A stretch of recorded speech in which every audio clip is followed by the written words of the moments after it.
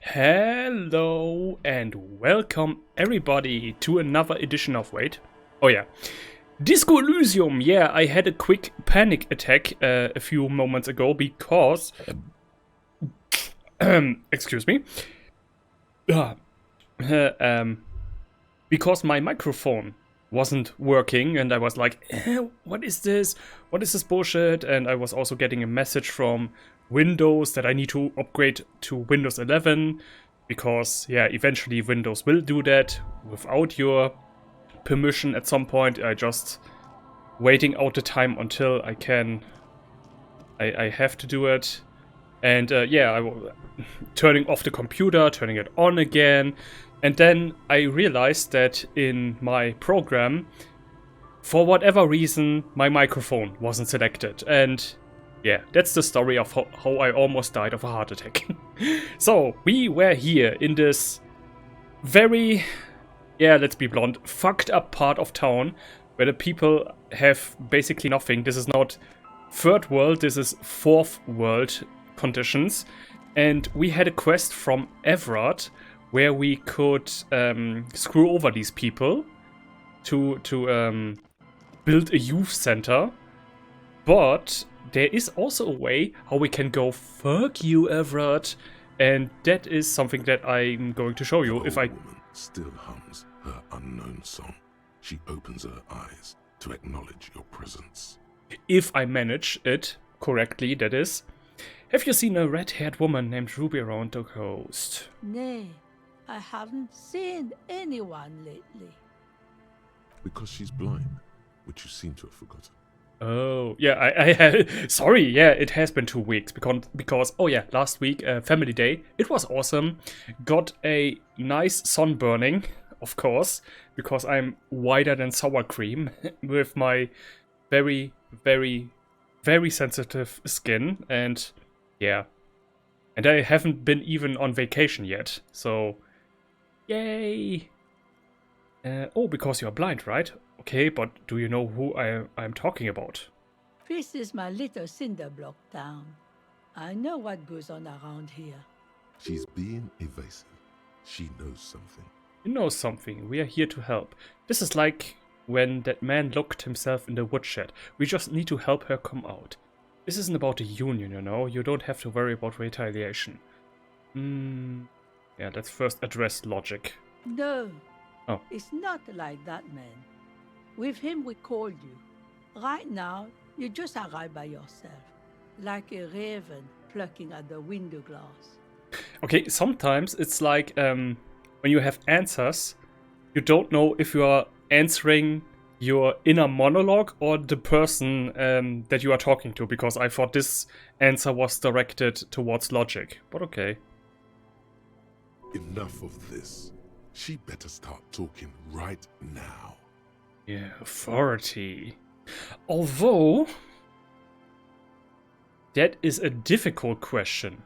Because if I'm an authoritarian asshole, because I know this woman is going to give me a check later. Or she can at least, but if I'm now... but I promised I would play an authoritarian asshole, so I'm gonna do that. Even if it is for my own detriment. God damn it, I know you know something. This shit is important. I see, you know something, but you decided not to tell us. Okay, but I will be back later if I find anything suspicious. God damn it! Shit. I'm not going to do your work for you just because you got a potty mouth. Oh. Please, Grandma. Ruby was here. You know it. Ask her about lodgings. Where could someone stay around here? Stay? Most people here are trying to leave. Yeah, but you know, anything is better, and anything is better than what I have right now. That said, if lodgings is what you're looking Yes. for, I've got a free room in the shack. Yes. Okay. Old people. Even if you are shitty to them, they still try to help you out. Old people are awesome. How much is it? I won't charge you for it. Take it as a gesture of goodwill from the village to the RCM. Love you, Granny. Love you. Wait, hold on. You're just giving it to me? I'm not sure it's appropriate for the RCM to accept free. There's this guy, Garter, who makes me give him money every night just so I don't die out in the cold. That's exactly how we get ya. That's why we built our own cinder block houses on the seaside. So we don't have to give money to those crooks. We might not look like much, but they are ours. And speaking of Disco Elysium, my throat, like, I don't know, I think I haven't had an allergic reaction to something, but my nose hurt, my nose was full, and my throat hurt. I don't know what it was, but it is thankfully better than it was yesterday evening. It screwed me so up, believe me. But yeah, wait, why isn't anyone using the room? One more time. I can just have the room? Aye. The room is pretty bare bones, but it's got a bed and roof over it. That's more than some folks have around here. Yes. Don't get me wrong, but bare bones isn't usually my style. Point at yourself. It would help me stay in touch with the proletariat.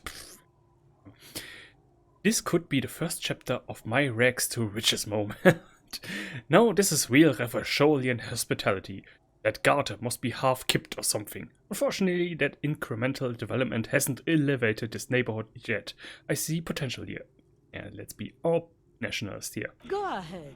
Call people rude things. We've heard worse here. Now, are you interested or not? Oh, that's true hospitality. Yeah, that guy is a racist fuck, but we have to do the right thing. Oh, Granny, come here, come, Granny. Can I hug her too before until it becomes uncomfortable? You got yourself a tenant. Don't make an old woman regret opening her house to the police. Key appears from her apron. She hands it to you. What is in this fishing village? Just us. It's barely a village anymore.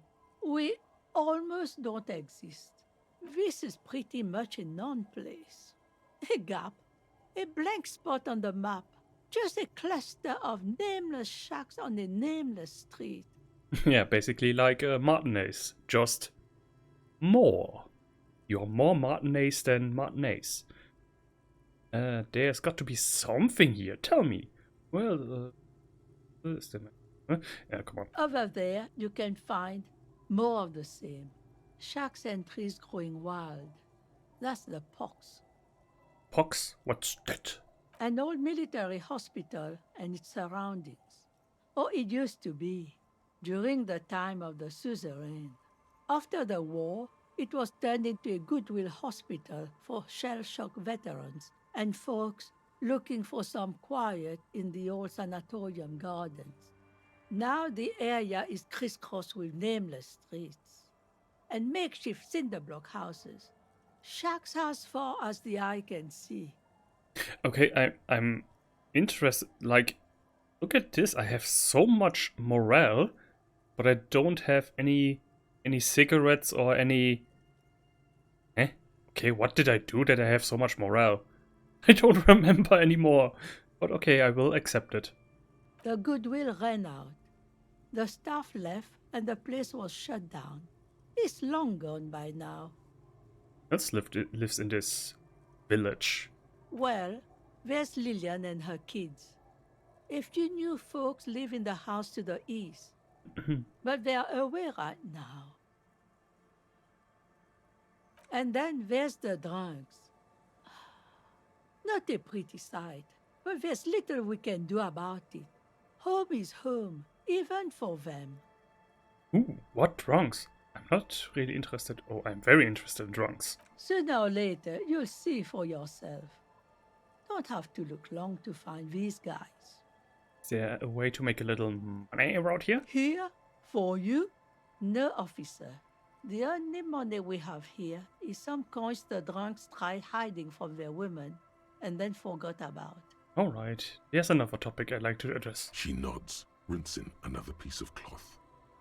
Further down the coast. Not much. There's the abandoned church, the DeLorean Church of Humanity. It's been there since before my time, even. Why is it abandoned? Some things just don't fly, officer. Hmm. Look around. Who'd go to church here? They built it 300 years ago. Must have been nicer then. Yeah, but especially in hard times, you need something to, some unity, some belief, like, oh, okay. The ecclesiastes have tried to get things going there, but things just keep happening. Crime, accidents, other things. The place never stays open. It's a pity. It used to be such a nice church. She's not telling you all she knows. Keep her talking. Get the feeling you are leaving stuff out. What else is going on? Well, there's that music. Music from across the sea. It started a few days ago, and now it's blasting even through the night.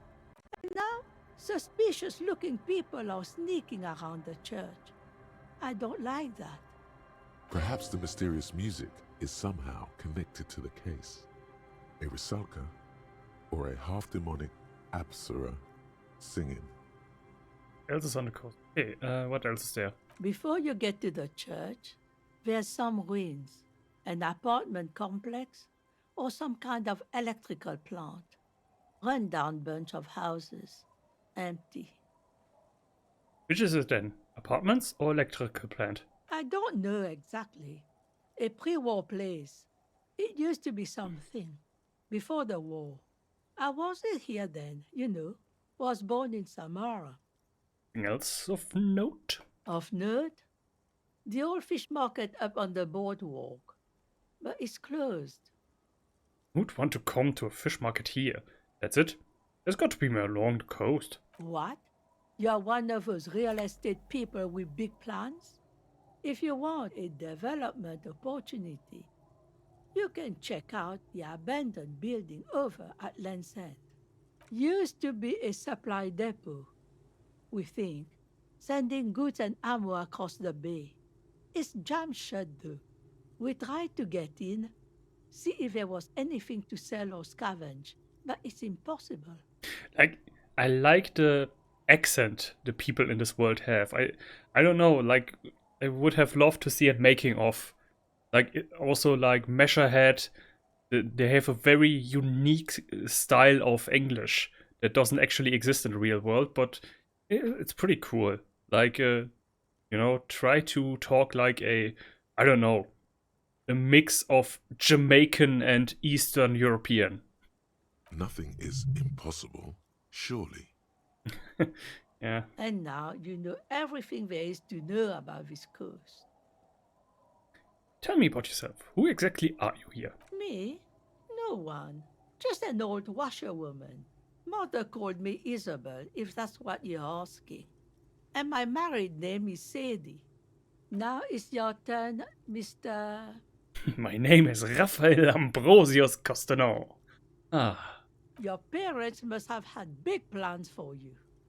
Wonder if you measured up. I was asked to get your signature. Eh? What's this about? Come now, I can't read all this scribble. Tell me what it says. Everard wants to turn part of the village into a little youth center. It's just a real estate deal, nothing ominous.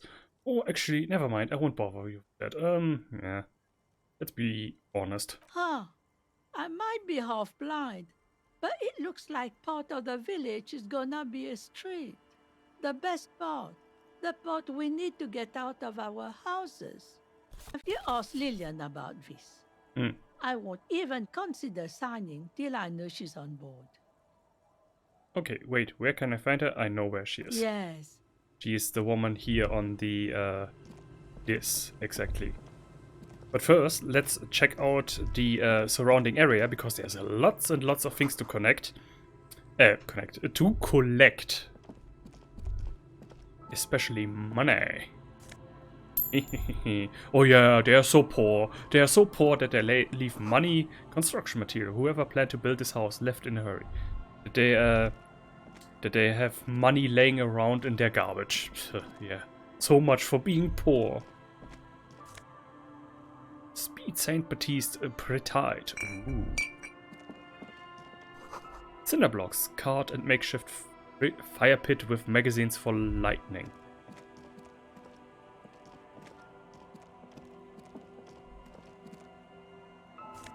Ooh, pants! You see dust-covered lines, dried tulpas on a bed. It's also interesting, it's white curtains have been drawn, shot, no looking in. Kim is not with us. And yeah, I used to have him with me on day 3, but yeah, it's day 3. The underside of the boat has recently been tarred. And there's usually here a way where we can sit on the swing with Kim, but it appears... Wait, I can open this? Because, okay, so basically, spoiler, this is our car. We are such a funking drunken fuck up that we crashed our car. We drove over the bridge in a drunken rage and crashed our car in here. And this is where all our stuff is. Or at least one of the important stuff of ours. And normally you could, when Kim is with you, sit here on the swing and like let 5-6 hours pass or something. And I think I did it the first time completely wrong. That I sat down and wasted basically an entire day. So I will try, if I can, like, it was 8 o'clock and they waited in my first playthrough like until 17 o'clock. So yeah, just to see if this works, that I can save more time. If not, then well, I still have saved time, because if I do it in the evening, then ooh, money, nice. Did you see that? The one had 3 coins and the other had 2 coins, but the 3 coins had less money. That okay, wait, this is not possible. A bottle drained of all its booze, it's frozen to the ice. This is it. The scene of the party. The fire pit. Cigarettes and empty bottles all evidence it. Hold up. What do you mean, scene of the crime? Not as such. I'm talking about what came after the party scene. Yeah, sure. Those look like a lot of folks partied here. Looks like they were here a while, judging from all the bottles. The sunken motor carriage provided them a focal point, like a goose ice sculpture or a chocolate fountain. Yes, I will be on my way.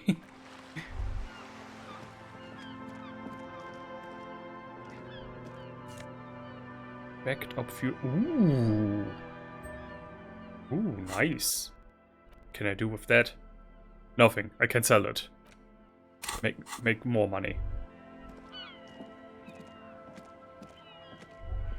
A banged up motor carriage lies half submerged in the icy water, slowly sinking into the Insulindian Ocean. Only the cabin top, rear wheels, and the engine remain visible. It must be cold and lonely down there, in the icy water. Oh, pet car. The seawater has already started to corrode the metalworks. After 3 days. Impressive. So this is where all the tracks were leading to. The motor carriage sits in the salty ocean water, cold and sad. It doesn't have an opinion. Oh yeah? Ask the necktie if inhabited objects can talk. Oh wait, the tie says that they can't. Most suspicious. I should investigate. I don't have time for traffic hooligan right now. Yeah, but will he... Wait. I will come back later. Footprints in the snow. They lead away from the accident. What was that? Oh! Ooh, level up. Nice, nice.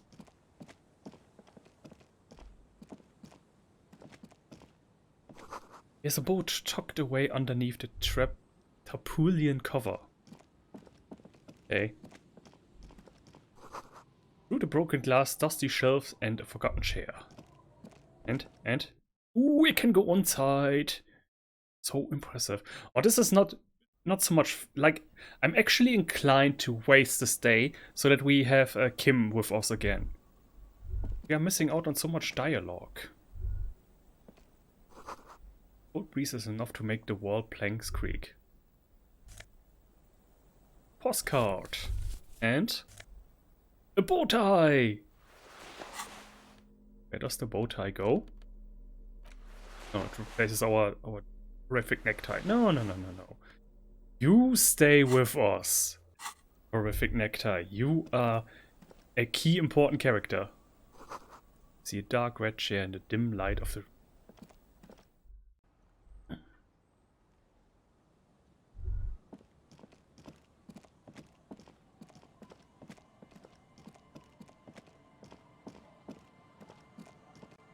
Or let me do it this way. I am going to talk with all the characters that I know that Kim doesn't have an opinion on, or at least won't add his mayonnaise.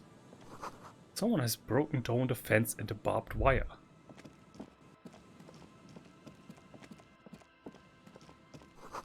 Swing is missing. No one's been here for a long time.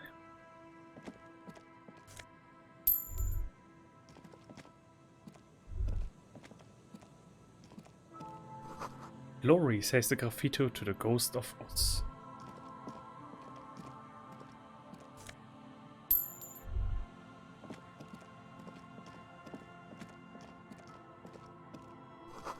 Someone has left a music collection beneath their tapu. Ooh! Ape's smallest chest. Nice! Yes! I know. Oh my god, we are going to do this. Right now. Right now! Right now. Wait. Can I? The porter reel is just what you needed. The reels attached to the apparatus with a satisfying click. The tape is routed behind the magnetic reader. Let's play on tape. You press the large button marked Commencer, and the tape starts spinning. There's a small delay before the song starts playing. Press your ear against the speaker. It sounds like someone's moving in the room, getting comfortable. Then the organ starts playing a simple, melancholic tune, echoing in the hallway.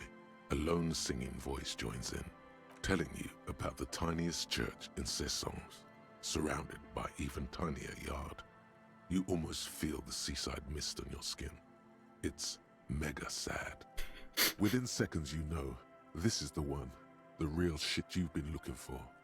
The one you trust your room to that Clasia told you about. Perform it. A click, then silence for a bit. Then the tape stops spinning. Sing this for karaoke? I think I could sing this. Of course you could sing this. You could take sad to a whole new level with this. And you already know the lyrics since you've listened to it like 1,000,000 times. And the B-side of the tape contains the instrumental version. It's like the world itself is telling you to do it. My god. Only one obstacle stands on your way. What? Gart. You have to convince Gart to let you sing karaoke in the whirling. After you've won him over, you can express yourself. Ooh. Let the pain out. Make everyone understand. Well, now I regretted that I have been such an ass to Guard, but okay.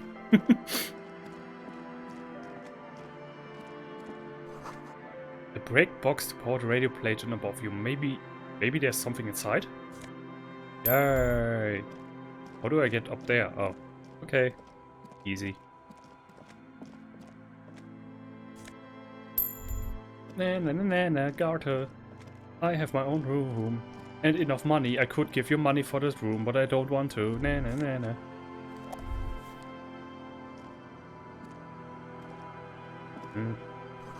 The sign says no entry. Someone scribbled an inverted star on it. Cool. Wait. Wheels?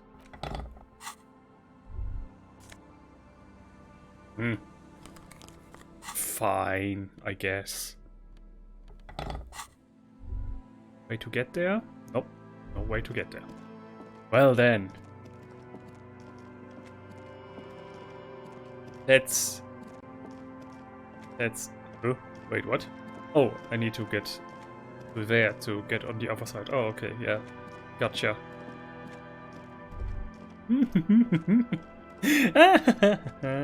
Ah, beautiful.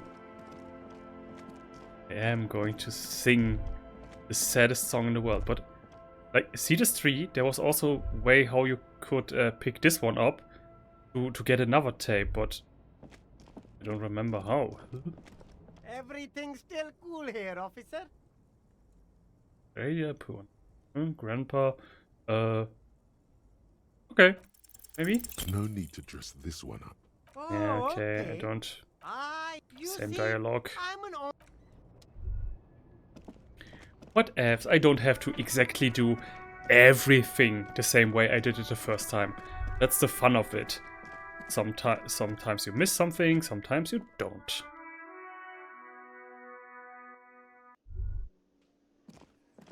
Not with titles anymore. Hey there, I'm gonna sing a song, boss. You're gonna love it. Again? I can't believe this. Can I help you? Garter, I need to sing karaoke. No! No, you don't. It's not happening. He tries not to look at you. It's dangerous to acknowledge the karaoke man. Yeah, but Johnny Law is about to tear up a sad style. Why do you even have the PA system if no one's going to use it? It's part of my quest to self-discovery. Help me!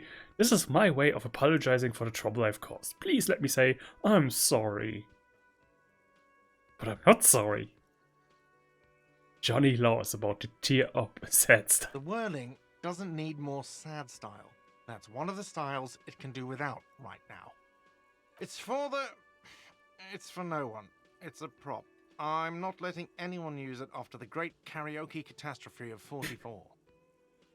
Ooh. Great Ooh. Yeah, that one. A lot of people got killed because some arsehole wanted to sing karaoke. Not a problem. It's for your clients. I know it's used. Okay, yes, it's for some clients. I am a real client, I've paid my bills, and I have the right to use the karaoke machine. Ha! Well, we don't have any tapes. They all got stolen. It's all right, I've got one. The man in the vest and the violet shirt stares at the tape you've just given him. He begins to frown. Hard. This is the look of a man who's defeated. He knows he's out of excuses. Fine, fine.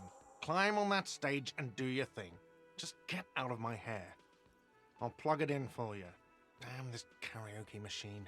I'm having it uninstalled, he mumbles to himself. Oh yeah, time to do the damage. I am ready, friend. Let the stage sad is all commence. set up for your performance. Feels silent. You can hear the pellets creak under your feet. You feel a little dizzy, a little unsteady suddenly. So, are you ready for your thing now? Let me know when I should turn on the karaoke carousel. Oof. Oof. Okay, wait a second. I need to increase my drama and mental and everything for this to work. Or else I'm going to very foolish. I mean, I am going to be anyway, but still. Station logic, drama, obviously, and cigarettes. Cigarettes? Oh, I've got them in my hands, obviously. Come on.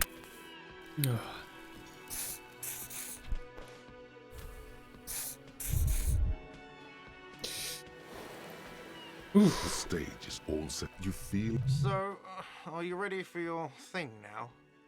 Let me know when I I think- should turn on the karaoke carousel. I think I remember if I test it first, I'm just going to decrease my percentage because he then gets nervous when looking around. So the best way is just to get on stage and just sing. Sing, brother! the air is thick with anticipation. I hate you. The tape clicks into the carousel, and then the music starts. God, a lump's in your throat suddenly. Well, I have seen the successful version, so now let's see the god-awful version. I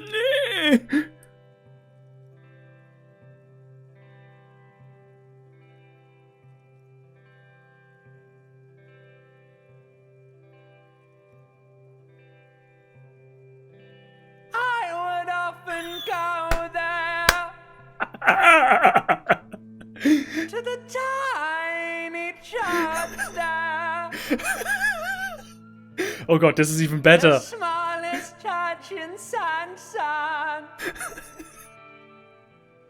Though it once was larger,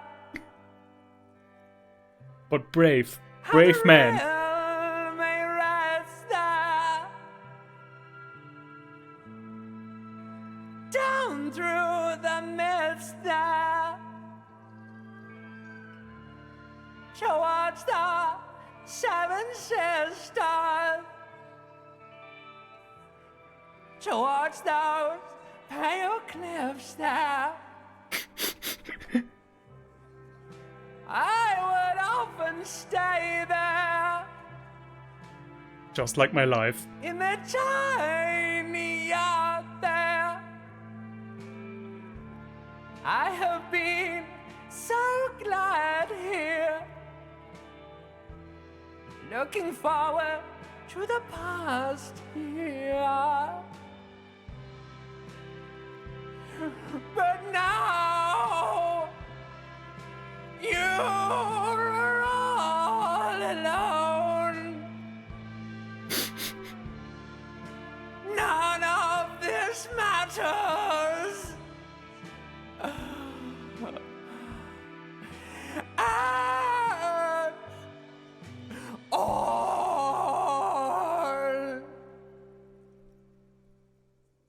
Is it over?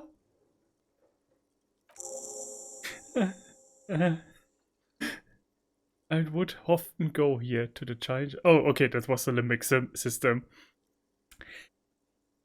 That just happened. Input. I think that was awesome. Also incredible that this voice was coming out of this man. I actually expected well, I expected him to sing bad, but I didn't think it would be with this voice. Did you hear that? The most pathetic applause in the world, made of pity, no matter the time of day or how small the audience. This is a pitiful applause. It's hard to pick one or the other. Yeah, it's true. Say, but honestly, I think I like this one better. This was awesome. Say, you didn't like it, huh? Up here singing my fucking heart out, and it's not good enough for you fuckers? You hear, or think you hear, uncomfortable shifting around. A bit of laughter, maybe. No one saying anything. I'm gonna unplug the mic now, okay? You don't know what good singing is. This is real singing. I sing about real stuff. Fuck you. Gave it my fucking best. I give it everything, and you shit on me. A voice from the back squeaks something. It's definitely laughter. Limbic system sings with more emotion. Well, this was Limbic System 2. Oh, wait. What is it when you are successful? No, it's you, right? I don't remember. Someone walks out of the room by the front door. Some woman. Is it because of you? You don't know what good singing is. Sing about how I feel. Fuck you, scum. God, all pathetic. That's it. I'm unplugging it. There's a stop on the tape browser. You hear a little whine of feedback, and then the mic dies in your hand. That's it. You're unpowered. Put down the mic. Alrighty, put on our regular clothes again. What? This was logic. This was concentration. Yeah, logic. Or physical. Yeah. Alright, anybody? Input! Wow. Just wow. I hope you really enjoyed yourself up there. Had a cathartic experience. Because for the rest of us, Ancient reptilian brain sinks if you pass. Ah. Okay, limbic system. Like reptilian brain is basically the primitive side of you. The raw emotion, and the limbic system is just from your body. They sound so very similar. that really sucked. It's safe to say this is about your karaoke performance. Fuck you, I have a fast soul, and she will always come back to it. Yeah, I sucked up there, I'm sorry. You don't understand my performance. Those high notes, I purposely shredded them to convey a strained, worn-out sadness. I get it. You were purposefully shit. So original. I'm not letting anyone up there again. Ever. Now, what did you want? Nothing. And you? Oh, hello, dear. Oh, come on. And how did you like it? Again? Ah. They're the two that talk to each other when you sleep. Yeah, I know. They're also the ones in the beginning of the game that pull you back to reality. Yes. Okay, nobody has a comment. Boo, boo. You don't know what true art is. Boo. And while I'm here, I could also take a visit to the Fried. Did you hear me sing? Did you? Hello, compa. Of course not.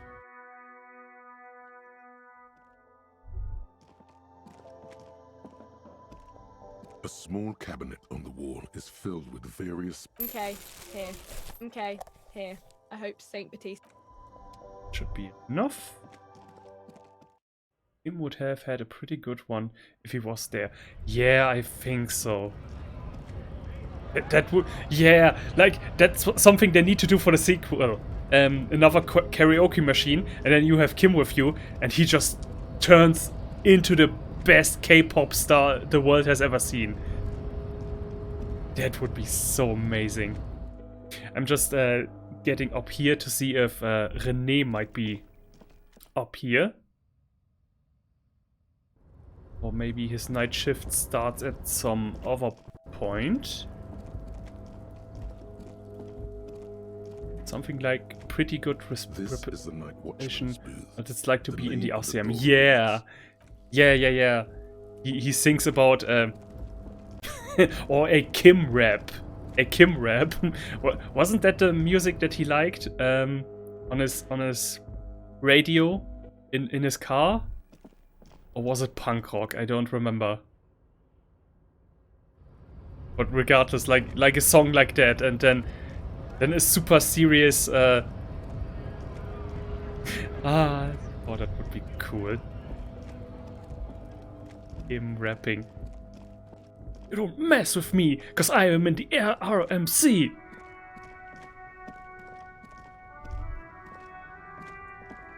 And are they here? No. Okay.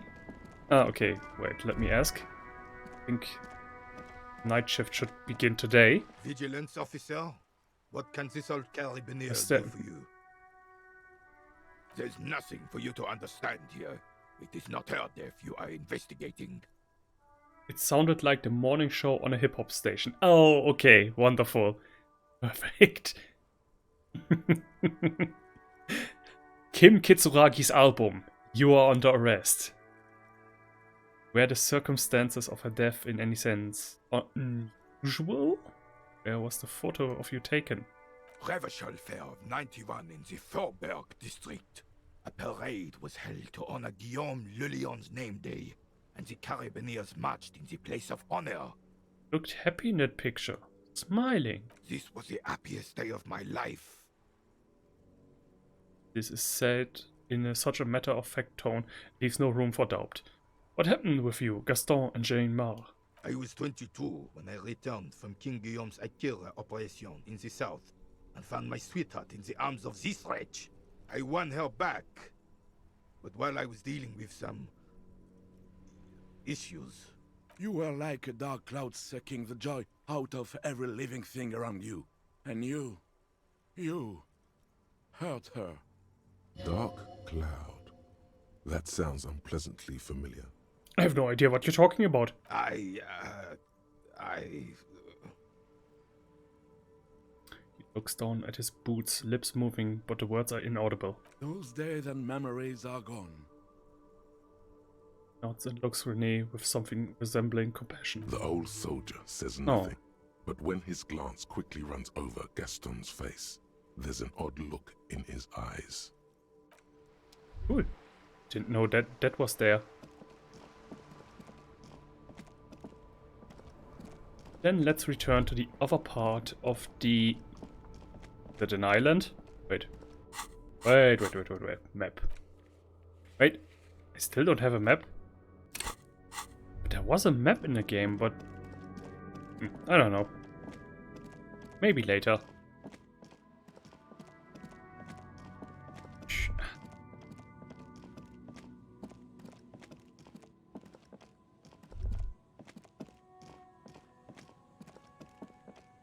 So I guess we could maybe screw over the villagers.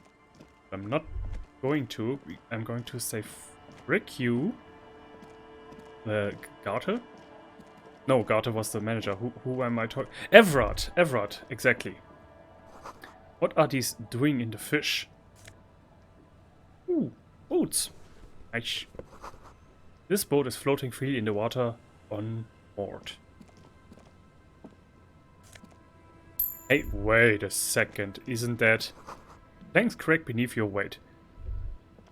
What is Joyce doing here? The ladder leads to a school of fish swimming in the kelp. I'll just keep the Corda Lacey in the channel, if that's okay. It's too shallow near the pier. He winds the morning line around the post. Hi, ma'am. And it's a jetty, by the way. Yeah, right, I remember. Her daughter lives here. And, like, what the fuck? Like, seriously, like, I definitely want to know about her. Although, wait, I didn't go on a date with her in the first playthrough of mine. That maybe explains why, that maybe could explain why she lives here in this rundown part of town, while her mother is moderately wealthy, I would say. Of course. Jetty. I prefer a good jetty to a pier any day. Jetty. Hello, ma'am. Hello, detective. He fastens the end of the line around the post and straightens her back. It's good to see you here. I only just arrived myself. I need your help with something. Right away, no time to talk. What brings you here? Nothing, really. I've had my eye on this jetty for weeks now, so I decided to investigate it personally. This cluster of buildings isn't on any of the official maps, as far as I can tell. So, how do you like it here? How do I like it? She casts her gaze toward the village, slush melting on the cinder blocks. Construction work left half finished 10 years ago. Water drips down eaves of eternite. The jetty below her feet creaks to the tune. It's cool that he can immediately identify how many years it took before the work stops. The smell of Stopped. salt and dog shit in the background. It's pornographically poor. The street has no name. All the men are dead or missing. And is that the carcass of a motor carriage over there? That's mine. I'm surprised that woman hasn't put me to the sword yet. Maybe she will. You should ask your questions while you can. Dark eyes survey the coast leading up to Martinez. Dull grey metal rests in her scabbard. A sword. The wind is too loud for her to hear. Real men, real politics, real thoughts in your head. Okay, you're right to be scared. This is all your fault. You're in no danger, whispers. Claws have no... What's happening to them? She's a woman. She doesn't know how to use a sword. Try not to be scared. This is just how the real city looks. This place is doomed either way. Anti-women! Anti-women! Anti-women! So am I. And I do know how to use one. It's early spring, and the rains are coming. An officer enters a low hut of stone and wood. Inside, weapons are piled against the walls. Rifles with splintering stocks. And swords. Tens, if not hundreds. Women can't use swords. Everybody knows that. Yeah. Like, why are we even arguing about this? This should be the only answer. They're antiques, says Lieutenant John, the archetype McCoy, to his partner. They're digging them up from the catacombs now, fixing them. Old caches from the revolution. The children carry them up. Come May, the streets will be flooded. Outside, the wind rattles the loose hatches, flooded with cheap weapons in angry hands. Okay, that dialogue is new. That... Solution. Have I told you how they discovered this place? That previous text sounded a bit to me like they were smuggling weapons, these police officers, to support some armed insurrection. Interesting. Politics is going on. This fishing village? Island, this Isola? Yes, in Cielinde. No, you haven't told me how they found it. Well, Please, your teacher. condition has left you no worse off than most of these people. The literacy rate is around 45% west of the river. 50 years of occupation have left these people in an oblivion of poverty. Oblivion. That's so me. 45% is around where I operate. Things are getting better though. Oblivion. That's so me. I knew you would sympathize. Most Revacholians will never know what this place means. Our home. This island of matter. Or why they were ferried over in the first place. Remind me to tell you one day. For now, how can I assist you in this new location? Let me know. I have time. I hear you have singled out a suspect and are in pursuit. This is cause for cautious optimism. I would not want to delay you. Okay. This story she will tell only before she leaves Martinez, at the very end of her stay. Okay, and when is that? Maybe there is something else I can assist you with, while you're hot in pursuit. I have a photo of the victim's tattoos. She reaches for the photo, takes it, then holds it in her hand. Okay, but the story of why they came to this Insolindi is something I actually really want to hear. Because I think I missed her before she left, but I don't know when she leaves. On the 5th day, maybe? I think I'm going to check that out every day now. For about half a minute, in silence, she wears fingerless gloves. Her fingernails are cut short and fractured, like those of a working woman. Stay quiet. Observe the woman's expression. Her mouth is relaxed.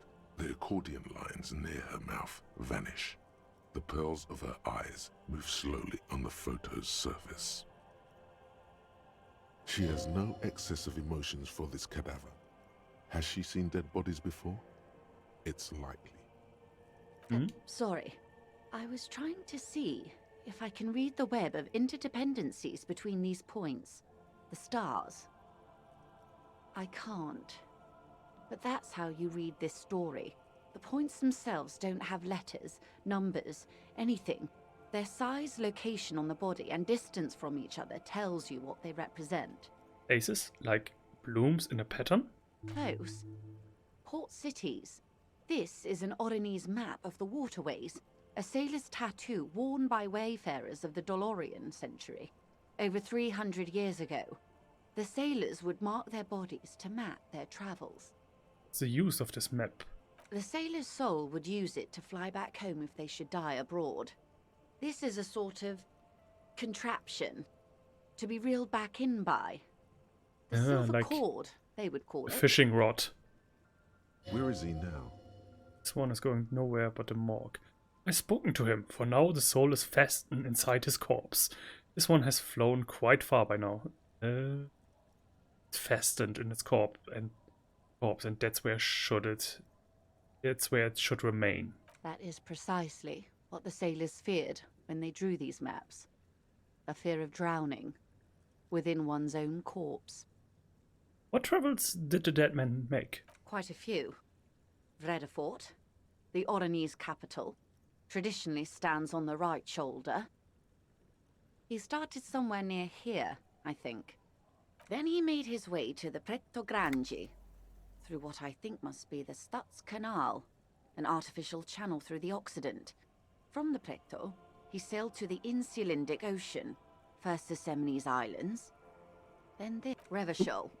Those are the two constants. Vredefort on the shoulder, and Revachol in the heart. They started the tradition of these maps right after the discovery of Insulinde, at the dawn of the Interinsulary Age. You said you can read it. Seems like you can. I can't. This man was no sailor, and these are no ports. I can understand geographic fragments, but not their meaning. Somewhere in an office lit by a single green desk lamp, Captain Ptolemaeus Price, 58, bald and bespectacled, is writing in a ledger on his desk. Rows and rows of days and weeks, laconic remarks in a single column. Patrol, case, vacation, injured. In Martinez looking into Krenel, he writes in one. Then the man puts down his pen and rubs his temples with both hands. Outside there is a siren. Distant gunshots on the streets of the Jamrock Quarter. And is no brother of mine, but this is his service history. That makes sense to me. We have no more use for a map of the waterways, just like we don't need sailors the way we used to. This is what the custom would morph into on the Occident. Mercenary tattoos. That's all for the tattoos. Thank you for your help. Is there anything else I can help you with? Do you have anything More about lessons reality? in basic reality?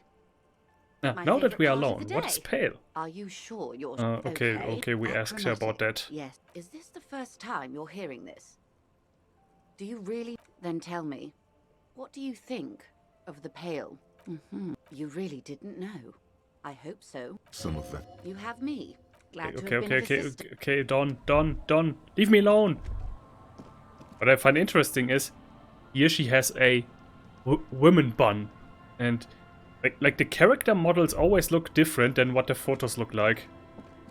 Guess it's sometimes a bit too difficult to animate. Let's first talk to her. Hi, officer. Woman in a raincoat then. Oh wait, Kim is not here. That means we have an easier time to ask her out. Anything I can help you with? As always, I am the law bringer. That depends. Where are we exactly? That I have a question. Law bringer. Are you now? There are a lot of law bringers around Martinez, but not a lot of law. I guess men with authority have their quirks. What brings you here, lawbringer? A fishing village on the seashore. This place doesn't really have a name. It's sometimes called Elysium. The sign on the street leading here is illegible. Has been since they built this place. The name is Lillian. People call me Netpicker. I think I have time for questions, and that was actually the second one. Indeed, you're always confused as to your whereabouts. Ask her about the cool sword. Helps to break the ice. I'm looking for someone. Maybe you can help. I was asked to get you a signature. What do you do around here? Nice sword. Wait, she actually has a sword?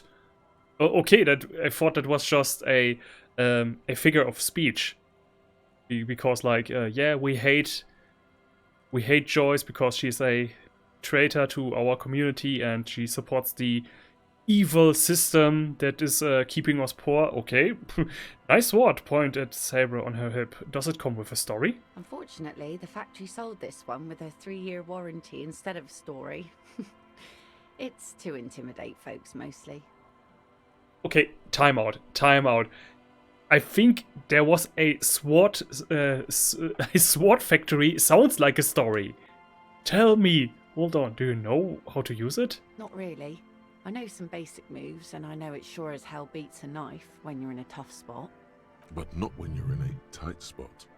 Is it imposing? It is. Oh, it is imposing. Isn't that what guns are for? Guns are expensive and fragile, I think. Besides, I got kids. Can't have guns around them, and sometimes a sharp blade is enough to keep folks at bay. Need intimidation tactics. From time to time, people need a lesson in respect.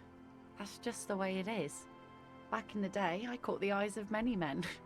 And believe me, men need a lesson in manners from time to time. Can I borrow that sword? No, I'm afraid not. Tempting to confiscate the blade I used to keep these animals in check? You would put me in an early grave. Oh, but I want to play with the sword. She refuses, but your word is the law. You are law. Why don't more women arm themselves if it's so effective? Where are... Oh. What makes you think we haven't? The truth is that almost everyone in this life is scared and tired and stupid and too dull for that. That goes for men too. But they put on an act for us. Pretend like everything's good and living in shit doesn't bother them. Like anyone falls for that. Behold! Point to the expression on your face.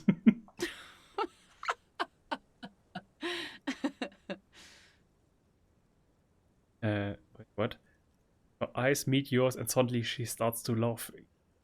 She starts laughing. It's a horse, as if she hasn't laughed in a while. Not bad. Do you like it? Sure. It looks as if you could face down any horror in the world with that same unchanging grin. That's what... Like a shield. That's what I'm going for. The traces of her laughter are still there, in her eyes, fading fast. So where are all the men now? Some went to patch their wounds, their lesson learned. Others were more thick-headed. And one of them, I ended up marrying. Wait, why? If they're thick-headed? Guess I enjoyed the way he bled. It's hard to say if it's a joke. If it is, then why the melancholy? Where's your husband now? Gone. Gone. Gone? Coward! I would have never leave anyone. He disappeared? Sounds like a missing persons case. No. There's nothing to find. He's dead. Lost to the waves. That's bad. Happened. Oh, say no more. Wait for her to continue. He didn't respect the sea.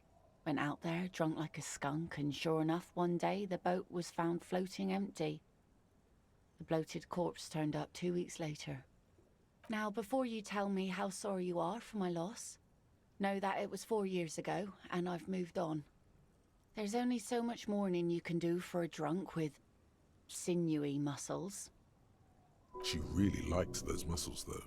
It's in the way she pronounces sinewy. Yeah, death is nothing. I shit on death. You should have thrown yourself in the waves after him. I would like that, but no, I'm trying to land with her, so time really is the best cure for sorrow, isn't it? It's healthy to let go and move on. Gotta keep the wheels spinning.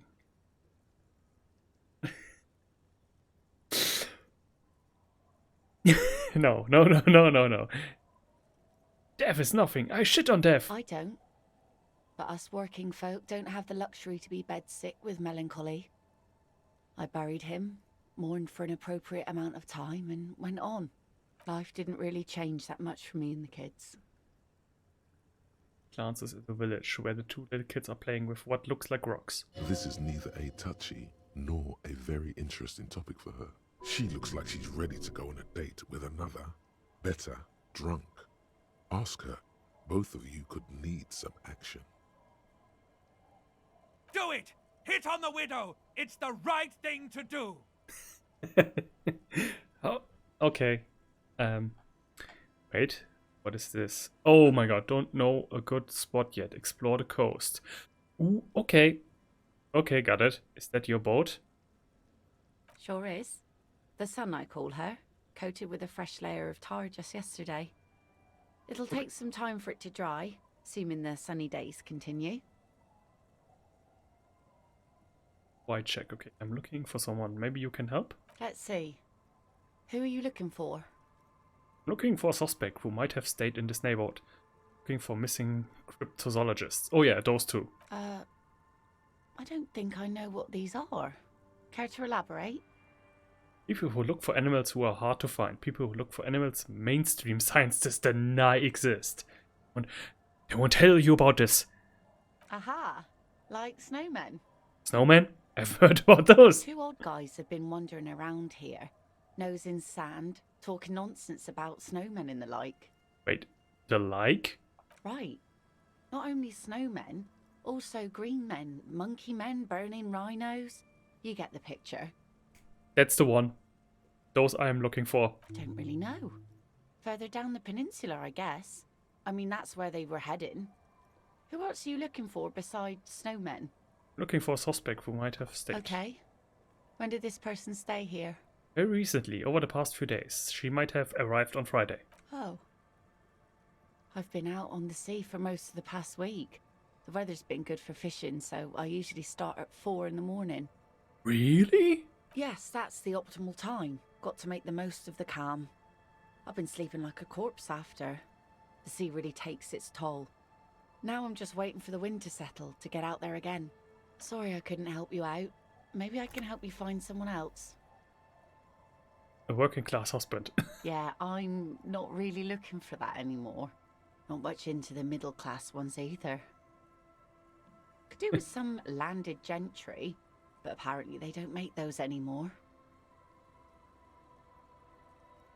Despite the fact that it looks like the middle class has been completely eliminated in this world, so the husband isn't for me. I'm looking for him for his wife. I wish I could help you with that, but I haven't seen your working class husband. Really? Maybe I can help you find someone else. When you talk to him, it says working class husband on the side. Come on, you have to see them. She seems genuinely sorry for not being able to help you. Oh, okay. Wait, am I the only one in this world who can see the scrolling text? Well, I am crazy, so that's it. I'm not looking for anyone else right now. Really? Are you sure you're not also looking for Nadia Harnancourt? Or Ignis Nielsen? Or the great lost city of Ace, under the waves? Looking for a lot of stuff, ain't I? A lot of stuff. Yeah, that's what cops do. I'm an agent of unstoppable force. No one can escape what's coming for them. I guess so. Doesn't feel like a lot to me. I could be doing more. Maybe there's someone missing from your life? Ooh. I'm just doing my job. Oh. There's plenty missing. But that's too much for even an eager terrier like you to handle. Although you seem very thorough. Tell me, instead, is there something else I can help you with? Yeah, the note. For you? No, the signing. This says by signing, I agree to living with construction noise. What exactly is the Union building? Planning to turn some of the village into a youth center. What a nice idea. Wouldn't have thought that. Thought, what exactly is it? You sign it? Second thought, don't sign the paper. Oh, but I can't screw. Shit!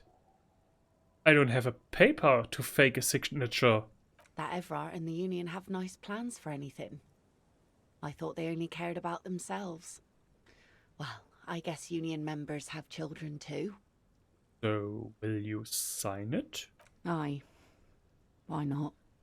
Fine. Here you go. Thank you. You're welcome. Around here. Like I said, fish mostly. Sail the waves, take care of the kids, pick nets. Right now I'm tarring a little skiff. I sell the fish to people in the Delta to serve at their fancy restaurants. Authentic Insular Indian cuisine. Enough to make a living? Sometimes I also walk to the beach to see what the sea has given up. The sea is full of surprises. This is what is called a conversation. You don't have to be guarded right now. Ooh. Thanks for the information. Interesting. What have you found? Never thought the sea brought in anything particularly interesting. Walking on the beach. Sounds quite romantic. Oh, very. Finding pieces of glass, bits of wood. Every once in a while we get dead bodies. Human, animal, fish, other sea creatures. A mine washed ashore once. What else? Bottles, drugs also, lost cargo in general. Most of the time it's just wood and glass. Very romantic. So, care for a walk? All right. major choice moment. You only get to ask one thing. It would be weird to say them all. Choose wisely. Need to know about those human bodies. A mine? The Arsenal could use a mine. Where is it? Rox, I need info on this. Major Nog. This place looks bad. Why don't you leave? Rox? I'm torn. I'm torn. Come on. Don't have any. Those get cleaned out so fast, even the local bums can only stand by and watch with watery mouths. Always by strangers, too. Union folk don't stand this kind of stuff around here. You could use a hit right about now. Any hit, really. Feel that itch in your hands? The stiffness in your neck?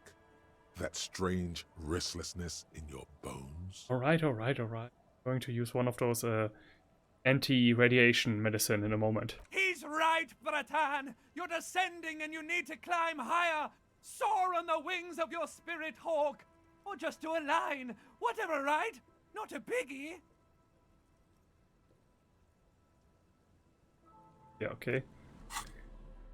Items. No, tools. Ah, hello, my old friend.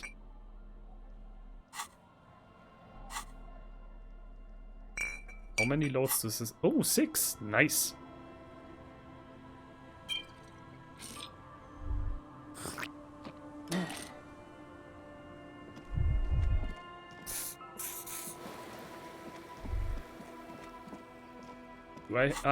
Exactly, that was pen. Yeah, I don't have any pen. Well, that's dumb. Have any... Oh well, I think I can just buy the pen back.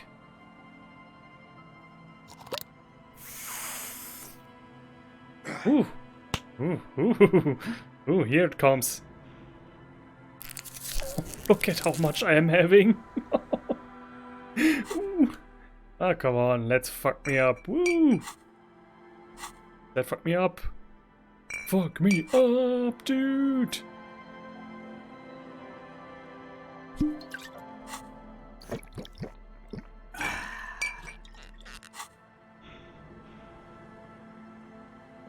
Hello. Our tenant, the policeman.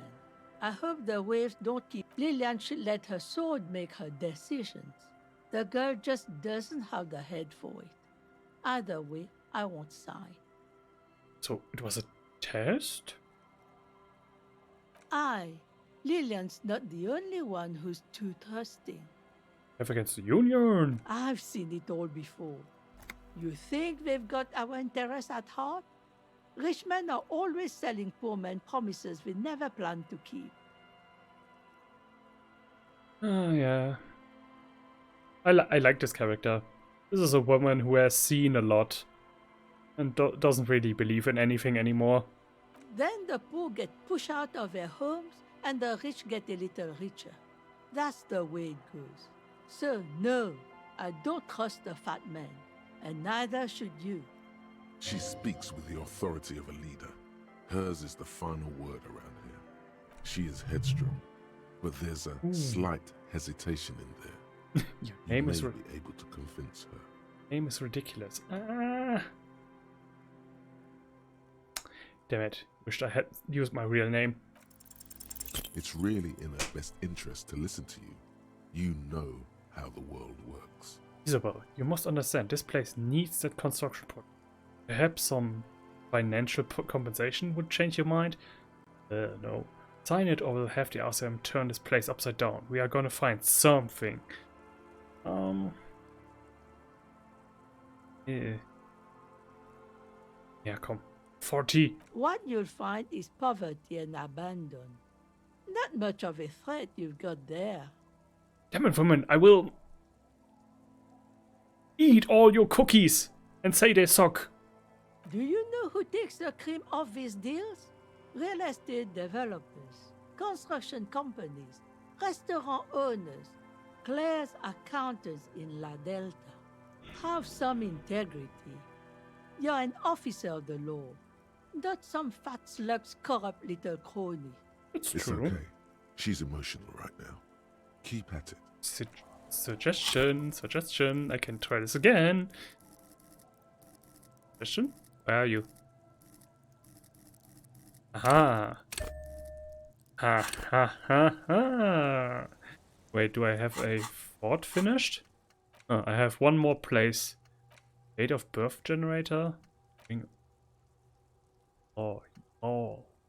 Lawjaw! This is Searchlight Division. I like the Lawjaw. I think I will use that as my final fort. Our tenant, the policeman. I hope the waves don't keep you up. Logic and reason won't work on this old bat. Better go for shameless emotional manipulation. What's the grandmother's deepest vulnerability?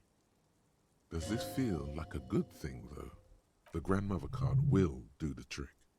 Last chance to turn back. What's going to happen to the children? Cannot somebody think of the children? What do you mean? What's going to happen? We are gonna grow up, of course. I raised my own kids in this village and they are doing fine for themselves. Are they here now? No. They moved to Faubourg for work. And what do you think Lillian's kids are going to do when they grow up? Well, I imagine they'll grow up and leave too. You've got her. Now just reel her in. And then what? Then You have her. Now twist the knife. Wait. Let her come to it herself. Say nothing. I don't believe the Fat Man's Youth Center is going to change anything. But what other choice do we have? It's not like the coalition government is coming to save us. Exactly. It's damn European parliaments. I mean, coalition. I won't be around much longer anyway. Not with the dampness in my bones. If they want to take a chance, who am I to stop them? Got to put the kids first. Not. Did you say something? I said, will you sign the papers for the children? Fine. Documents? See that you didn't just get us all screwed. I might be half blind, but I have a good memory for treachery. But I will say the truth to her and then I'm going to change it. I hope I can. Huh? I like to see him try. If anything, I am gonna muscle him out with construction noise. Lady, that's not how this works. She doesn't seem surprised by this sudden twist. Get out of here, trying to ruin my day. And that youth center better be a good one, or you'll have trouble from me. Trouble how? I wield an army of drunks. Do not underestimate the effect of such a force, if it's pointed to the right direction. Aha! I shall use all the junkies in the village to burn down the construction site. I'm like a super villain, like what's that Batman villain? The Rat Catcher. I play the flute and all the junkies come running. Yeah, but I am interact. Eric? Who? Ah, that's the book about the cockadoos. Okay, I'm gonna read that later. Wait, You take the legal documents out of the envelope. A 12 to 40 month construction period and the zoning plan in the addendum. It's signed by Isabel Sadie and Lillian Carter. Is it locked? Eh? Oh yeah, I have too little logic. Okay. I mean, we are playing a piece of shit cop. Yeah, we are also a cock, but...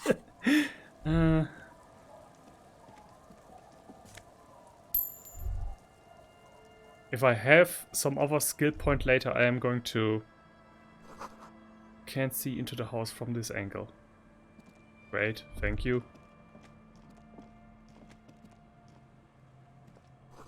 Street sign is illegible below the graffito. Hard to see the details. The colors are warm and welcoming, a cozy blue. Ooh, a primer for small kids. Although where nothing really glows. Maybe in spring.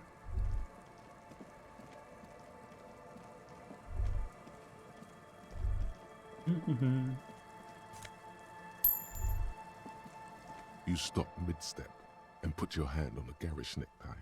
That bottle, Bratan! Just look at that bottle! Where? Bottle? What? In this drunk's hand, on the pipe there. Glowing blue, a mysterious, otherworldly blue, filled to the brim with holy mysteries. It's hard to know what exactly your vivid interior is speaking of here, but I'm guessing it's got a lot of alcohol in it. Hey, I'm trying to stay sober here. Okay, cool. What do I do next? Oh, I think this is about so much more than cool. Please go talk to him. See what it's about. I'm drawn to it. These are too thick and funny to pass through. I mean, I am going to talk with them anyway, so... Hey, tequila! 30-something man, clad in two-piece Lictra trademark tracksuit, puts down his Pilsner and extends his hand in greeting. Nice that they have Pilsner in this world. Good to see you. How's business? How's the whole reality situation treating you? So what's happening? Wait, you know? Yeah, Tequila Sunset. How are the, high-concept, reality-based adventures proceeding? Good. These people know your true name. Looks like it has preceded you, Mr. Sunset. More on that later. I like this guy. You should too. He respects you by calling you your true name. But I'm on a 50-year losing streak. Healthy makes me aggressively sad. Don't know, people tell me I'm a cop. I'm getting used to that. I've re-entered reality to conquer it, to bend it to my will. I'm the law. Healthy, it's perishing. Soon only glowing embers will remain of the atoms, of human faces. Only echoes! Only echoes remaining of human faces? That's a pretty good apocalypse. I wouldn't mind if it came down to that. Shit-stained Lictra. Things aren't going super well for Idiot Doom Spiral either. Haven't found those keys yet, haven't won that great piece of ass back. No word from my business buddies. This guy's your buddy. You feel it immediately. You belong to an organization, a fraternity of drunks. Seen a red-haired woman named Ruby around here lately? Can't really remember seeing any women after losing my keys. It's a touchy topic. He hasn't got laid in ages. You guys do around here? We are saving the world. Please don't go. Okay, we're drinking. We're drinking alcohol. That's what we're doing. I tried to save the world once, a long time ago, with enterprise, creativity, and willpower. But that didn't work out. Yeah, because you are like Elon Musk. You have a good PR team, but it all is bullshit. So now, it's a pirate's life for me. Cool. What is a Tequila Sunset? You keep saying it. It's you. Your Tequila Sunset. And how do you know this? We've met before. Don't you remember? No. I don't think you're ready for that grade of reality yet. It'd be ill-advised for me to tell you. You gotta go do the intro yourself. Come back when you've been to the motor carriage. Tequila. He points toward the waterline with his bottle. So, can you tell me the Tequila Sunset story now? Didn't I already say? I don't want to be the one who breaks it to you. You have to get acquainted with the event first. It'd be irresponsible. Shakes his head, his grey eyes. And also scary to tell you. You need to face up to it. Go to the sea, inspect the machine. You too, Tequila. Can I talk to him then separately? Good to see you, friend. Do I have deals set up for you, buddy boy? What are you talking about? So what do you want? I got smokes. They're cheap. Very cheap. I got Pilsner. Great deal. You won't get a better deal on that piss. Spirits I can let go for 300 real. I also have speed. And by speed, I mean amphetamine. Keep talking. See? There it is, Bratushka! The spirit! Let's buy the spirit! 300 real is a lot, but this has to be done. It's our end game. This is just another stupid drunk idea I'm having. That I'm attributing to my necktie. This is the mystery and the truth, and I need to buy that spirit. What if I don't want to listen to my necktie anymore? Good one. Exactly! This is no ordinary drink! It's what our relationship has been building towards all these years! This is the climax, the mystery, the virginal sigh! That drink is special! You have to buy it from him! Get it off him! Kill him if you have to! Our ultimate fate depends on it! And the fate of many worlds! But first I need to eat cool. But first I need to bargain him down because 300 is too much. Hi, by amphetamine I mean speed. I think you didn't hear me when I said I'm a police officer. Thought by speed you meant amphetamine. Come on, let's be an idiot again. Hi, it's what I said. Right, got it. Good, my man. Now what can I offer you? Quite the business venture you set up here. Oh, the system's been good to old Rosemary here, and I'm milking her like a bitch goat in the backyard. What do you mean? You see, friend, man makes his own luck, and I made mine real good. Got my hands on 3 bottles of liquor exquise, sold 2 to the fellows around here, and immediately invested the profit.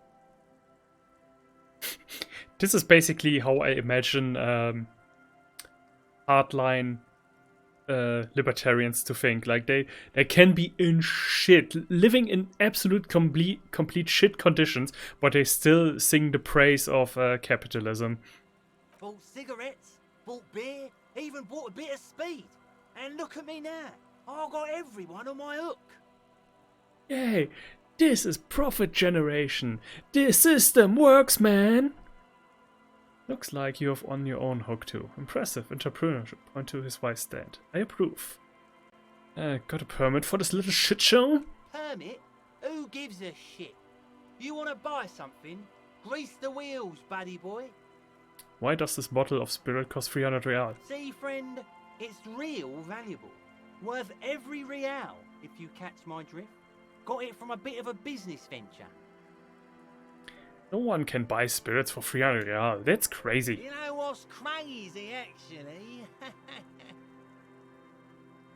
He's finding it difficult to focus his watery gaze. What is? What? What do you mean, what? What did you think was crazy? I earlier forget about it. I just want the spirits. This guy. Shakes his index finger at you. Conversation might bring a discount, no? Where did you get the bottle of spirits from? Oh, this is medicinal spirits. The good stuff. Got it from the doctor's office. He ain't shitting you! Medicinal spirits are a blast, Bratan! The flaming truth of this joke of a world! I got one of those scientific ampoules a few months ago. Torpedo, they call it. It's supposed to keep a man from taking a drink. Spits a nasty yellow clot on the ground before you. Didn't stop me for shit, that's for sure. 5 lemons with half a pack of butter and you're good to go. That's a good tip. I should remember it. It really isn't. In a week, the goddamn kidneys started giving me all kinds of help. Finally, the missus took me to a private doctor's office. Not a charity, the real thing. Those arseholes charged me 4 real to remove the damn thing. But I came out on top after all. Assholes. Have they no shame taking money for a service they provide? But the idiots left me alone in there. Now, I used to teach high school biology. I know what doctors use to preserve dead thingies. Like 3 cans of this blue medicinal stuff from the back room. Threw the snakes out and voila! What's left is this beautiful blue stuff. 98.7% almost pure alcohol. Yes! Let's go blind! 2 I already sold to these fine gentlemen here. But this last one is yours for 3 real, if you want it. Don't say it. I know. Can I smell it first? I think I will prove useful. Yes. Smell it first? Yeah. Be careful. It's extremely flammable. One spark and the entire city of Revachol is wiped off the map. Then let's have a smoke with that. Feels like someone set a mustard field ablaze right inside your nose, then drenched it in tear gas. Your nose is a singular source of pain, but at the same time you don't remember the last time you felt so alive. Did I not tell you, Bratan? This is it! This is our party drink! This is what we're having, baby! Please get it for me! The timing vibrates excitedly around your neck. So, what's the deal, friend? Want the spirits or not? I think it will prove useful, yes. 3 real and it's yours, friend. The deal of a lifetime. Well done. You got it. Just make sure to enjoy that one, friend. Bratan, I am so proud! Now, whatever you do, don't drink it! This deserves so much more than just regular oral consumption! The tie is so on the money there. Up the bum it goes. You don't know. Sounds like it's gonna turbo boost my alcohol habit. My regular alcohol habit's gotten me enough trouble already. But I don't want to put it in my bum. Okay, right. We are putting it in a bum. Who said anything about putting it up there? No! We're gonna put it into a way more special place. So special! Just hang on to it. Keep it safe. Wait for my sign. Okay.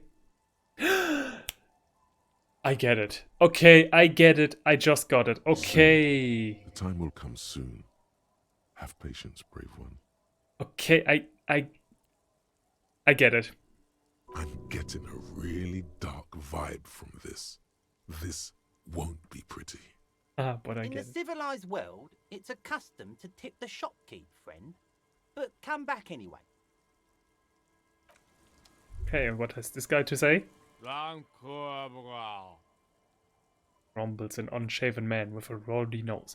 He narrows his eyes at you as if in recognition, then turns his head away. The noxious odor emanating from the drunken man is strong and familiar. Don't you call her? Yeah! Don't call Abigail! Oh, Abigail, oh Abigail. mutters while trying to brush something off his extremely dirty trousers. His movements are slowly and awkward. Who's Abigail? Abigail. Don't you fucking call Abigail. Abigail is his wife or girlfriend. Chances are she's gone. Calling her wouldn't make it any better or worse. Never thought you'd see such a thing in your life. But this guy's a little too drunk. Have you seen any women around here lately? Abigail? Where are you? What's your name? Don't call Abigail. Where am I? What is this place? The man hiccups, then mumbles something unintelligible.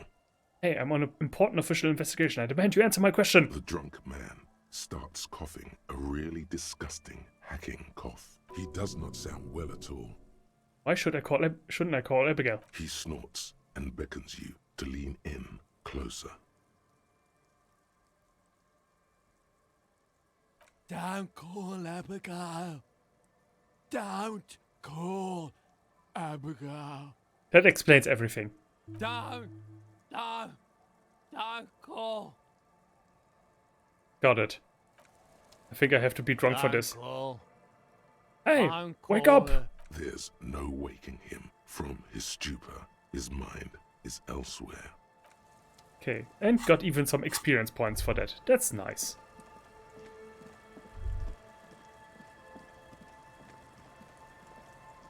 The scruffy-haired little boy kicks a stone. He can't be more than 5 years old. The other one looks indistinguishable from him. He watches his brother kick the stone with his tongue lolling out of his mouth. Kids, have you seen any bad people around? What bad people? Oh, bad people, criminals, dangerous women. No, we're not really supposed to talk to strangers, you know. You must be Lillian's twins. This one doesn't say anything, kicking the concrete with his worn-out sneaker. Lily's our mum. Well, he said that. The stone kicker laughs suddenly. His head is too large for his shoulders. Hmm. The other one laughs as well. Maybe there's some kind of reason why they're laughing. An interesting reason, somehow tied to the case. What are you laughing about? The boy stops laughing and looks at his toes. Oh, okay.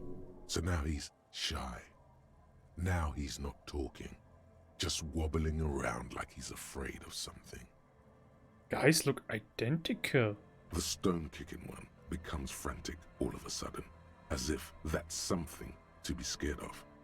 The obvious fact that you just stated. He looks just like me. Yeah, I said that. The boy doesn't answer. His brother throws another rock. Both of their hair is covered in some kind of dirt.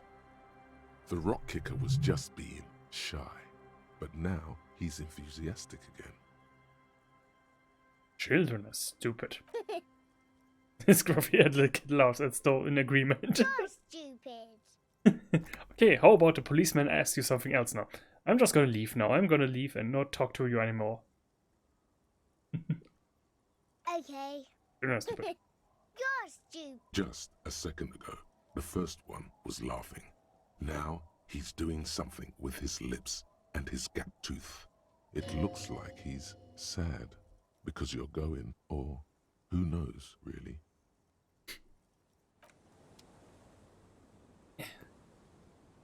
Okay. Put your girls on the binder. Why did I make that sound like an Indian woman? Good rocks. The scruffy-haired... Okay, bye kids. Take good care. Then let's explore the coast for a while. We find an... Ooh. Perfect place for a date. Frost-eaten lettuce, red mazout. Got... Could increase logic. Yeah. Wait, I haven't tried this with my clothes. I'm stupid.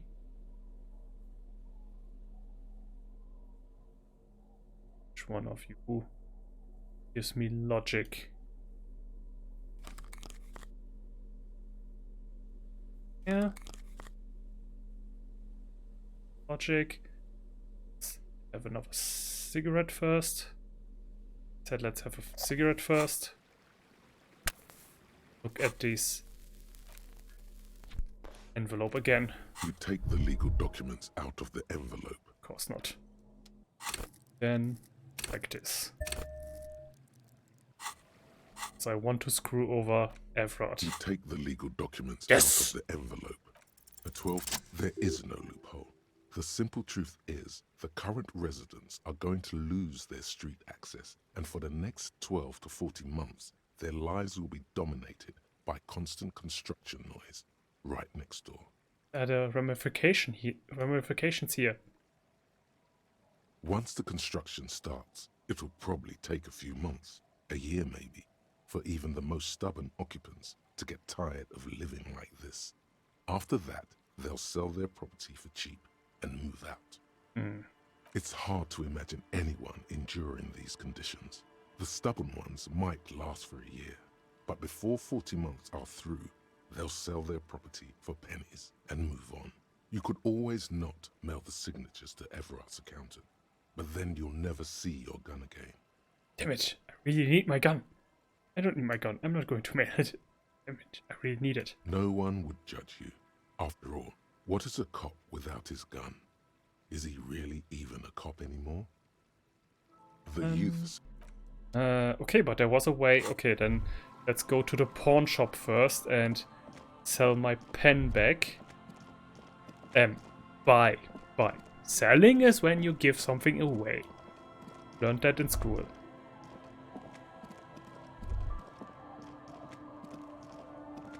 Yeah. This.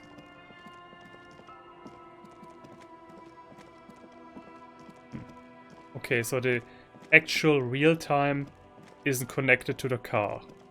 Because normally the water would have disappeared by now at this time around. Okay, more time efficient. Time efficiency.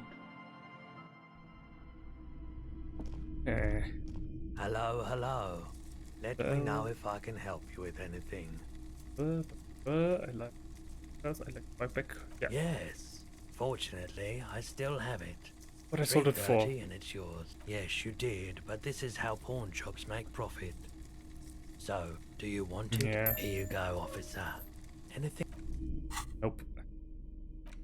You take the legal documents out. The youth center. The youth center. The youth center. Eh, but.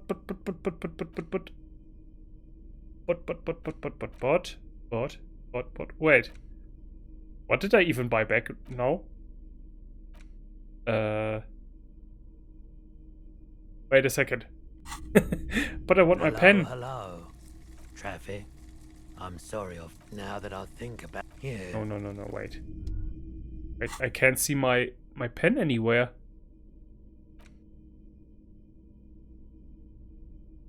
Postcard. It's the antique gun. Oh yeah. Oh. Shit, what did I just buy back? I can't remember. Well, it was silly of me.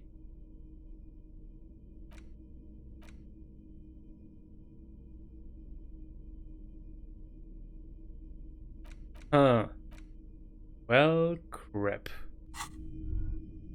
No way to buy back my pen.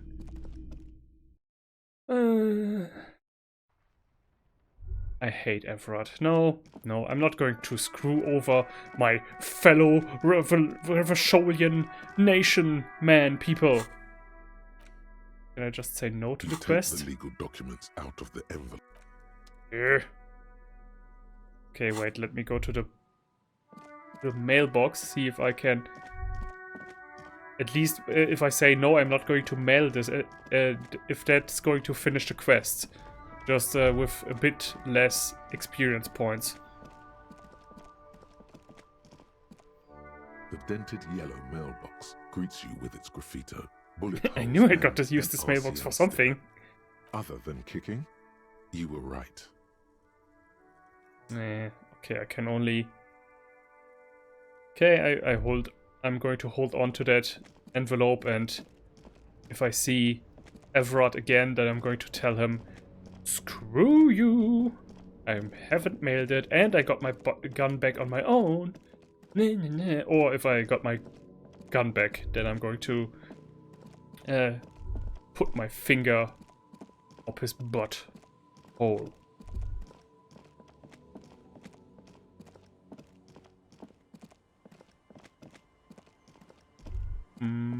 Let's see.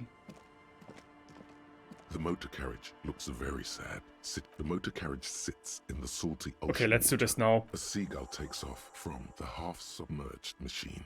It's almost like the bird is acknowledging your decision. You get a sudden sinking feeling. Stomach acid comes up as you look at the motor carriage in the deep, dark, cold water. Why the doom and gloom? It's just a sunken motor carriage.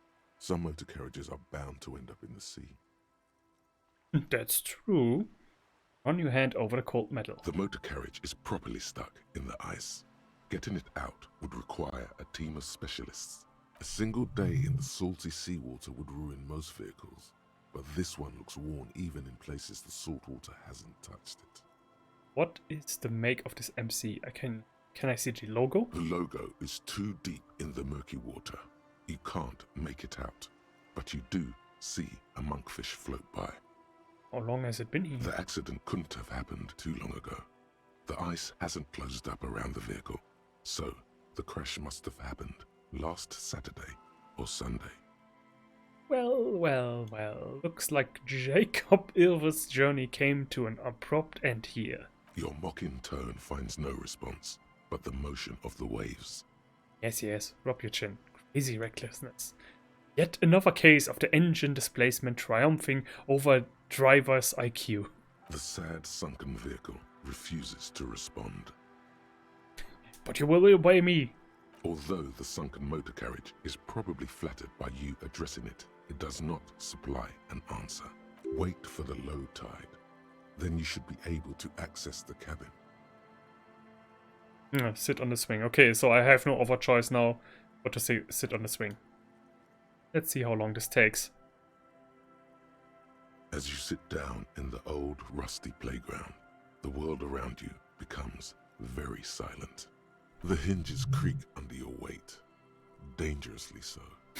Nothing but the sound of seagulls high above in the sky, echoing like distant laughter. Ice cracks around the blue motor carriage in the sea.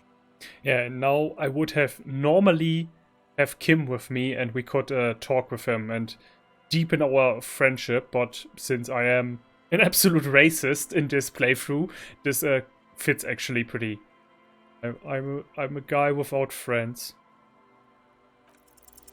The tune on your lips forms a strange yet undeniably beautiful contrast with the surrounding bleakness.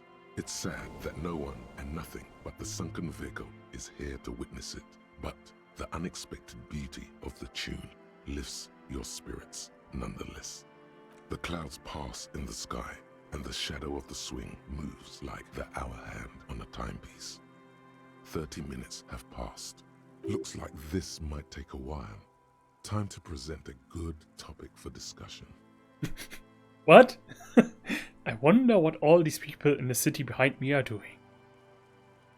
Dreaming, drinking, fucking, fighting, trying to improve their lives, wishing for a better tomorrow. Oh.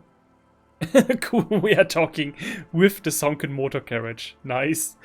The tide sure is taking its sweet time. It's unclear whether the sunken vehicle agrees or not, but merely uttering these words gives you the illusion of time speeding up. Just like how the crazy daredevil piloting that vehicle must have accelerated into the sea. Clouds on the horizon grow darker, and the shadow of the swing set keeps climbing. You hear the distant rumble of the city. 30 minutes pass. Man, this is taking a long time. Yes, it is. It feels as the city behind you grows silent in the waiting. Seems like an eternity has passed. A dim light scatters from the cloud cover above the city. In it, you can see the blue and white motor carriage slowly appear from the water, centimeter by centimeter, as the sea recedes. Can I make out the marker now? Yes, the emblem, now visible above the waterline, belongs to the Capri Motor Corporation. Below it stands the model name, 40. Oops. Yes, number 41, as in precinct 41. Come on, man, that's our ride. Oh no, no, no, no, no, no. MK not happening, not on my watch. Oh please, 41 could mean so many things. It's not like I own the number. Even if the motor carriage is mine, literally anyone could have driven it into the sea. Come on, Harry. There's nowhere to run. It's just you and me, old friend. Oh, please. Come on, Harry. There's nowhere to run. It's just you and me, old friend. Oh god, no. I'm so sorry, Harry. A massive pit opens up in your stomach, and the most terrible feeling comes over you. The tie is making a lot of sense here. Yeah, that speaks for our mental health. If a necktie is more sensible than ours. Oh God, Harry. Oh God, Harry. What did you do? I fucked up. Sorry. No. Just nope. Say no to this, Harry. No, that's not true. It can't be. Search your feelings. You know it to be true. No matter how many times you say it, it won't change the truth. Oh God, it is mine. I drove my car into the sea. Yes, Harry, you did. No, no, no, no, no, no. The sooner you accept it, the sooner you can move on. Maybe I was in pursuit of someone? You were not. How do we get it out? How do we get you out? We don't. I can fix it. No, you can't. They're not gonna take me back after this, are they? After losing every single thing you were entrusted with, I wouldn't hold my breath. Badge, the gun, and now this. Keep moving. You're a shark.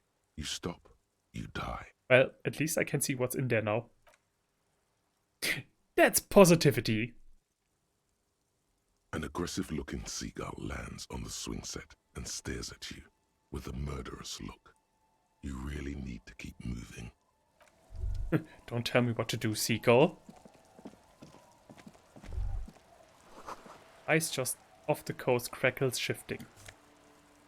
RCM badge. And RCM commander's jacket. Woohoo! Is the jacket better than what I have on now? This one has empathy, and definitely keep this one out on. Makes me look much more pop-like.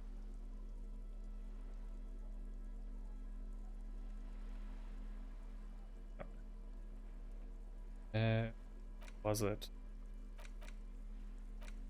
Badge, my badge. Where's my badge? Ah, here. Oh, look how good we are looking. Ay, ay, ay. But let's immediately go to Joyce and show her our success. Seems the walker was either very confused or drunk out of his... I know, right? Who could have been so drunk?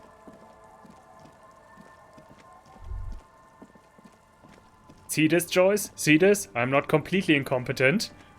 You're back. Good. What can I help you with? I could use a coat like that. The rain is I don't freezing. need one myself, you see. Sadly, I need this one myself. It's hydrophobic, repels water, almost magically. The company makes them for offshore platform personnel. Very sturdy. What I can do for you is answer some questions. Nothing like talking to pass a rainy day. Want my badge, by the way. I love you did. Inspects the piece of blue plastic. Her eye scanning from left to right. Fast, observantly, like an electronic printer. Pleased to meet you, Lieutenant W. Freighter Dubois. I am glad to see a man of high qualification. The situation is precarious. What can I help you with, Lieutenant Freighter? I don't know. There was something I could ask her now. With my badge. Who's... How do I know that? Got some more questions. No, let's talk about lynching. Of course. Anything. Oh. I am sorry to have been the bearer. What we do. The Pines core and that is She enjoys talking about the company. It would not hurt to... I'm not at lib... $1 billion? No. 22. A conglomerate. I'm never going to find this again. And you mean aside from being the terminal's legal owners? Who are responsible She nods. Hmm. She's not even asking you anything. It's so easy to just say. Turn up the heat on the borscht. Yeah, I did. Did you now? What sort of borscht is he making? The cook makes it to keep the strike strong. He helps them strike. The strike brew. That's a classic. And by turn up the heat, I presume you mean put more alcohol in it? Yes. Why, if I may ask? Why make them more drunk? Aren't they corked enough already? Born of sympathy for the working man, I set fire to the fumes of struggle. I worship Al Ghul in many ways. It's uninteresting. I thought it would make the broths taste better. Worship Al Ghul. Very curious. A very curious thing to do. What else? Ask me to open the door. A referral, you mean? I take it this was for someone in the RCM. Don't answer that. No, I mean like a real door. To someone's house. Yes, a referral. Such referrals may sometimes get you information from a man like Everard. Did it? Union's militant wing organized the lynching. Everard says the Wild Pines had now once dead. He didn't seem at all worried about the whole conflict that's developing. Misinformation. This is all because we haven't shared information on the lynching yet. See? Already the adversary uses it to their advantage. Don't let him. Oh, adversary. I thought we were all part of the same working family. Hurry up on that probe. The moment you tell me you're finished at the traffic jam, I will gladly tell you the company's side of the story. She must really want you to look into the drugs. Otherwise, she'd tell you. She was worried for a moment that she's overplayed her hand by not sharing info sooner. Then she settles down, curious to hear more. Doesn't seem too worried. I wouldn't have taken Everard for a saber rattler. Was he surrounded by Union men he wanted to impress? No, it was more like he wanted things to get worse. In secret, of course. They're alone, and he seems very sure of his ability to keep things in control. He isn't trying to impress anyone. I think he wants things to escalate. Or he wants you and me to believe he wants to go to war. Maybe he was manipulating me. No, I'm pretty sure I'm reading it correctly. Yes, I mean, logic told me this, so... I'll think it over, Detective. Thank you for relaying this information to me. Why am I telling this to her? I hate her. I don't want to work together with her. Free XP. This gave her pause. She's pensive, suddenly. Hard to say about what. Have I underestimated the Union's ferocity? She has to ask herself by now. Military wing organized the lynching. No, that's not true. Everett asked the unit's military wing to fully cooperate with the investigation. How benevolent. Hopefully they'll help you sort this whole business out, if they haven't already. This militant wing has singled out a suspect for me. Reason to believe the lynching was a cover-up. Oh my. Very interesting. So the militant wing is protecting one of their own. Her mind races to the conclusion that most benefits her interests. That doesn't mean she's wrong, though. It looks like you may untie this knot yet. There's something in you that really likes the way she's looking at you just now. And it's melting. I mean, they put him on the tree, but it's unclear if they, at this moment, if they killed him. Yes. That's the talk about town. The Hardy Boys, they're called. Find the name rather amusing, honestly. That's all I've got to say. What you've said is quite enough. You've given me a lot to consider, and may have helped me prevent this conflict from escalating. Hear that, hero? Feels good, doesn't it? You should relay confidential information more often. Deliver an envelope. Sounds like he has you running errands, Detective. A well-established dominance ritual. Where did he have you deliver it?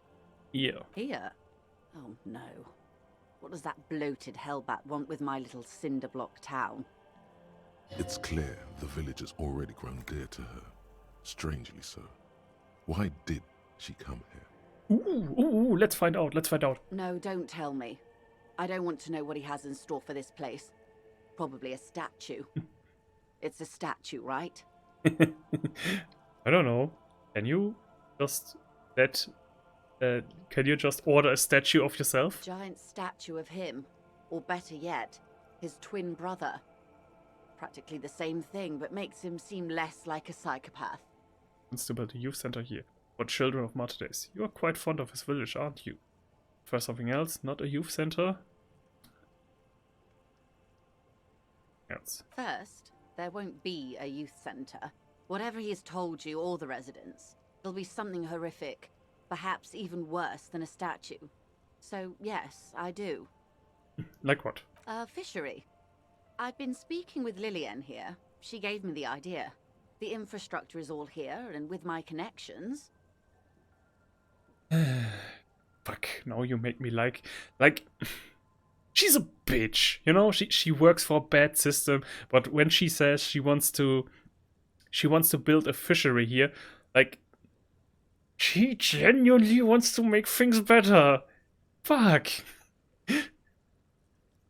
But is it because for her daughters or because she really cares about people? I don't know. Like, I hate moral gray areas. I want my world very clear, very binary, not much thinking. Damn it. Sadly, it's just one of the million things I'll never get round to. I just have to accept that I'll never be the rich candy girl who goes around solving people's problems with money. Quite fond of this village, aren't you? I should be. In my youth, I had a brief dalliance here in Martinez. He was an older man with impossibly broad shoulders. He's probably dead by now. Even his shack is long gone. Not that it matters. These buildings are all carbon copies of one another. Been to Martinez before? Yes, I was slumming it with some girlfriends of mine. We had boats and... Don't hold it against me. My paramour certainly did not. Sounds like you missed those times. Not overly so. It's not like this was the only place we visited. Me and my girlfriends from Azon with our shiny boats. Like reavers. We told ourselves we were the worst thing to happen to the coast since the Coalition landed in '08. Imagine. Oh no, she's sentimental, all right. Why would she come here otherwise? If you say so. Why did you come here then? To this jetty? I'm over-radiated, Harry. I do silly things sometimes, out of Pale-related illness. Like sail over here. The moral of the story is... She lives. Oh ha. Do not spend 22 days a year in Pale transit. Don't waste your 20s slumming it with your stupid friends. And don't deliver Everard Clare's mail. Hey. Hey! Don't give me a lecture, Mom. Are you satisfied, Detective? What else can you tell me about your mail delivery quest for Everard? Do you think it will improve the place? She's pointing it quite hard in there. Feels like a knife. Wants to build a youth center here for the children of Martinez. A youth center with Edgar Clare's statue on top of it? Go ahead. Help him. Make it so. I have no power to stop him. So you're sad you can't buy the place? Yes. I'm sad I'll never have the time, Detective. I've always wanted a dilapidating fishing village. She is more defensive about it than usual. Full of ghosts and ancient memories. Has this errand yielded you any information? Okay, but I have to look at the quests. Glimpse the body, track down your badge. I clear how you... Eh? Wait. Oh, because I haven't looked at my badge yet. Of course, Detective. Wait. Then let's do that first. Because the game hasn't... Yeah, it hasn't recognized that I already picked it up. A police badge on which you see the photo of a man. You. Some seaweed is stuck to the back. I found my badge! The man in the photo looks at you solemnly. Study the badge. Encased between two durable plastic sheets is a bluish card with lines of information and a watermark in the shape of the street grid of Revachol West. You see a photo, a name, a rank, a document number, the date of issue, and, in the lower right corner, your precinct. The man keeps winking at you with his green-grey eyes. The photo is old, no doubt about that. But the badge is new. You used an old photo for a new badge. Good choice. A newer photo would look different. 8, maybe 10 years. The guy in the picture is rather good looking. He's got a nice haircut and is distinctly lacking in massive sideburns. He's winking? Why? What do you think? His face is already contorted by the expression, although it looks less grotesque on him than it does on you now. It looks better on him because he isn't in as much pain while producing it as you are now. Although there's already a hint of that pain, certainly. Don't be fooled. The bad times have already begun. The badge in your hand shines as you rotate it, catching light. You see lines of information on it, and a shining watermark. Cue the clip from American Psycho. It has a watermark on it. My God. This document confirms it. Harriet Dubois, i.e., Harry is really your name. Aww. That's what it says on the badge.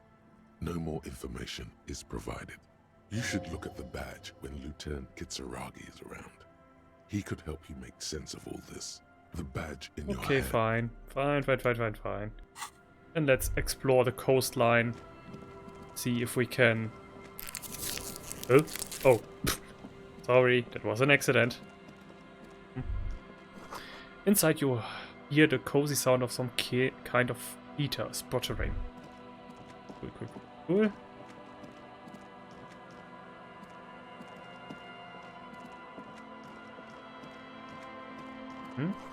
Little black swallow circles above you. You hear a chirp. Oh, nice.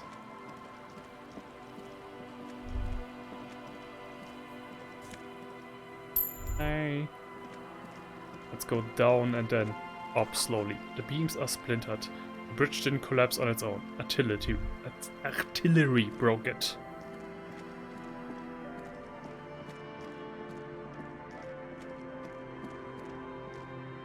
Small box.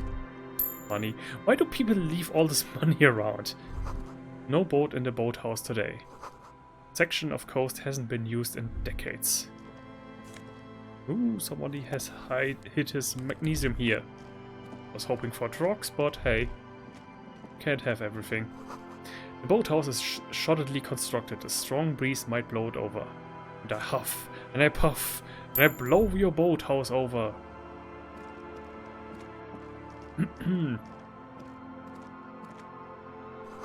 Ancient paint is peeling off the roof of this shaded bench covered in rust. The sign says "Entry interdit." An old ticket taker booth, no longer in operation. People paid money to park here? No one would pay now. Thanks, Captain Obvious.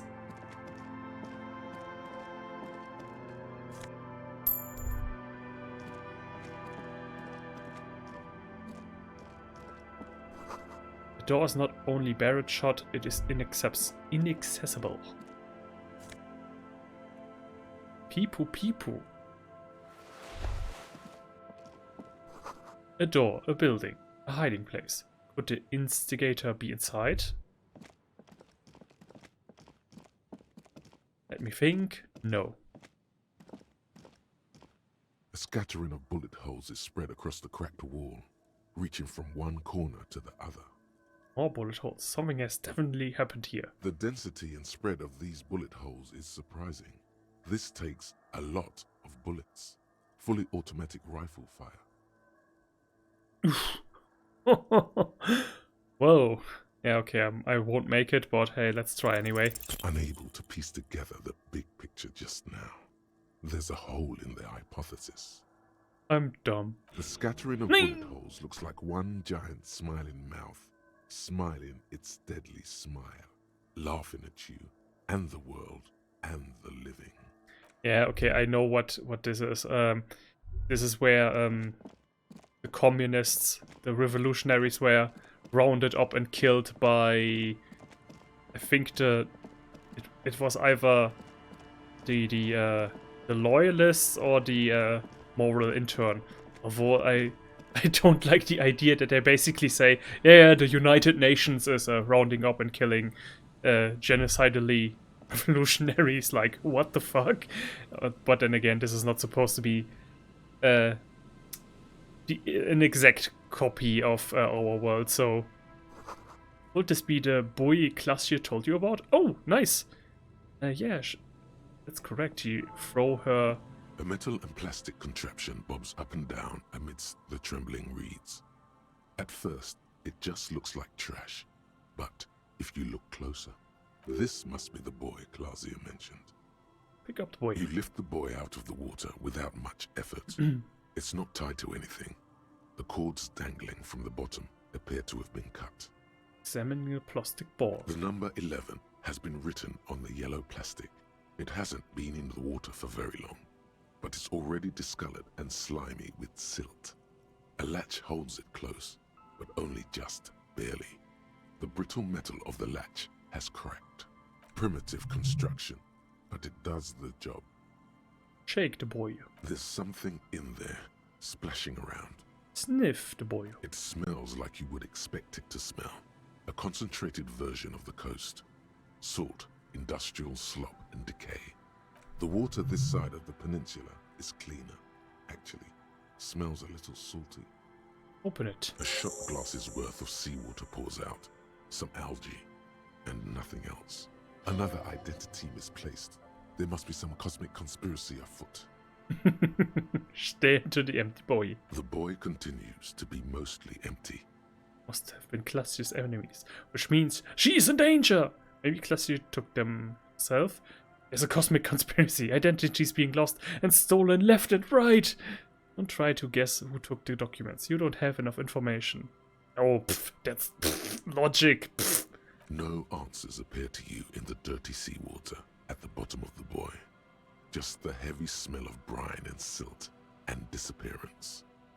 My guess is that it would be the lawyer girl of Titus, because she said, I'm going to take a walk around the coast.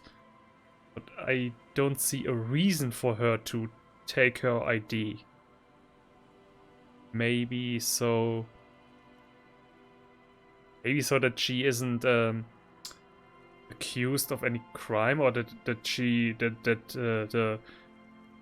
the judicial system is clogged up and something like that. You could ask the miss what she thinks later if you have the time, though you doubt she'll tell you much at this point. Yeah, that's what happens when you throw people in jail. These heavy military blockades are riddled with bullet holes, crumbling.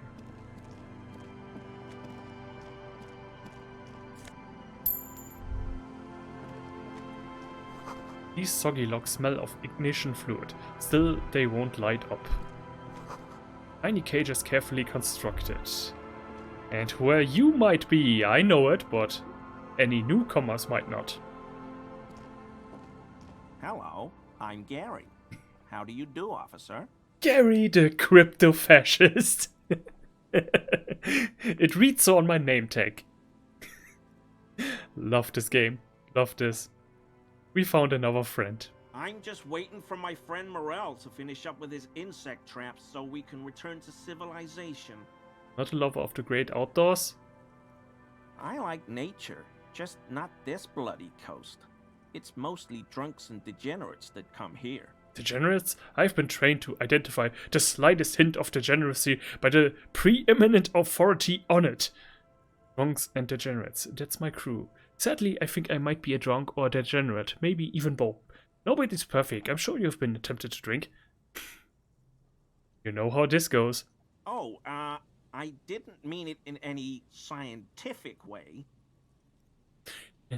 No, I'm not a racist, but... Serious question time. This man is no innocent. No one is. Do you know anything about the man hanged behind the whirling in Rex? Oh, so that's what the RCM in Martinez is about. Great. Great to hear someone's finally taking care of that. So you do know something about it? No. Nothing.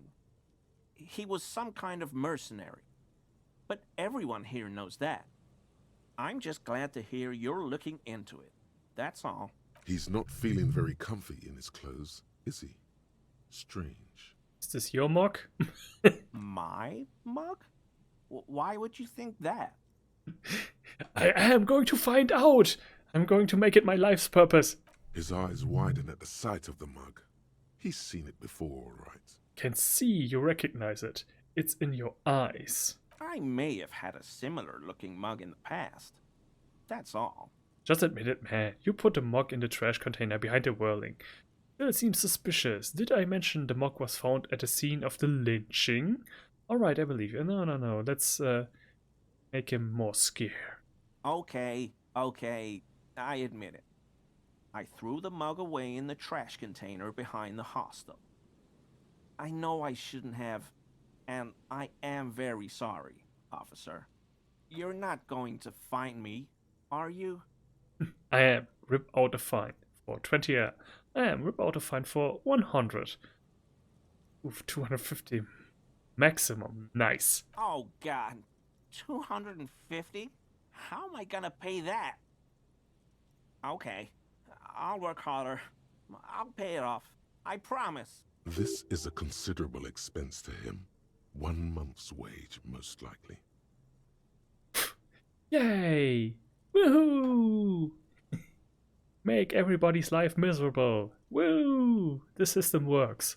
It's, in a way, admirable how quickly he composes himself after such a blow. This man digs authority, even when it's bullying him.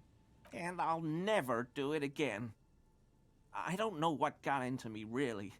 Work has been stressful lately. Damn Koiko's price dumping us out of competition. What did you do, Gary? Nothing. Nothing. Just answering some questions. Helping out the law. Here we go. Start pumping that sweet info. Get into the trash container. I know a guy who works with the trash collection services. CS Municipal. He gave me a master key for the trash containers of Martinez. Why would you need to get into everyone's trash? So I can use the Whirling's trash compactor to store my own stuff. Garbage disposal is expensive as hell. The damn Hemians run it like a mob. Here we go. I'm sorry, okay? I thought I could cut costs. I shouldn't have. I shouldn't have disgraced myself. Gary, did you put the clothes of a murder victim, the man who was hanged behind the whirling in rags, into the trash container? Officer, please. Let me explain. It's not like that. Do? I was only cleaning up. I live right across the yard from where he was hanged, and I saw him stripped naked. All the clothes lying around in the yard, smelling. People are animals, you know? Yes, yes. What happened? Then I came out to clean up the rags, because no one else would. I put them into the Whirling's trash, along with a broken mug, admittedly. Okay. Ooh. I don't know if it's illegal for me when I moved for me to put trash illegally in other people's containers, but I mean like 2 or 3 days ago I put some styrofoam in other people's trash. That's not even a gram, so I find it unlikely that their costs are going to rise up because of that. Okay. I was coming to throw the mug away, and, well, I threw the mug there and the clothes too.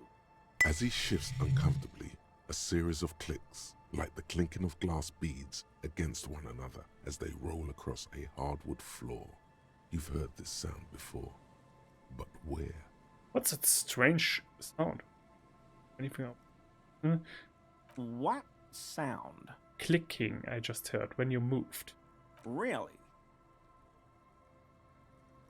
There's lots of weird stuff out here in the reeds, though. Insects, trash. Could be the wind shifting some garbage nearby. The sound you heard was not the sound of something easily abandoned. Wouldn't know anything about the victim's missing armor, would you? Was that sound supposed to be the container with Classier's ID? Maybe? Armor? No.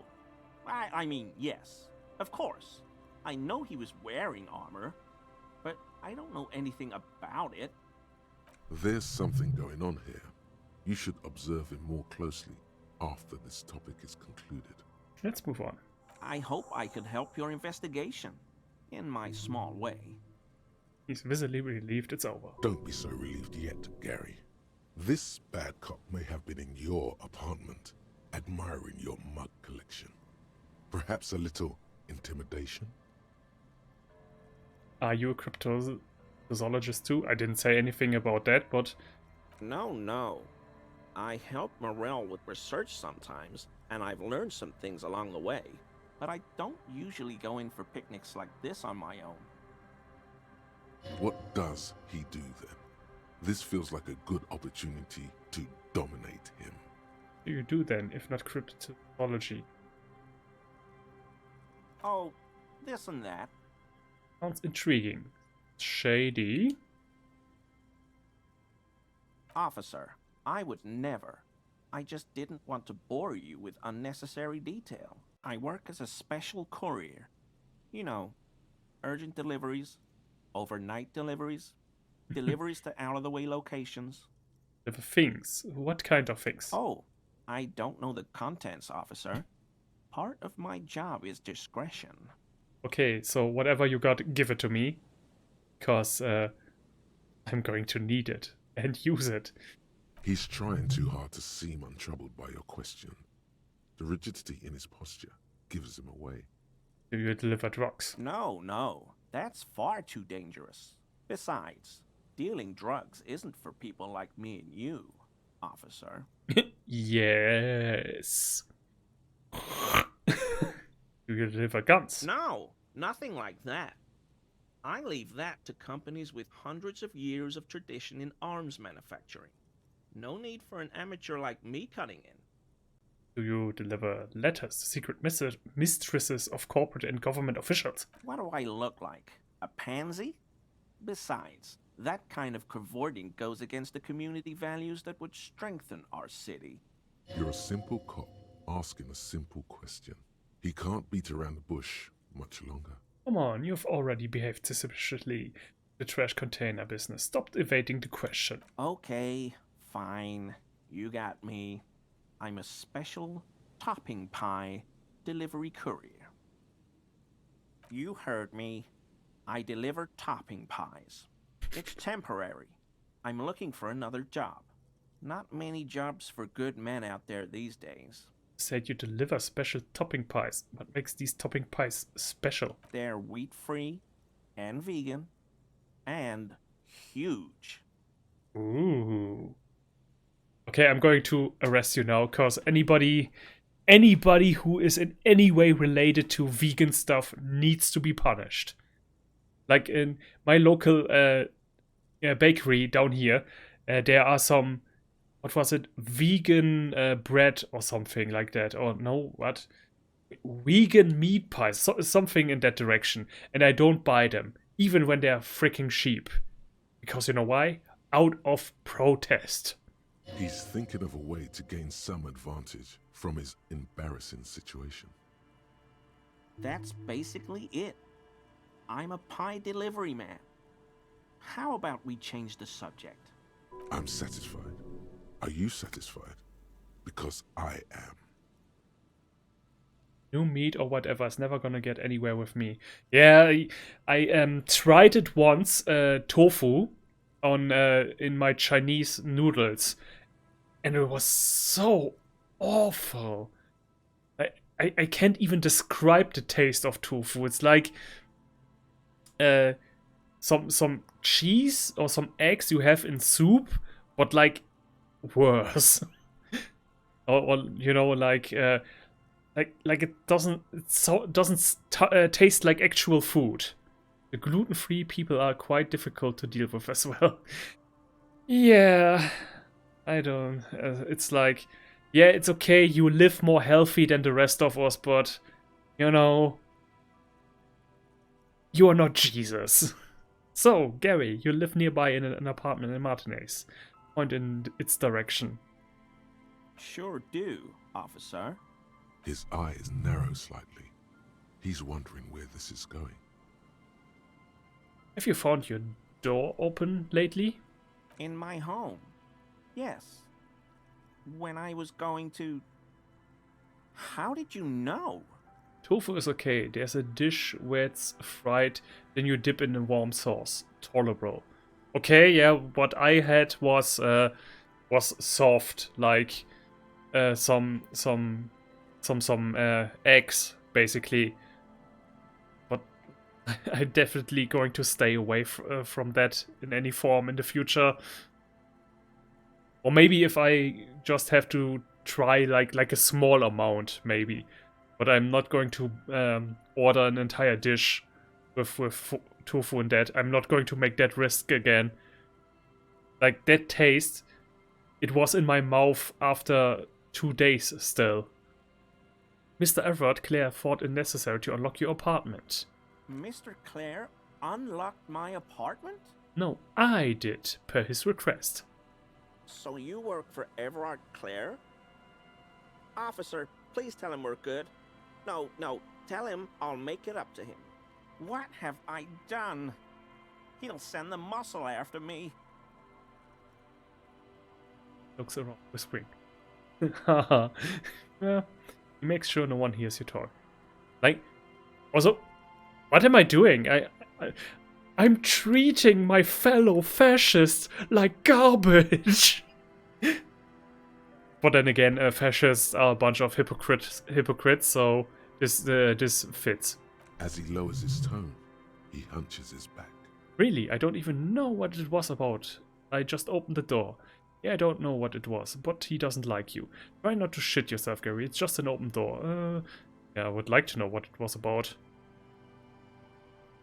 Whatever it is, tell him I'm silent as the grave. I was probably talking too loud in the whirling the other night about some theories. Oh, okay, yeah, I see where this is going. I won't do it again. If there's anything I can do to assist you, or the Union, just ask, okay? I'll try to help if I can. Be a bit more crypto than crypto-fascist, okay? This scared him proper. He's positively melting from fear. Has to prop himself up with a lot of anger to keep it together. Thank you for your cooperation. Okay. Why is he shifting around like that? A nice Gary's composure. That shirt looks very uncomfortable on him. Look at the buttons, barely keeping that thing together, as if something is ready to rip out from underneath. Massive musculature? Something underneath? Something worn underneath it. Huh? No, he's scrawny. Try again. It's worn out. Yes, like a piece of ceramic armor, for example. One that makes a clicking sound when the plates meet each other, resembling pearls or marbles, stolen from the corpse in the yard near where he lives. I see you are a connoisseur of high-quality combat gear. I knew you'd figure it out, officer.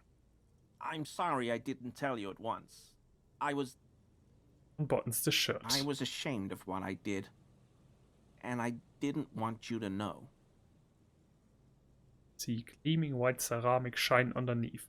A thin layer of interlocking plates covers his gaunt torso. This shame is surprisingly sincere. Gary, what's going on? Later, Morale. I've got apologizing to do. He's doing a little striptease for me. Keep to your work. Give me that armor. Now, why did you really put those clothes in the trash? Everyone was picking those pieces off him, and I was watching them do it.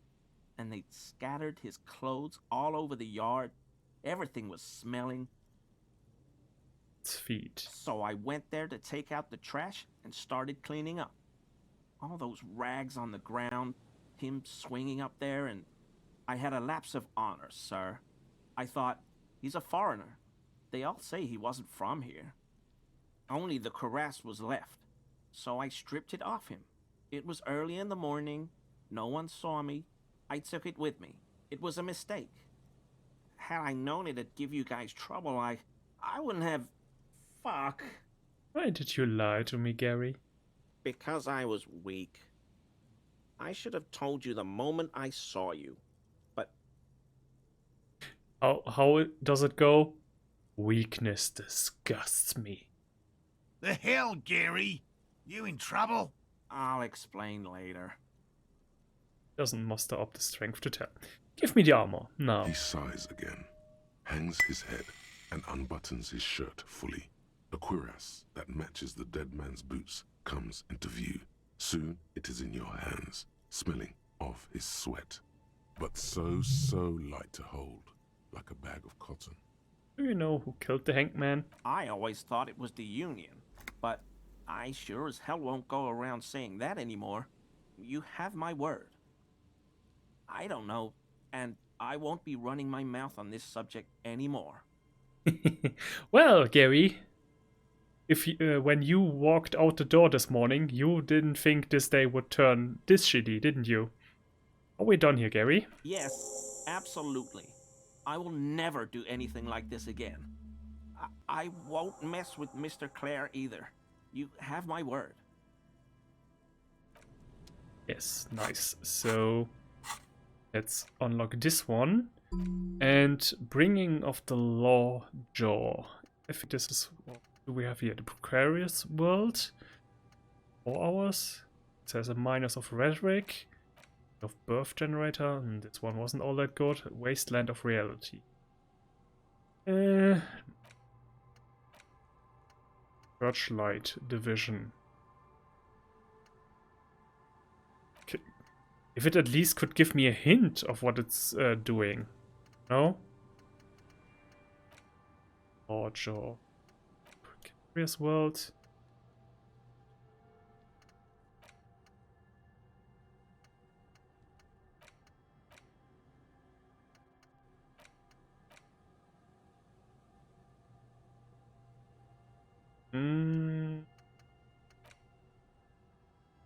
Yeah, Lawjaw. Come on. That sounds the most authoritarian. And wait, let's look at the close. Main threshold. Vision, empathy. Yeah. Like, that's definitely some combat armor. What does it look like? Oh! Okay. It makes logic.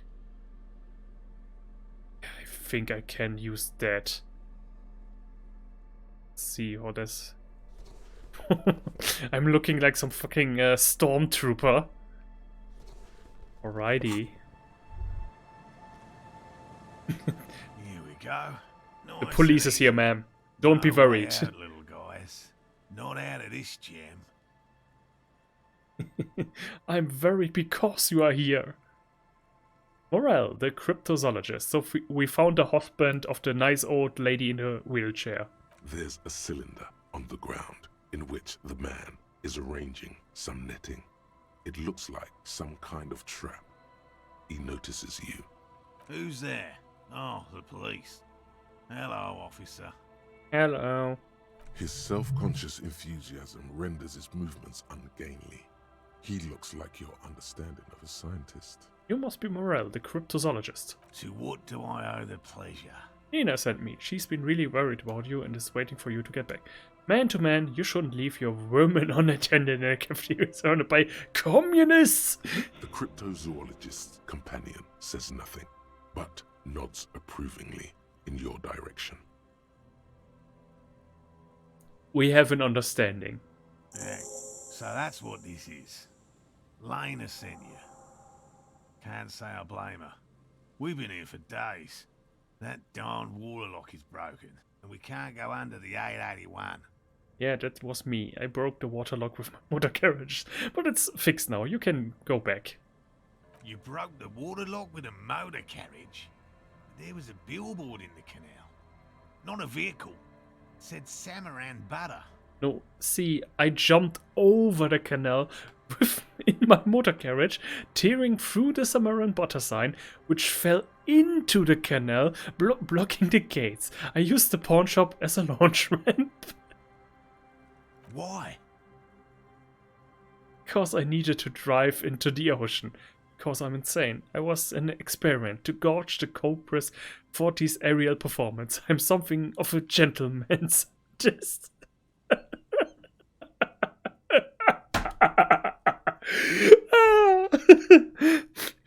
I'm pretty sure Lena is a communard. Yeah. Yeah, I can see it because she, the first time we talked to her and we asked her about the history, she said, well, there were these bunch of people who tried to build something new. She definitely has at least sympathy for them. Because the drive into the ocean. Yeah, because it was an experiment. I like that one. Scientist. Yes, okay. But you said the water lock is fixed now, so we can go back. Basically. Like this one. Science isn't about why, it's about why not. Did he say we can go back now? But where did these two sleep for 3 days? Did they have a tent with them? Yes, Gary. We can go soon. If you see Lena, tell her I won't be long. I just have to do one more round. See if the Phasmid has taken the bait. Then we're going. Yeah, it sounded like she supported the revolution. Yes, I mean, if you are ruled over by an incompetent tyrant king, then basically anything is better. You support anything that at least gets him down. His hands are large and weather-worn, but also used to delicate, precise work. For all his passion, this man is diligent and patient. You could learn things from him. I'm looking for a suspect. Have you seen a woman with red hair who seemed to be on the run? I'm afraid not, officer. I've been busy digging around in the reeds for days, looking for signs of insect activity. I'm less interested in mammalian concerns, to be perfectly honest. Tell me about this phasmid you have been looking for. Well, first of all, it's damn difficult to find, which is why we've been knee-deep in the reeds laying traps for it. Makes it so difficult to find. How big is the phasmid? I'm expecting it to be quite giant. One known species of phasmid, called the Megaphasmodea zoensis, is about the size of a grown man's forearm. So, What makes it so difficult to find? Good question. Being a phasmid of the order Phantasmodea, a ghost insect, it disguises itself as plant matter. In this case, the reeds. Awful lot of reeds around, aren't there? And I suspect it may have also developed other specialised techniques to protect itself from predators, or scientists, in our present case. What sorts of specialized techniques is the phasmid using to hide itself? It's my hypothesis that it has evolved certain electrochemical defences that allow it to interfere with animal perception, impeding pattern recognition, confusing the visual cortex. But I cannot describe how these defences work, much less how they evolved, without studying a live specimen. Yes, it makes perfect sense. You're beginning to suspect there's something paranatural about this phasmid. Why are you so interested in this stick bug? Doesn't seem to be as colorful as some of the other cryptids I've heard about. Typical rookie assumption. Insects are much more sophisticated creatures than those unversed in zoology give them credit for. That's actually true. When you hear stuff like the alien or the predator, you know, from the movies, oh yeah, this is the ultimate hunter, the ultimate life form. Like, no, insects are the most. Insects are the ultimate life form. They have been here billions of years, and they have survived everything, every ice age, every supervolcano, and they are going to be here billions of years still. They are the ultimate life forms. Even simply catching a glimpse of the Insulindian phasmid would be the apex of any cryptozoologist's career. But to study it and its defences, find out how it stayed hidden so long, would be glory itself. What have you discovered about this so far? very little, I'm sorry to say. No one's ever captured a specimen, so all our information is based on first and third-hand accounts. So no one's ever found one? Not yet. That's what makes it a cryptid. Okay, if we had Kim with us, he would basically just occasionally scoff and make some cynical remarks. But it's real, Kim! Real! But if no one can prove it exists, how do you know it's real? I know it's real. The cryptozoologist says, briskly enough that even he seems taken aback by it. By which I mean, I've heard enough first-hand accounts to believe quite firmly that the Insulindian phasmid is more than mere superstition. Nina said there has been a sighting of it here in Martinez. Yes, the most recent sighting was by a couple of teenagers along the coast here. That's what brought us to Martinez specifically. It's the first credible sighting in several decades. Admittedly, it's an unusual location for this species, but with all the sewage runoff upstream, it probably doesn't matter much anymore. Maybe the Insulindian phasmid has died out? I have to resist the thought. Such an extraordinary creature is doubtlessly highly resilient. After all, it's generally thought to be capable of parthenogenesis. Let's pretend for a moment I don't know what that is. Nice encyclopedia. Parthenogenesis? Got it. Parthenogenesis. Parthenogenesis, meaning the females don't need males to reproduce, makes it easier for a species to survive in adverse conditions.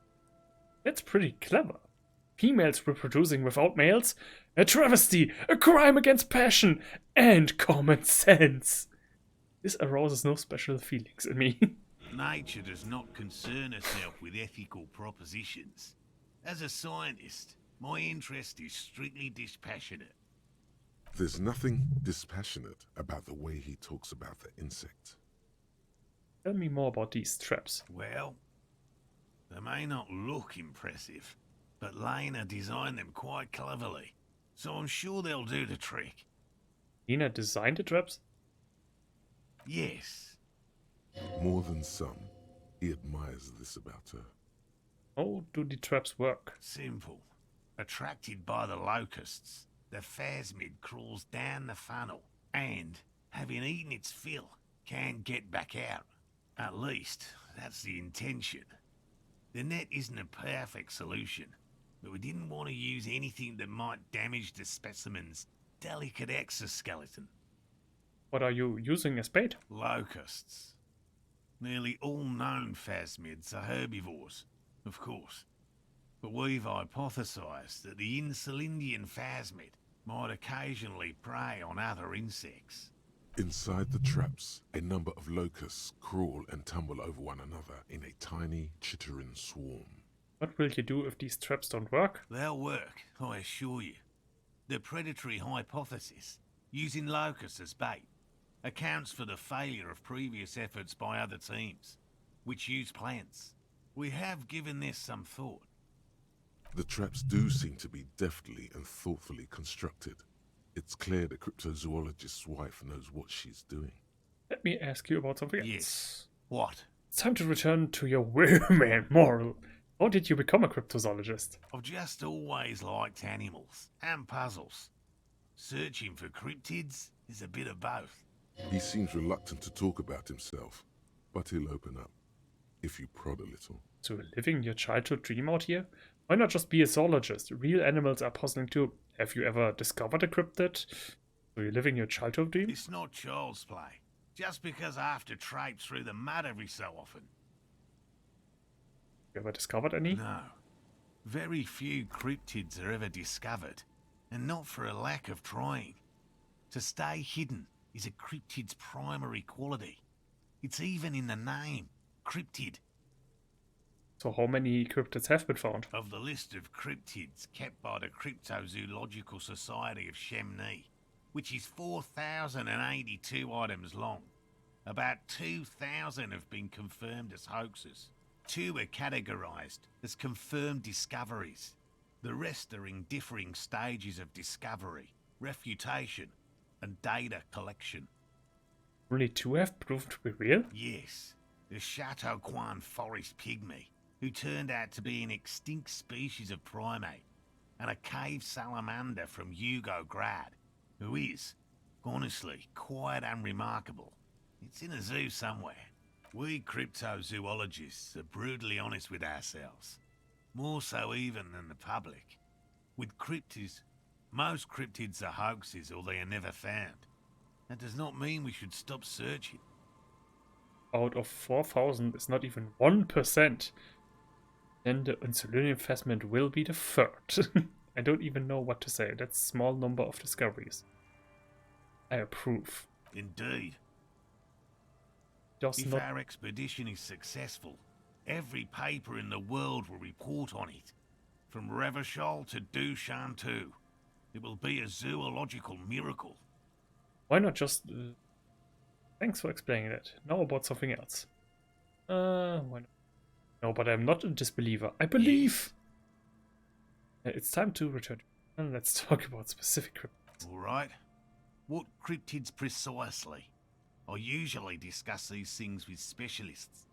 You need to ask him about specific cryptids. Cryptids you've heard about from Lena or his friend Gary. He won't just talk. I know all about the green ape. I'm guessing you heard about it from Lena. The kind green ape is one of her favourites. A warm wave passes him. Of course, the kind green ape is her favourite, he thinks. We travelled to South Safra to look for it once. Gary and I got stuck in a rainstorm though, and had to spend most of our time there in a little village. The search was fabulously unsuccessful, but the people were very nice. I'm glad they didn't understand what Gary was saying about them. What? South Safra? They're just on a different rung of the ladder, Morel. I had no problem with them. No, you'd never have a problem. Really? You kept complaining about how dirty everything is, but we digress. They're a nascent culture. I just didn't feel comfortable. And let's change the topic, okay? Talk about your critters, or whatever. Yes, back to cryptozoology. You don't want to sow disagreement between friends. I know about the most dangerous cryptid, the Gnome of Garoma. Formerly the most dangerous, yes. But do you know the most dangerous living cryptid? He doesn't want to make it feel like you knowing it is some big deal. I can try. What?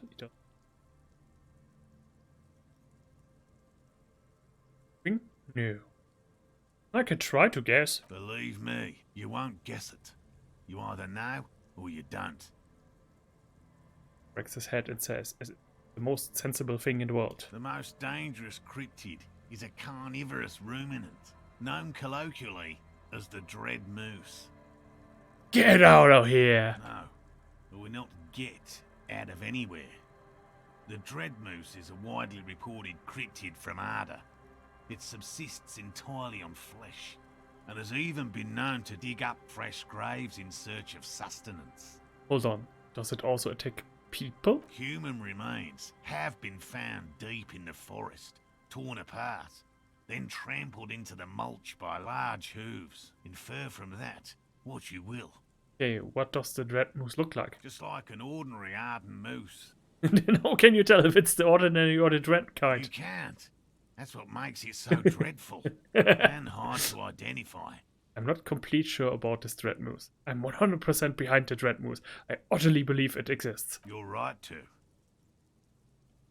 The bodies found in the forest are just one piece of physical evidence. We also have sightings in Vasa, reaching back 4 centuries. How cool would it be if in the sequel you had like a whole bunch of side quests dealing entirely with all the cryptids and all the dangerous kinds? That would be super awesome. That would make up for a for this game's version of a D&D campaign. The dreaded moose is standing before you, menacingly. Its red glowing eyes looking at you, its mouth watering. In fact, we may be close to capturing a live specimen. Modern genetic methods may prove crucial in differentiating the dread variant from the herbivorous one. Anyway. Wait, differentiate dread variant. Oh, okay, I misunderstood that for a moment. I thought he was going to say that there are dreaded moose who are also herbivores. So, just normal deer. I know the biggest cryptid, the giant of Kokonur. That's impressive, I guess. But have you seen it with your own eyes? No. Have you seen it? I haven't had a chance to travel to Kokonur. No. And I likely never will. The Samaskil desert region has been embroiled in a small civil war for the last 8 years. I fear this mindless barbarism may have wiped out the elusive creature entirely. That's Wait, what if I say yes? Remarkable. When? I have trouble remembering. I was lying. I haven't actually seen it. Just wanted to impress you. I have trouble remembering. That's what I thought. You haven't actually seen it, and I can't imagine how you could either. Okay, I that's fear the same this text. mindless barbarism may have wiped out the Oh, everyone knows about that one. Thanks to Professor Mijanu being the talk of the town for a time. Coughs in his fist. A bit of jealousy there. He'd want that glory, truth be told, even if he'd have to inject himself with bacteria to get it. Although, probably because her life ended as a result of her work in Gutler, no one remembers her contributions to the search for the Nongok. The Nonguk? Better not to go into... Doch. A flightless cursor owl found in the Seminine Isles. Its long legs permit the Nongok to run faster than any other avian. Perhaps any other animal. Who knows? When it's not hunting its prey in this manner, the Yok hangs from tree branches, like a bat, waiting to dive on hapless prey below on the jungle floor. Mijanu liked extreme animals, you see. One of the few figures of the academic establishment I respect. Really a shame she disappeared. When did she disappear? Oh, decades ago. In the 30s. I didn't know her personally, of course. The chasm of academic pretension still stood before us, even though she had unusual courage for someone from the other side. Just tell me about a cool cryptid. Any cryptid. No offense, officer, but I'm not much of a pedagogue. I don't know what I would have done if Lena hadn't persuaded me to go back to field research. You should ask her if you want interesting stories. At least give me a book on cryptozoology. That would be awesome. Me? I'm not a people person, unless you haven't noticed. And I don't make a good lecturer. My strength lies in field work and persistence. With an errant strand of hair from his eye. This is a gruff man who's been ridiculed too many times to feel comfortable talking about what's dearest to his heart. It's in his shoulders. His face is everything. Enough tales then. Let's change the subject. By all means. Did you know Gary was hiding the armor? Hell no. I had no idea. And I'm still cross with him, to be honest. It's not like him. He's got his quirks. But dishonesty, disloyalty, are not one of them. Thanks. Man mutters insistence. He doesn't dare say more. He's still glad his friend stood up for him. It's time to return to your way, man, Morel. By woman, you mean my wife, I assume? I will return to her, but I can't leave before we finish with these traps. My wife understands that just as well as anyone. Souls where Lena would be. Come on, Morale. We've been soaking out here for days. It's time to go back. And leave the traps? Absolutely not. I won't let Lena down. Come on, she wants us back. I'm soaked up to my nuts over here. We'll both catch reed crabs if we don't dry out soon. Won't let Lena down? Sounds like the cryptozoologist's wife shares a special connection to the Phasmid somehow. Didn't know the Phasmid was so important to Lena. Of course it's important to her. She's seen it. A verified sighting, on record. One of only 4 this century, and it's hers. She's seen it? Really? She sighted the Phasmid? She didn't tell me that. Yes. That's how we first came to know one another, in fact. But that's her story to tell, not mine. Offs, then continue. Needless to say, you must ask her about the mysterious Phasmid. Suffice to say, it's long been our dream to find proof of the Insulindian Phasmid together. I can't abandon course now. Maybe you would go back into whirling warm up, come back to check the traps later? No. The traps need to be monitored on a regular schedule. What would we do if the Phasmid were to starve while we were sipping tea at the hostel? He's dead set on this.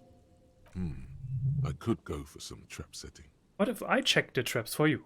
I didn't expect you to take such an interest in our work here, officer. cryptozoology and detective work are very similar. Chaos is my method. I'm looking for someone hiding on this very coast. Looking for another thing may lead me to her. I'm all in with this cryptid shit. I'm hooked. Chaos is my method. Well, be that as it may, I'd really appreciate the help. Well, what do I do if there's a phasmid in one of the traps? Bring it to me at once. Just make sure the trap is closed tight. Where are these traps? There are 4 in total. One is to the south, on this little peninsula, by the boathouses there. It's very near. Another we set in Land's End, to the northeast. It's behind a small sand dune there, on your way to the old radio tower, after the church. The third is set near the canal, where you crossed, by a concrete slab. A big thicket of reeds going up the slope, and among them... Yes, just to the trap in front of him. You should check at least one of those before returning to this one, since I just said it. This one's more of a technicality, but still, better safe and stupid than sorry. What if I encountered a phasmid in the wild? That's highly unlikely, officer. But in the event you do, I'll spray you with a pheromone mixture I developed. It's made of musk and research chemicals. The pheromone should attract the insect to you, or at least prevent it from bolting at the sight of you. It's quite potent. Will last you about a week. Lay it on me, fake. I'm ready. Let's go get to it. Thank you for your help. Gary and I will start breaking down camp. If you have any more questions, now's the time to ask. Finally, you're being sensible. I'll start packing right now. This is basically... We'll be on our way. Yep, that's basically it. And then, if Kim was here, he would just say, "I can't believe I'm doing this shit." That's his contribution. Let's check out this abandoned factory. And oh my god, we are good in time right now. The fence blocks the path. No way on from here. Another power box. It charges nothing now. It's empty. Never level up possible. But yes, nose pad.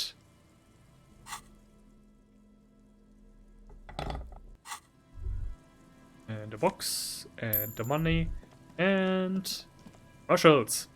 You see a once bright mural towering above you.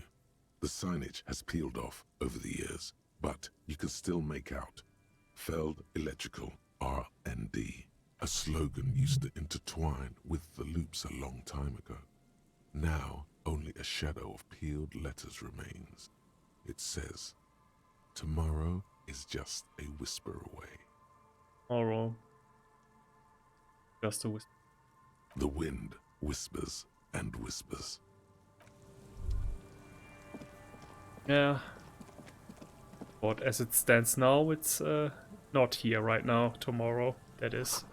Bars cover these long, dusty windows.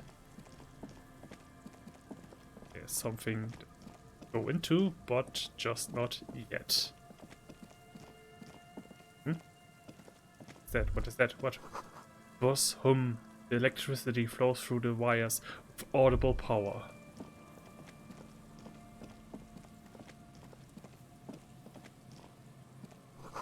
A dead phone. A smashed receiver, like someone hung up too hard. Someone must have worked hard to smash the plastic dome. A metal payphone under a yellow plastic dome. You could use it to call someone, unless you're out of change. No, that won't be a problem. You hear the tone. The machine is inoperable. Calling. Still calling. This feels wrong. Should you be doing this? End of tone. Someone picks up. Pierre, is that you, Pierre? Voice is female. Sounds about 100 years old. Yes, it's me, Pierre. Thank time to call me. It gets so lonely. Even the animals have died. Kind of pets did you have? Gets lonely even when you are with people. That probably gets me some morals minus. So no. Are you sure you're Pierre? Your voice, it's different. There.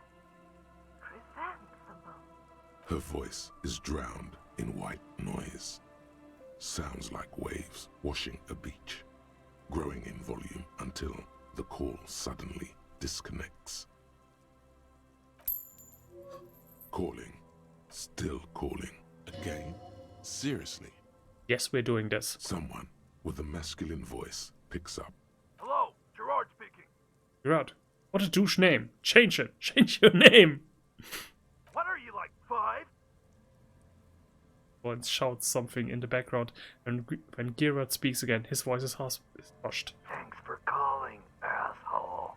Phone hanging up. Disconnect. Again. Calling. Still. Stop calling me, man. Oh, and is slightly hysterical. I'll get you your money, alright? I just need till tonight. Let me work. Yes, but a slight change of plans. I want this delivered to the whirling eggs and mutton eggs. We could all be a bit kinder to each other, don't you think? Consider your debt paid, my friend. You seem to be in some sort of trouble. Maybe I can help you. I'm police officer. Who is this? You got the wrong number. Don't call here again. Disconnect. Calling. I'm tired. Sounds like he hasn't talked to anyone in quite a while. What are you tired of? I'm tired too. If I could go just 1 month without writing, no, 2 months, I could regenerate my brain. Fucking liberalism. The man disappears with a sigh. You do not hear the customary disconnect tone, just silence in the handset. The machine is still waiting for you to dial a number. Yeah, how could you pass on having him delivered to the whirling? Yeah, I know. I'm regretting that now. I thought I could. If I asked him who is this, and yeah, then he would answer with, "I'm with Leonardo's man." I don't know. Damn it. Yeah. But I think he. What was it? I think I picked it the first time, and I think he just said, "Wait a second, what's the whirling?" And then he just hangs up either way.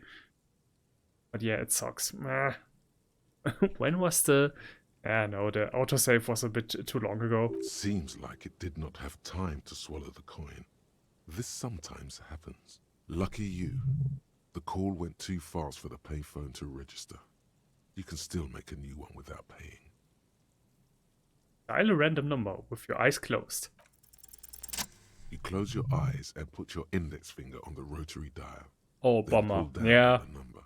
Then move one up and repeat the motion twice. Strange. This is not how you started before. Wait. Did I just do? You dialed 001. This is not the area code of Revachol. It is another destination on another Isola. Some far-off nation-state. 414447. The rotary dial feels cold from the sea air. 1117361. Your fingers keep moving like a spider every time the ring rotates back with a little ring of metal, like a bell tolling. Some more? Yes. 451-67451. You are going deeper now, into some unknown place, far away from this island of matter and its telecommunication networks. Finish it. 451. You have dialed God knows how many numbers. The headset has been waiting silently to relay a signal. Surely nothing can come of this, you think. But it does. A connection. An ultra-long distance call. Your air fills with a crackle, the wash of a strange ocean full of white noise. A little bird starts ringing in there, not like the local calling tone before. No, A small ring in a cage of distortion. Far away, a distant network of phones. Calling. Calling in the night. The saddest sound in the world. Both pitiful and terrifying. You feel your pulse rising with each ring. Calling still. Ringing by the bedside of a dark but capacious apartment with long windows. You know this to be true. The handset starts slipping from your sweaty palm. Your breathing is heavy. Long windows. How do I know that? You just do. And you know it is going to hurt. Impossible. Hang up. Nope. Let it call more. Calling. Calling. Calling. Calling. Calling still. Then the ocean breaks. Out of the depths, a woman's voice emerges. Small. The dearest thing you've ever heard. Say hello to Harry's wife. Hello? Sounds sleepy. I want to die. Who is this? I'm the last faithful Kingsman. I will free the city of Revachol. I will turn back to the sea. I will reverse time! You're not a Kingsman, Harry. You're drunk. Harry, how do you know my name? I'm not drunk. Okay, I'm drunk. What does it matter? I'm still me. I'm not drunk. I'm high. I'm not drunk or high. I'm just hurt. Why does it hurt to talk to you? I'm not drunk. I'm high. Oh, God. Right, now it's hot. Hey. Oh, are you there? Do you know what time it is? It's so late here. Sounds like she's looking for a clock on the nightstand. It's 4 o'clock, Harry. I need to wake up in 2 hours. Don't you want to party? I want to talk about me. Who am I? You sounded like you know me. Where are you? You sound like you are in another world. Where are you going in 2 hours? I'm the law. I'm detective. I'm doing a case. There's a hanged man. Do you want to party? No, I'm the law. She does not answer anymore. I'm gonna solve it. Doesn't matter. This case doesn't matter. None of it matters. Not anymore. Can you help me solve it? I need to solve it. They won't take me back if I don't. I'm gonna solve it. Harry. Disconnect tone. The machine ran out of money. And that's it. Wrong phone number again. You dial the number again. 26 pulls of the rotary dial. The machine eats the coin, and a terrifying ocean of distance rustles in your ear. In the middle of it, a familiar ring. Small, distorted, calling, calling. Calling, calling, calling, calling, calling. It looks like she doesn't want to pick it up, Harry. Stop scaring her. Just let it ring. Calling, calling. Harry, please. Underneath it, she is naked and warm under a blanket. You're naked, aren't you? Answers to my mystery. I need to know who you are. Who are you? Please. I'm going to hang up now, okay? Phone hanging up. Disconnect tone. You dial the calling, calling, calling, calling, calling, calling. And calling for who knows how long. But no one answers. You need to insert more money to call again. Want my money? Punch the phone. Huh? Oh, because of my high threshold of pain? The cold metal is hard, and your knuckles bleed. But it didn't do any damage on me. Takes your mind away from that voice. Ah, because of the armor. You want more money, how? Huh? You want more money now? Huh? You want fucking money? Punch the phone again. Nice! And I got an achievement. Enemy of the material world. Oh, this is pathetic. It didn't give you any fun for that money. Your hand is swelling up. No, it's not. Man, that was extremely pathetic. So yeah, if we would have managed to talk to her a bit more, it would have revealed that she was there with another man, who apparently is, well, not apparently, but probably her new partner. What I want to know is, like, this has to happen on a regular basis. So why, woman, why would you ever give your number to this man?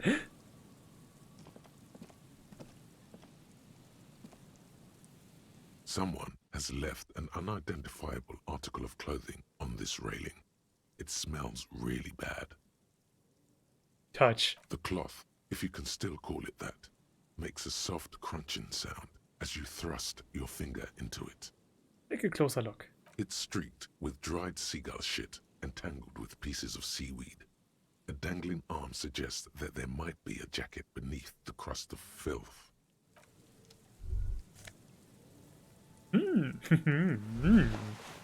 Yummy.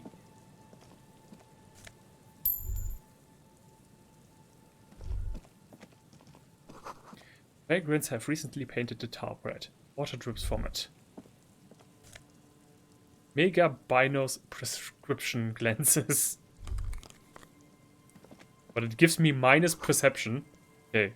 Coin-operated waving machine. Hasn't been used for a decade.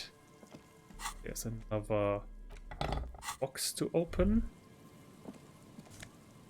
Oh, another postcard. Woohoo!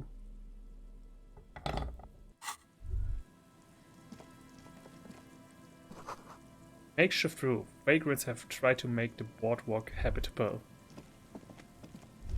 Oh, but that's really cool. That now, because of the armor, I'm basically immune to pain. Yeah, here, Fallen Ultra, and wait, this is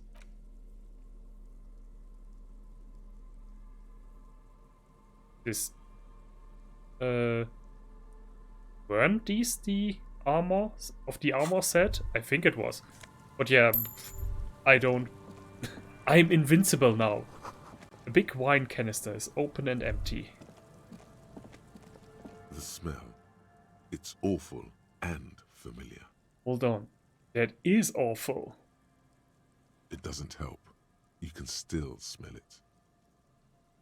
What is it? Don't you recognize it? That hideous pungency. That faintly cloying sweetness. Only death smells like that. Something cold wakes in the pit of your stomach. Fear. God damn it! I want to be here. God damn it. A sense of dread washes over you as you look ahead. Yep, another dead man. This coin-operated viewer has been out of order for years. There's some tear, an empty cigarette package, and a crumpled kebab wrapper in the trash bin. Examine the tar. 2 empty bottles of Tallulah vodka and a can of black potent porter is all you find. No, there's more in there. Livis strawberry liquor, plus some Pilsner bottles too. Better not pick them up. They seem unhygienic. Examine the cigarette package. Whoever tossed it here was a heavy smoker. The brand name reads Red Astra. Examine the kebab. You see traces of mayonnaise and ketchup on it, as well as a tomato wedge. The wrapper reads Shish Kebab Revachol. It's hard to concentrate in the smell. The sea air brings some relief. Wait, before I forget it, I still have a plastic bag. And take There's out the... some tea. Oh. Okay, I thought I might be able to take out the bottles to get a few more cents. Stop messing with the coin viewer and hold on to something. The wind is too strong. A man lies on the boardwalk, his limbs bent and neck turned at an unnatural angle. Right next to him is an empty bottle of spirits. In his cramped hand, a chewing gum wrapper. And working class corpse. We found a husband. Half of his body has slipped between the cracked boardwalk, starting with the right leg. The fall has left him broken, contorted like a sad puppet. The smell is not as bad as a 2-week-old corpse, but it's definitely heading there. Another dead body. This is your job. Steel yourself. Calm now. Carefully. Just another day. Just another dead body. Breathe. Study your clothes. He's wearing mud-caked boots, beige trousers, and an old brown leather jacket with a bright blue lining. There are traces of kebab sauce on his chest. The leather jacket suits him well. It must be custom made. A cool leather jacket with a bolt of blue? Oh no, this sounds terribly familiar. You find some sunflower seeds and a rain-soaked library card folded into two. His jacket feels sodden and heavy under your hand. The man has fallen through a crack in the boardwalk and hit his head against the metal bench. Coagulated blood covers his black hair. One of his feet is still dangling through the hole. You have to be quite inebriated to fall that bad. Well over a liter of pure ethanol. 3 bottles of wine or 1.5 of spirits.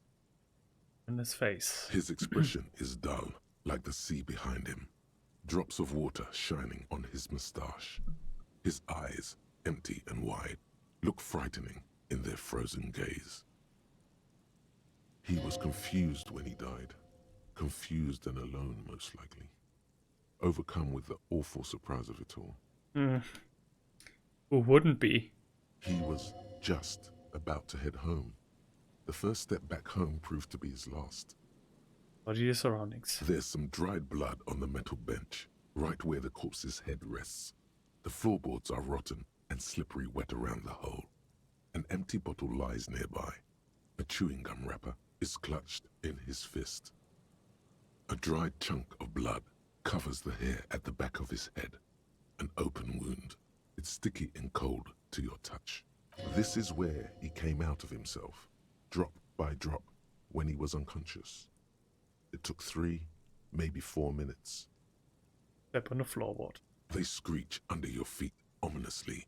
It's hard to say whether the dead man's weight was the cause of the boardwalk to break. It definitely looks fragile. You see waves churning below. Something cracks beneath your feet. The bottle. A .75-liter Tallulah vodka with its cap missing. There's hardly anything left inside. It's mid-market spirits with a slight touch of menthol. The man meant to enjoy himself, have a good time. Grabowski spearmint chewing gum. Green leaves on the cover. The man's mouth is half agape from the terror of the fall. The blackness of death. Stench. You think you see white chewing gum too. Confirmed. Nearly the whole pack is there. Solidified on his lower rear teeth. The entire boardwalk creaks in the wind as you take a step back. What should I do with the body? First, you need to talk with the lieutenant. Then report back to the station. This is too complicated to handle on your own. Yeah, but he isn't here right now, so... yay. When Kim comes back, the first thing we are going to tell him in the morning, yay, somebody else has died, woo! Moonshine probably smells like a tasty fermentation.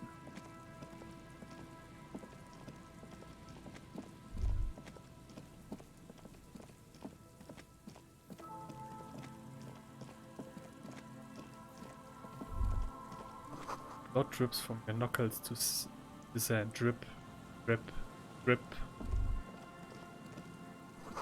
Can't imagine why. Calls become terrible sometimes. A kick drum pulls. The music is coming from somewhere on the ice. Yeah, but we're not going there. Not yet, at least. Ooh, what's this? What's this? Stone? Oh. Oh, somebody left his money on the stone. These was the gears used to turn the whole machine. Chains trail off into the ocean. Who knows where. This barrel has been recently discarded. It still smells of fuel oil. An old door, worn by elements, guards the depot. The wind has blown a sand dune in front of it. The door hasn't been opened in a long while. Yeah, I'm going to leave this because it's a cool interaction with between Kim and boss. We play it like that. The boardwalk rises to yourself. It casts its long shadow over you. And there's the first trap of the... There's a trap in the reeds at your feet. Looks like the same one you saw Morel set before. Same mesh, same wiring. Look around. The reeds shake sadly in the coastal breeze, weighed down by rain. They seem to be waiting for something. The wind picks up here, near the cape's end, surrounding the narrow strip of land from 3 cardinal directions. It's cold for this time of year. Reach for the trap. Locusts are crawling around in the trap, confused but uneaten. You see no carnivorous reed phasmid gorging on them. Next time. Definitely next time. So this is the first one, and we've got cigarette butts cleaned away under a rock. Brand Teomotri. Ooh, what is this? Light! Oh, a lighthouse. Oh, obviously. Someone's made a campfire here. Long time ago. A rusted broken control box for the radio relay tower. Tiny inlets there, off in the far distance, where the posts trail toward. And scented scarf. Ooh. But we are not going to replace you with my beautiful, beautiful necktie. This ladder is too rusty to climb. The sea air has eaten away at it.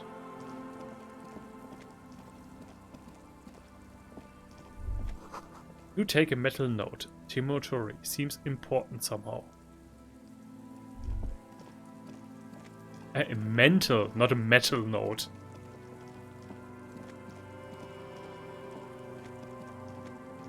Oh, and another box. White polo shirt. And more money.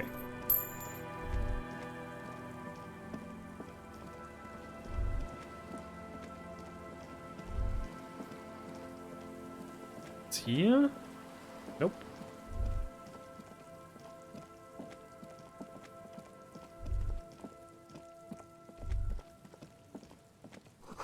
Feel the shadow of a very large building fall on you.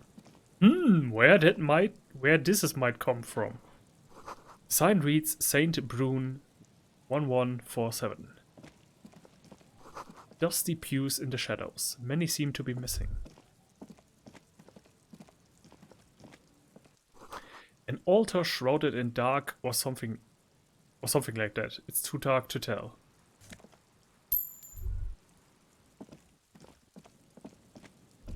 Let's go to arguably the most awesome characters in the whole game. The fucking Ravers. Full of holes. Could be posts hide treasure. Look inside.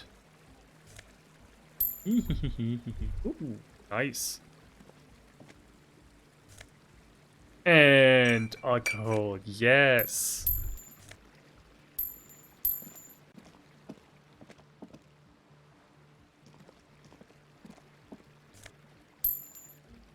Lots of little treasures.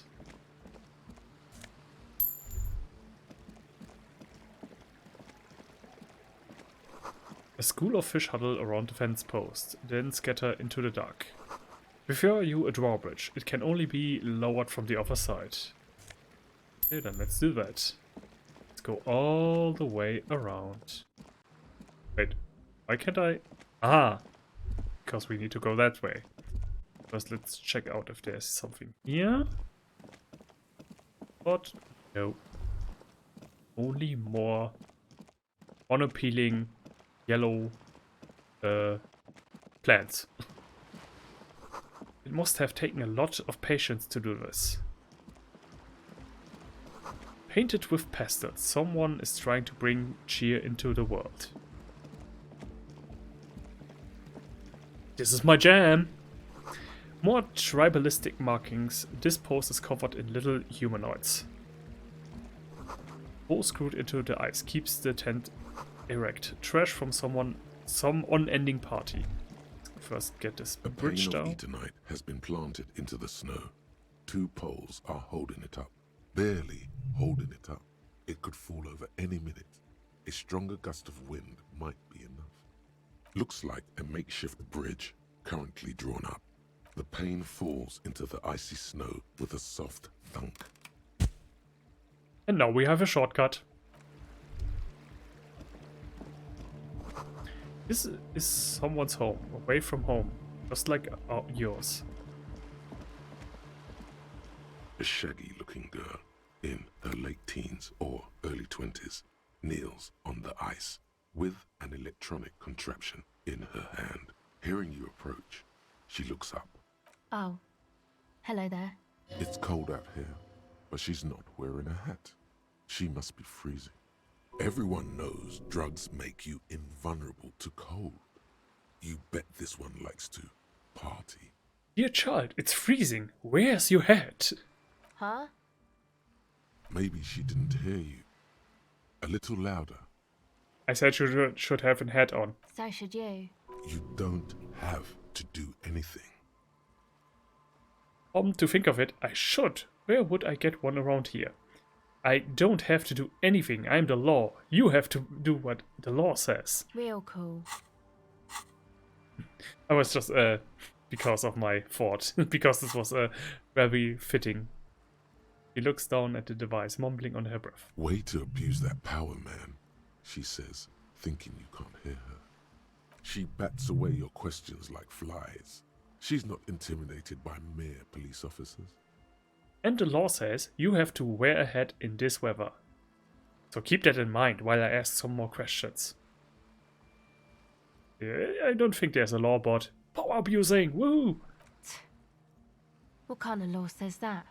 Yeah. That law. The law of seasons. You'll get sick of it if you don't. What are we even talking about? The hat law. Yeah, well... Look, man, fuck the hat. Your pulse rises. What did she just say? That's not how a civilian is supposed to address an officer of the law. Lots of feeling. Feel it up. Way up. Oh my god! Fuck the hat! Is that what you just said to me? I can't believe you told me to fuck the hat! You're saying it really loud, but it's not coming out right. Maybe add more indignation. So I should just get a hat and fuck it, right? Point to your head where the head should be. Engage in sexual intercourse with a head right here in front of you because you told me to. Want to see ice? More. Right here on the sea ice. More. Give you a little ice cup head fuck show. I didn't mean to. I'm sorry. Is that how you see me?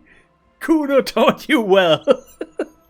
The girl looks down, slowly curling into a ball. 2 figures on the spring ice.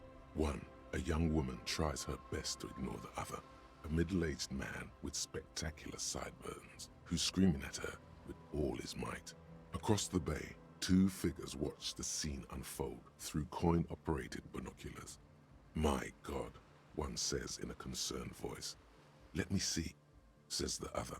Oh yeah, our supervisors are watching us. That's it. You've earned it. Start crying. Life's hard. Anyway, I can't believe you used obscenities like that in front of a police officer. You should start crying. The young woman has kept her eyes trained on her wires, waiting for the sorry spectacle to end. But it's gone awfully quiet up there. Then the sound of sobbing. Looking up, she sees a grown man on the wrong side of 40, his face bloated from alcohol and God knows what else. Not so quietly, crying. This isn't really about the hat, is it? It is. It so is. Wipe away the tears. Oh, anyway. No. Don't worry about them. They are cramping your style. That's right. Who is my supervisor to tell me what to do?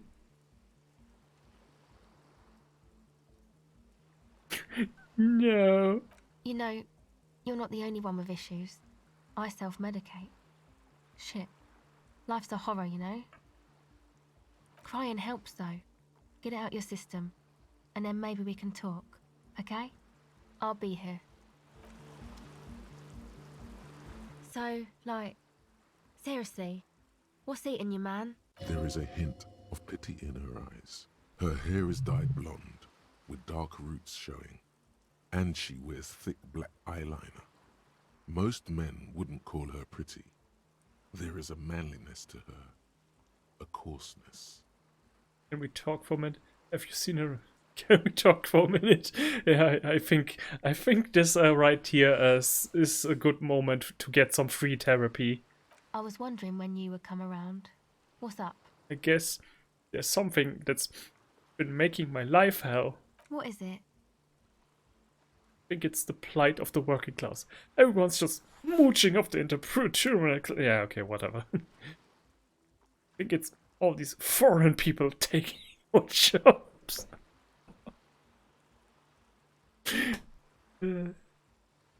People just keep putting their selfish interests ahead of the greater good. Okay, the racist stuff. Woo! Oh, really?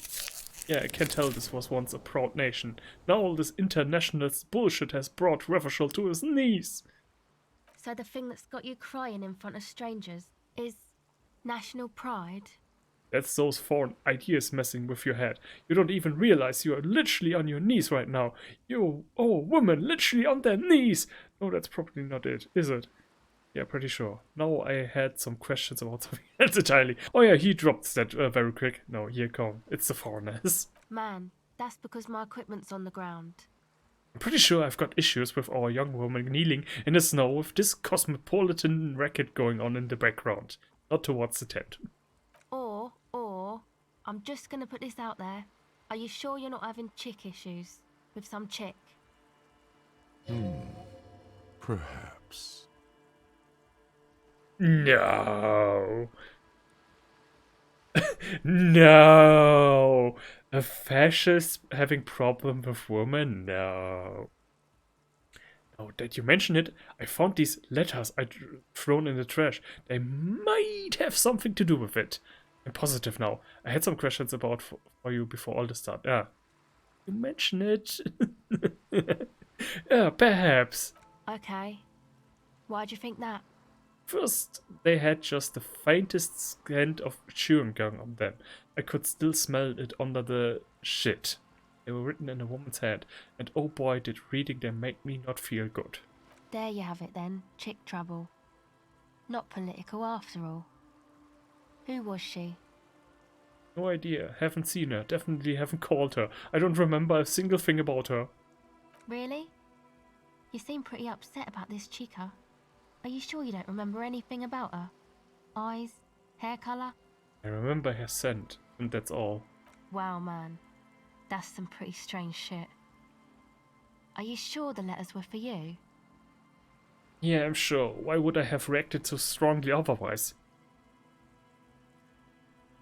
Think of it. The whore could have written them to her. But this just needlessly gets my morale down anyway. How come you don't remember, though? Is it like some selective memory thing? Wait, what do you mean by selective memory? I think it's more about me getting so unbelievably drunk I'm completely erased all my memory of this world. Yeah, or it might be that. This one time I did so much booze that I forgot too. Not like me, girl. Not like me. It's obvious she's done more than booze. Or it might just be some psych bullshit, you know? Königstein wank. What is Königstein wank? You know, the psych thing they've got going on there. Rich people like it. People in Königstein are mostly rich. Thanks for the bullshit psych thing then. You know, I'm not sure this made things any better. I would have. Thanks for the bullshit psych then. You're welcome. Might be for the best to keep that shit forgotten though. Just my opinion. If it itches, don't scratch. That's terrible advice. Yes, but it itches really, really bad. You seen a red-haired woman around? No. What's your name? Estelle. And your surname? Why? Did I not say I was from the police? It's for the paperwork. Okay, it's Berger. What's that device you have there? This? It's a portable recording device. It's for field recording. Low quality, but still. And the wires? Actually, just one wire. I picked on it till the braiding came loose. The wire leads to a contact microphone. What's a contract microphone? A contact mic records sounds from inside things, like this ice. Nice. You could maybe bug someone with it. Wiretapping. Does it work? Where did you get the mic from? Same place I got the recorder from, the Elysium. Oh man, you haven't been to the Elysium? It's the coolest place in this whole drug-addled shithole. It's a music club and a synthesizer workshop on Boogie Street in Jamrock. Musicians live there, like real musicians. I once saw Arno van Eyck. Thinking about it really cheers her up. It's a long way from here, though. What's this ring? Who is this Arno guy? Sounds like a... Congratulating homosexuals. Yeah, there might be some. I don't think they look down on the homosexual underground there. The Elysium's not that kind of place. It's cool. I have a problem with homosexuals. Major problem. Don't get me wrong, I'm all for it. This Elysium just sounded like the kind of place. Oh no, you completely must understand me. I might be a homosexual myself. No. No. Well, maybe, but no. What don't you have a problem with? I also have a problem with alcohol. Yeah, I got that, but what don't you have a problem with? I can't think of anything. There's got to be something, right? That would be normal for a human person. Fuck that, I'm completely problem-free, except for alcohol. And you can't tell me otherwise. Mm-hmm. You tell me. Grease on her fingers again. They're red from the cold. You don't have any fucking problems. Not a single one. Now, we were talking about my contact mic.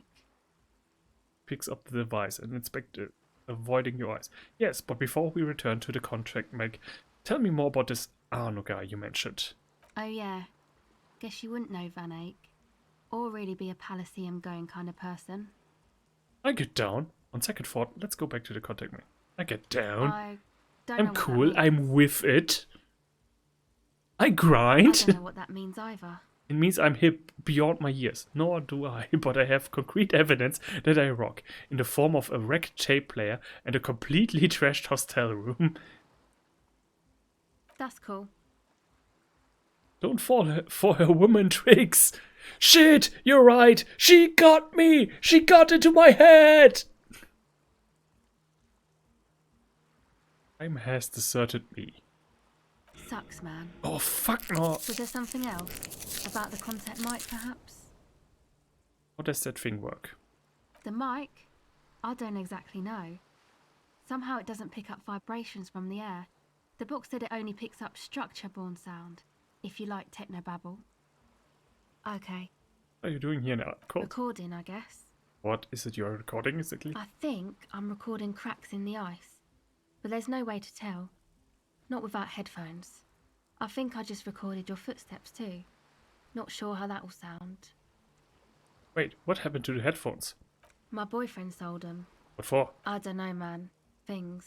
Just stuff you need for life. Everything checks out, sire. And what are these recordings for? The cracks, the footsteps? The musicians in the Elysium used them for making music. They looped the stuff, cutting the tapes together. They make music out of cracks in the ice and keys jangling. Crazy sounds like that. It's hard to explain. I have no idea what you're talking about. Anyway, I thought I'd make some too. It's supposed to be, like, a music place anyway. Okay, this is probably... What? Weren't there some headphones I could buy? Maybe those are for her. I don't really know what I'm doing. They use synthesizers too. I don't have a synthesizer. Yeah. Yeah, I think that might be it. That might be what Slick was his name? Sells? She looks at the recording device. The thing she thought would fill her hours with joy and escape. It's turning out to be an empty fantasy. She feels childish, very useless all of a sudden. The sharp drop in endorphins is almost visible, like a warm blanket has fallen off her shoulders. The wave of chill, the quivering jaw, indications of a drug high. this is where a head would come in. I don't want to say I said it, but I said it. Want my jacket? No, man, fuck that. I'm sorry I said that. I'm sorry about the fuck. Alright then. She's shivering a bit. So this is where a head would come in handy. Yeah, maybe you were right about the hat. That it's supposed to be a music place. What's it? That? The boys think it could be a place, like the Palaceum or something. Stupid. It's really not gonna be a Palaceum, that's for sure. And who are these boys? Yeah, Andre and the guys, they're inside, in the tent. And why is that? Why are you freezing out here while the boys are inside? Because she's a woman. They got too much stuff crammed in there. No room. Music stuff mostly. Like this tape recorder, but bigger. And there's piles of it. So she gets to sleep out in the cold. Why not just leave some of it outside so you don't have to freeze? That stuff is more expensive than I am. More expensive than any of us, really. Doesn't matter. I can take the cold. That's some other question. Go ahead.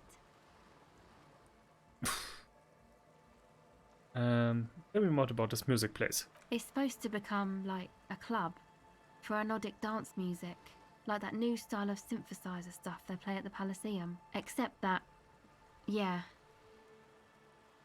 The mean wind comes blowing in. The 6-storied structure lets out a doleful shriek. What is anecdotic sense? You know, anodic, cathodic, music that's made with electronic instruments. Electronic instruments, like what? Synthesizers and tape consoles. Microcomputers too. Anything that uses electricity, but isn't guitars. Also found sounds, stuff like that. You see clear, beautiful, violent flashes of light. Light cutting through a smoke-filled darkness. That is what the future will look like. If it ever comes. So you want to turn the church into a club? I know. It's not my idea. Andre and the boys found the place. It was supposed to be deserted, but now they can't even take it. Hey, you're a cop. No, I am the law! Okay, well, maybe you could talk to Andre and the guys. Because there are some strange things going on in that church. If you're police, you should look into it, right? I talk to them. We'll see you. I talk to them. They're inside that thing there. Would be cool if you did. Was there something else? Enough other Go ahead. questions. You seem surprisingly comfortable with being questioned. Why is that? Well, it's just questioning, right?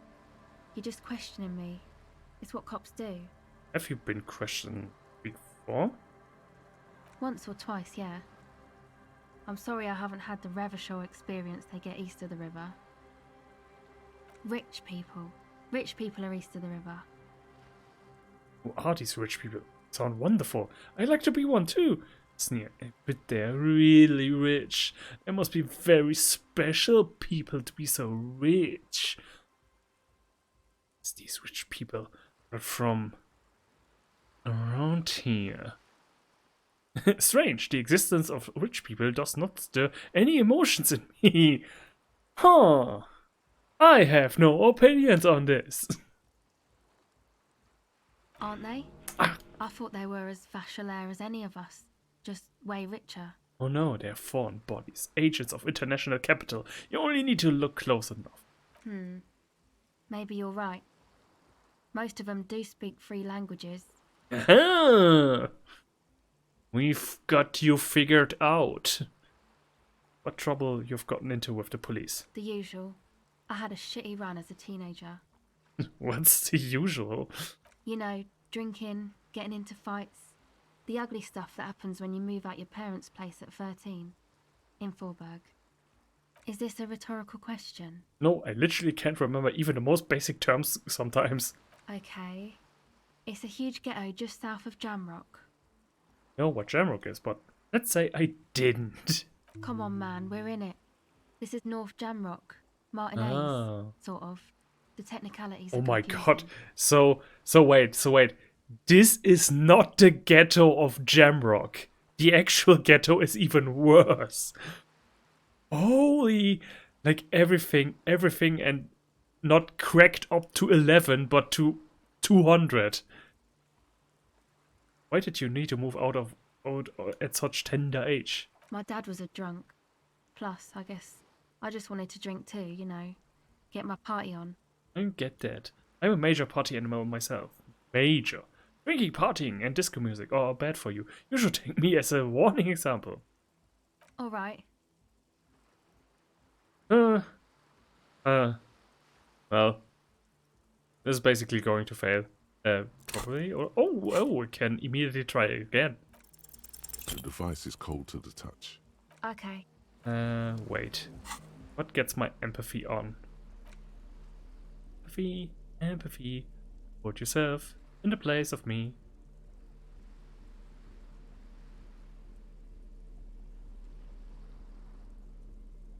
Oops. Ah.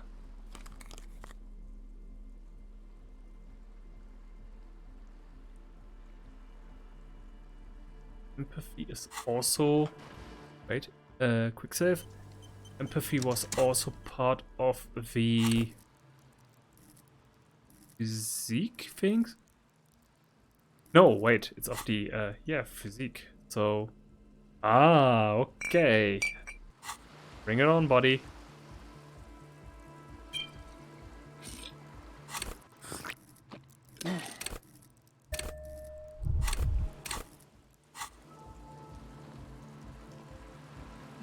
Hello again. Yeah, this looks different. The device is still warm from her touch and heavy as a brick from the batteries inside. The company logo, Omicron, adorns its yellow plastic cover. Inside, the tape is rolling. The girl looks at the device in your hands. I'm sorry, you have to sit here on the ice with drugs wearing off. Your age, or at any age, in this weather, waiting for it to get dark. She looks you in the eye, her pupils wide, surrounded by a ridiculous amount of makeup. The people who built this world intended it to be better for you, but they failed. It is easier to live in the failure of this by your side. Tap on the tape recorder. The wind howls. She remains silent. It's real. Tell her. It's not a childish fantasy. It can be a real weapon against what's coming for you now. What is? The dark. Got this. Be scared. Okay. I'll stick to it. There is little you can do to help her now. But given the chance, you feel like you should. There is something about her. A weightiness. Something changes between you two. She looks at you differently now. As an equal. A fellow human being. So thanks, I guess, for the psych session. Maybe I can return it. What's been eating you, officer? That's it. Had a good cry, took some drugs. Ooh, I'm good. And before we go into that tent, we are going to make a quick pause and we will return very soon.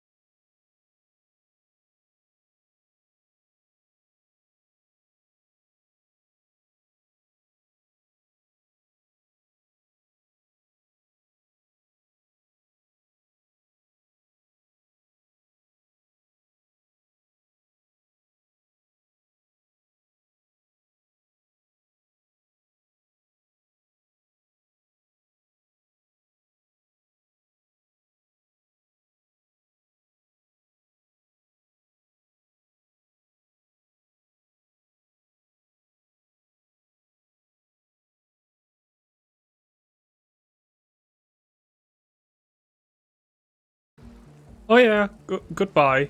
Goodbye, Klingel. See you around.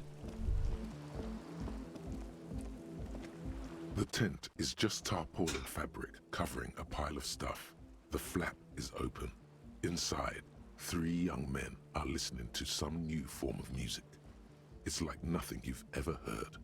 One of them looks at you. Come on, get in and close the flap behind you. The warm stuff's getting out. It's safe to assume this is their leader, or at least he thinks he is. Ah, my favorite characters, everybody.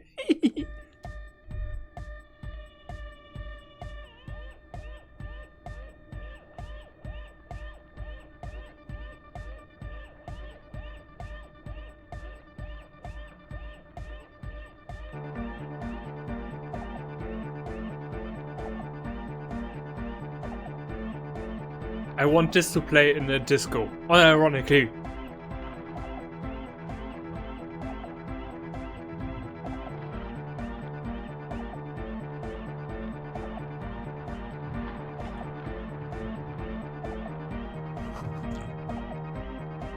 Smells like sweat and laundry detergent, plus a trace of ether. I'm sorry. I just had to get something in my stomach. Canisters filled with what appears to be water. The label says distilled. A speaker, the big kind they use for live music. Faster, harder, Carter! A pile of nasal sprays, brand name Nosepad Ultra. A young man with peroxide blonde hair holds up a Harman Welshie Egghead! Woo! along to the music. He looks at you with a knowing smile and said, as though you're supposed to be sharing some tremendous evangelical secrets. Hardcore! Is it? It's hardcore! Well, just going to keep saying it's hardcore, aren't you? Skibber-dee, skibber-danger. I am the rearranger.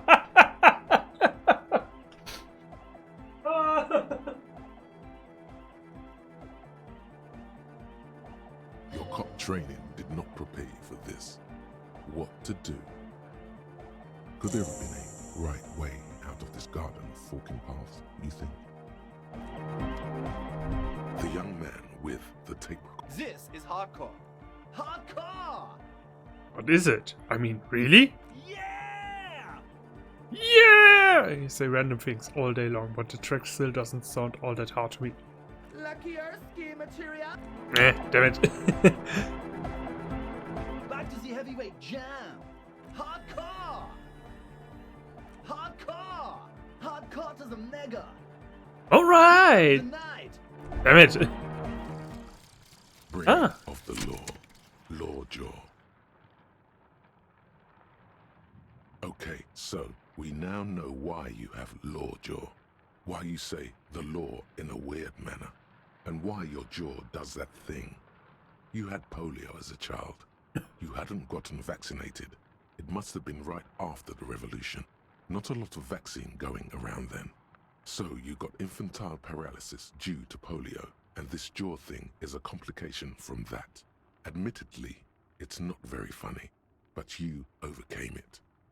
This little infant survived and became a sharp-shooting super cop. So, fuck you, polio. Oh? Referee. Jaw's still weird.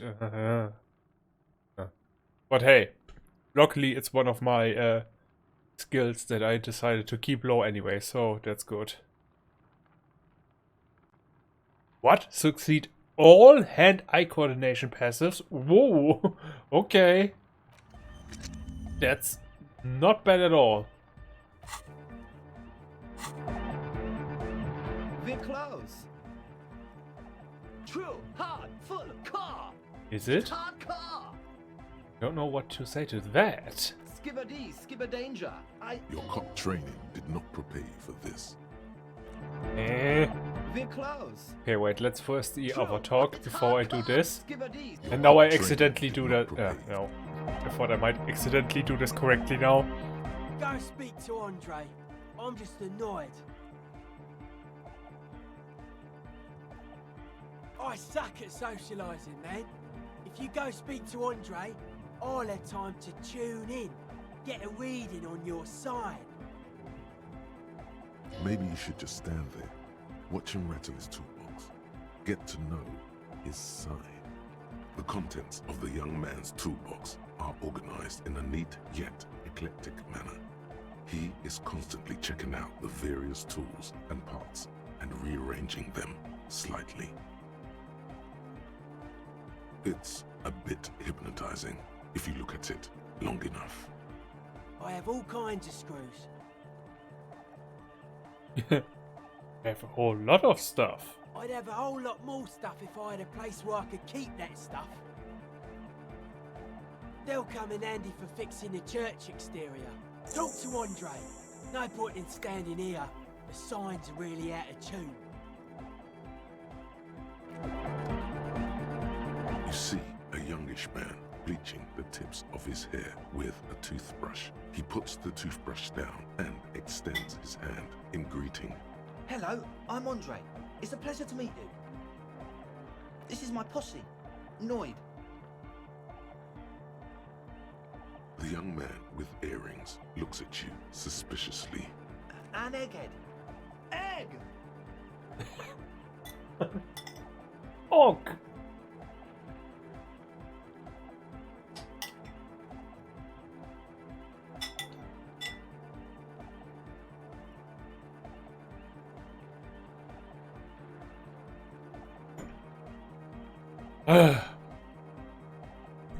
Now I'm done.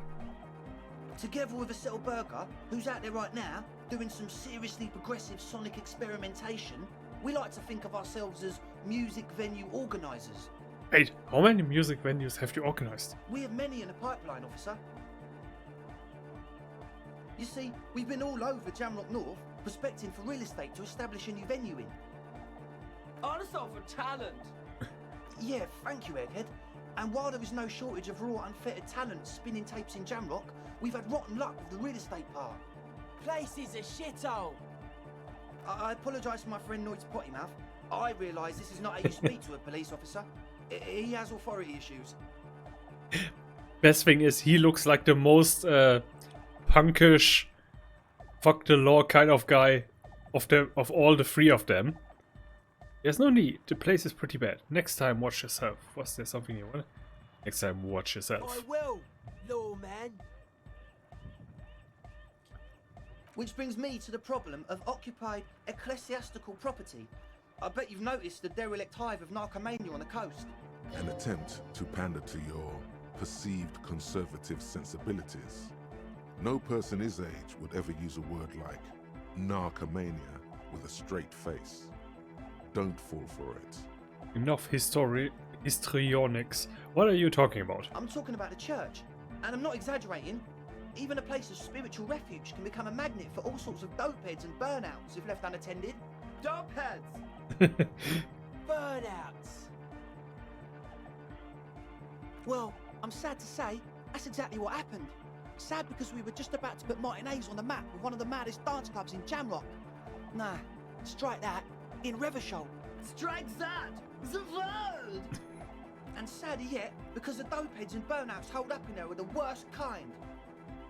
He leans back a little, watching you with a steady, serious gaze, letting you imagine just how bad those dopeheads and burners really are. I don't know, I'm a bit of dopehead myself. Are they foreigners? I bet they're foreigners. I won't stand for narcomaniacs of any kind. No narcomaniacs on my watch. Shake your head, Grave. I feel like you have been laying this on a bit thick. What's really so bad about this dopeheads and burners? Foreigners? Could be. We don't know for sure. But we do know they are spooky. Like, fascist playthrough is definitely hardcore modus.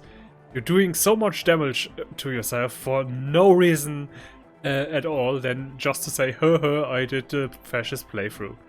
Could be, we don't know for sure, but we do know they're spooky.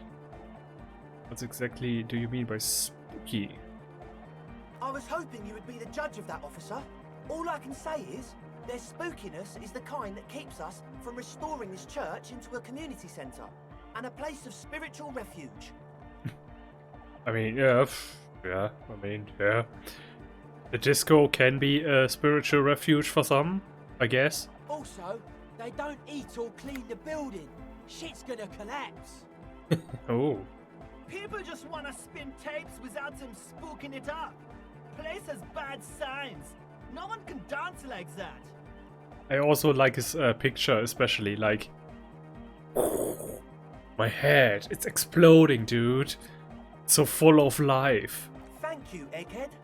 So you're gonna look into it, right? It should be a police matter. Getting them out. Whatever spooky stuff they're doing, I'm sure it's not what the Ecclesiastes meant their property for. I will take it. All right, man. Andre's obviously very happy you took him seriously. The whole tent is. The boys exchanged giddy looks. What's the status of the church? I haven't gotten inside the building yet. I asked Noid to install a measure against more drifters wandering in. A padlock. It's a temporary fix. Just something to contain the situation. I had to do it in an hurry. Not my best work, but it should hold for a while. What about the key? Of course. Noid, give the officer the key. Oh, good. I couldn't have gotten in anyway. All right. Be the cool cop. Catch the key as it flies towards you. You sense the trajectory of the little piece of metal and plastic. The object makes a small ringing sound as it approaches. Just the tiniest chime to your left. Catch it. Ka-ching! The key hits your palm. The speed freaks nod to you approvingly. Bask in the glory. The young man with ribcage-shaped suspenders looks at you, standing there, with a goofy grin on your face. The word august, used as an adjective. That's how cool it feels to be old and cool in the eyes of the young. Let's face it, you're near death, yet bathed in the golden rays of stately grandeur. Like a late summer's day. Like a daddy-o. Like a tequila sunset. Where did it come from? Why am I a tequila sunset? Just felt right. Why? Do you want to be a tequila sunrise? It's a little too late for that. How long have those people been locked in here? Not long. There. Like a week, maybe? How can you be sure that they haven't starved to death? This is cool. Taking initiative. This is proper citizen behavior, and I endorse it. Thank you. We just thought it was the right thing to do. Other questions? Sure, man. Tell us what you want to know. Let's do it. Who exactly are the people in church? Truth is, I don't really know. None of us do. I don't even know how many there are. All we've seen are glimpses. Even seen them, and you want the police involved? Well, there's also the machinery. This machinery is of the deeply mystical variety. When I first scouted the place, back in February, it was abandoned, empty. Took some time getting the crew together. So about 2 weeks ago, we came here hoping to set the stuff up. Suddenly, there are all these strange machines lying around in there. One of them has wires running into bowls of water. Wires into water. Never seen anything like it. Andre, tell him about the feeling. Oh, and it felt like there was something in there with us, watching us from the dark. No, the other one. Which other one? I'm not as in tune with my emotions as you are, Egg. Felt like silence. Awful silence. Oh no. to a being of pure sound and raving energy. This is his version of the Pale. For this man, even regular silence is awful enough. But that was something greater. But you haven't physically seen anyone. Not exactly. We've just seen someone who we think is a woman go in and out of the church. A couple of times. And we felt someone or something eyeing us inside. But that's kinda it. A woman. Red hair maybe? A lorry woman? Sure, why not? Yeah. But not really. Brown hair. Old. Heavy, dark side. So which one is it? What Noid said. You have to see for yourself. These people are not reliable. Also, what's that about a thing watching you? Like you aren't alone, you know? It wasn't quite human, if you know what I mean. Non-human means a predator. It was this dark shape climbing upside down along the ceiling, like some kind of crab man.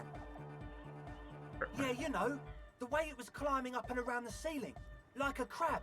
It was stalking a cell, exhibiting ambush behaviour. Are you sure there was a crab man? Yeah, totally. I mean, I didn't personally see it. Estelle was alone that time, but I believe her. If she comes out running and says there's a crab in there, there's a crab in there. So he hasn't even been in there lately. Is he afraid? You should ask her about it, but be nice. Don't tell her you don't believe in the crab. The implications of this are too numerous to consider. Proceed with caution. Learn all you can before entering that dark building. Can you tell me more about the machine? You should talk to Noid about that. I just got a distinct burnout and dopehead sign from them. Probably jacked up to some snuff station too. Probably, very likely. With a small surge of PEA, alertness fills you, as if to say, this is a dark corner. Look behind it. It means like one of those rich boy private radio stations, where you can listen to people getting killed on, then jerk off to it. Sick shit. Not that we would know anything about that. Noid just likes to relay stuff. We're getting derailed here. In short, you can tell to Noid about the machines. He'll tell you more. So how can you be sure they are burnouts and dopeheads if you haven't seen them? Well, honestly, I can't. But I am. Why not? Let's go with that. Rhetoric is like, that makes absolutely no sense, but I like these guys too much to disagree. I'm 70% sure they're substance users. Don't let the technology fool you.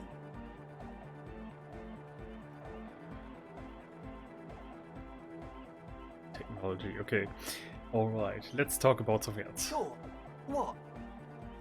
He's a quiet man, mostly communicates through music, and by being a master of ceremonies. What's a master of ceremonies? You know, a host, a declaimer of slogans. He's a performer, gets the people going. How do you communicate with him? Well, he's just kind of here. I don't really know how to communicate with him. Have you ever really talked to him? Yeah, sometimes. When I stumble and find my way into his centre, you have to hear a lot of hardcore to the mega first though. The man smiles mysteriously, choosing to let the beat speak for itself. I get it. He's a puzzle. Mentioned some kind of ecclesiastic on the church. Who are these ecclesians? Oh yeah, that's a meteor name for the founding party. Thought it'd be cool to use it. You know, of Meteo, concerning Meteo. Meteo, a country on Muindi, on the Muindi Isla. Oh, the founding party. I don't know them, but can you refresh my memory? Come to think of it, I've never really looked them up, you know. I can't give you a precise definition, but they're a very powerful religious organisation. And they have roots in ancient mass society. And they're the custodians of the Pericarnassian Church. Plus, they anoint the innocents. They, made the innocentic system, no? So basically the Vatican. Doesn't sound like they would appreciate a dance club in their church. You're totally wrong about that. Huh? The Pericarnassian Church is about love. And Nordic music is about love. I got love for my Pericarnassian posse. Love is the relay out of death. We dance! He finally shakes the tape player as if to see if he can break it. Love is hardcore! Unity! Unity! Make some noise for my Insulindian posse! He turns the volume up, then looks at you with a knowing nod, as if it's obvious you will now break into dance. You feel it. The anodes and the cathodes coursing through you. Your big toe starts tapping along to the bass, as if testing the waters. I don't quite understand what you are talking about. What suppose? No words, enjoy the beat. I guess love can be pretty hardcore. Now I now understand. It was lame of me to suggest otherwise. Huh.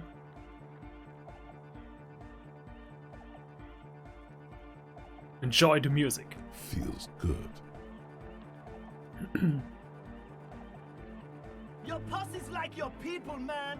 Like you got your cup posse. You look out for each other and you party together. That's a posse. Two men and a woman stand on the beach, under a row of houses long abandoned to war damage. The words, "Felled electrical," have peeled off the turn-of-the-century waterfront development. One of the men carries a small boy on his shoulders. The boy looks up at the faded logo. The woman says to him, "Good to see you here, Special Consultant. We're worried about the Lieutenant Yefreto." "Why are you worried about the Lieutenant Yefreto?" asks the boy. Then a wave comes crashing in.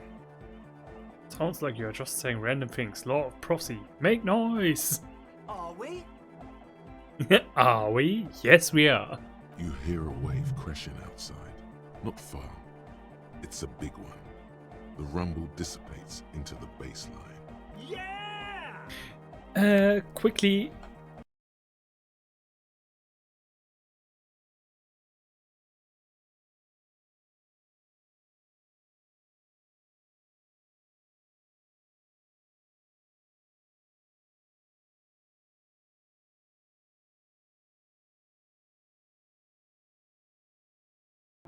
That was my battery going out. So, yeah.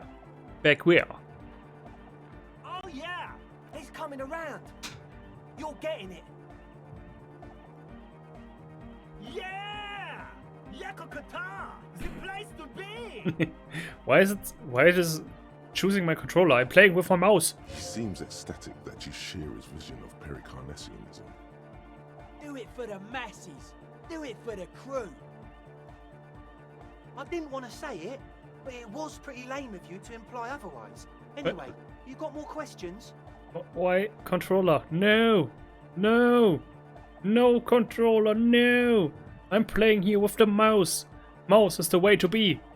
The one with the large head is still looking at you, nodding his head, waiting for your body to start moving. Yeah! Let it out! Let the disco happen! Bring the disco into this world!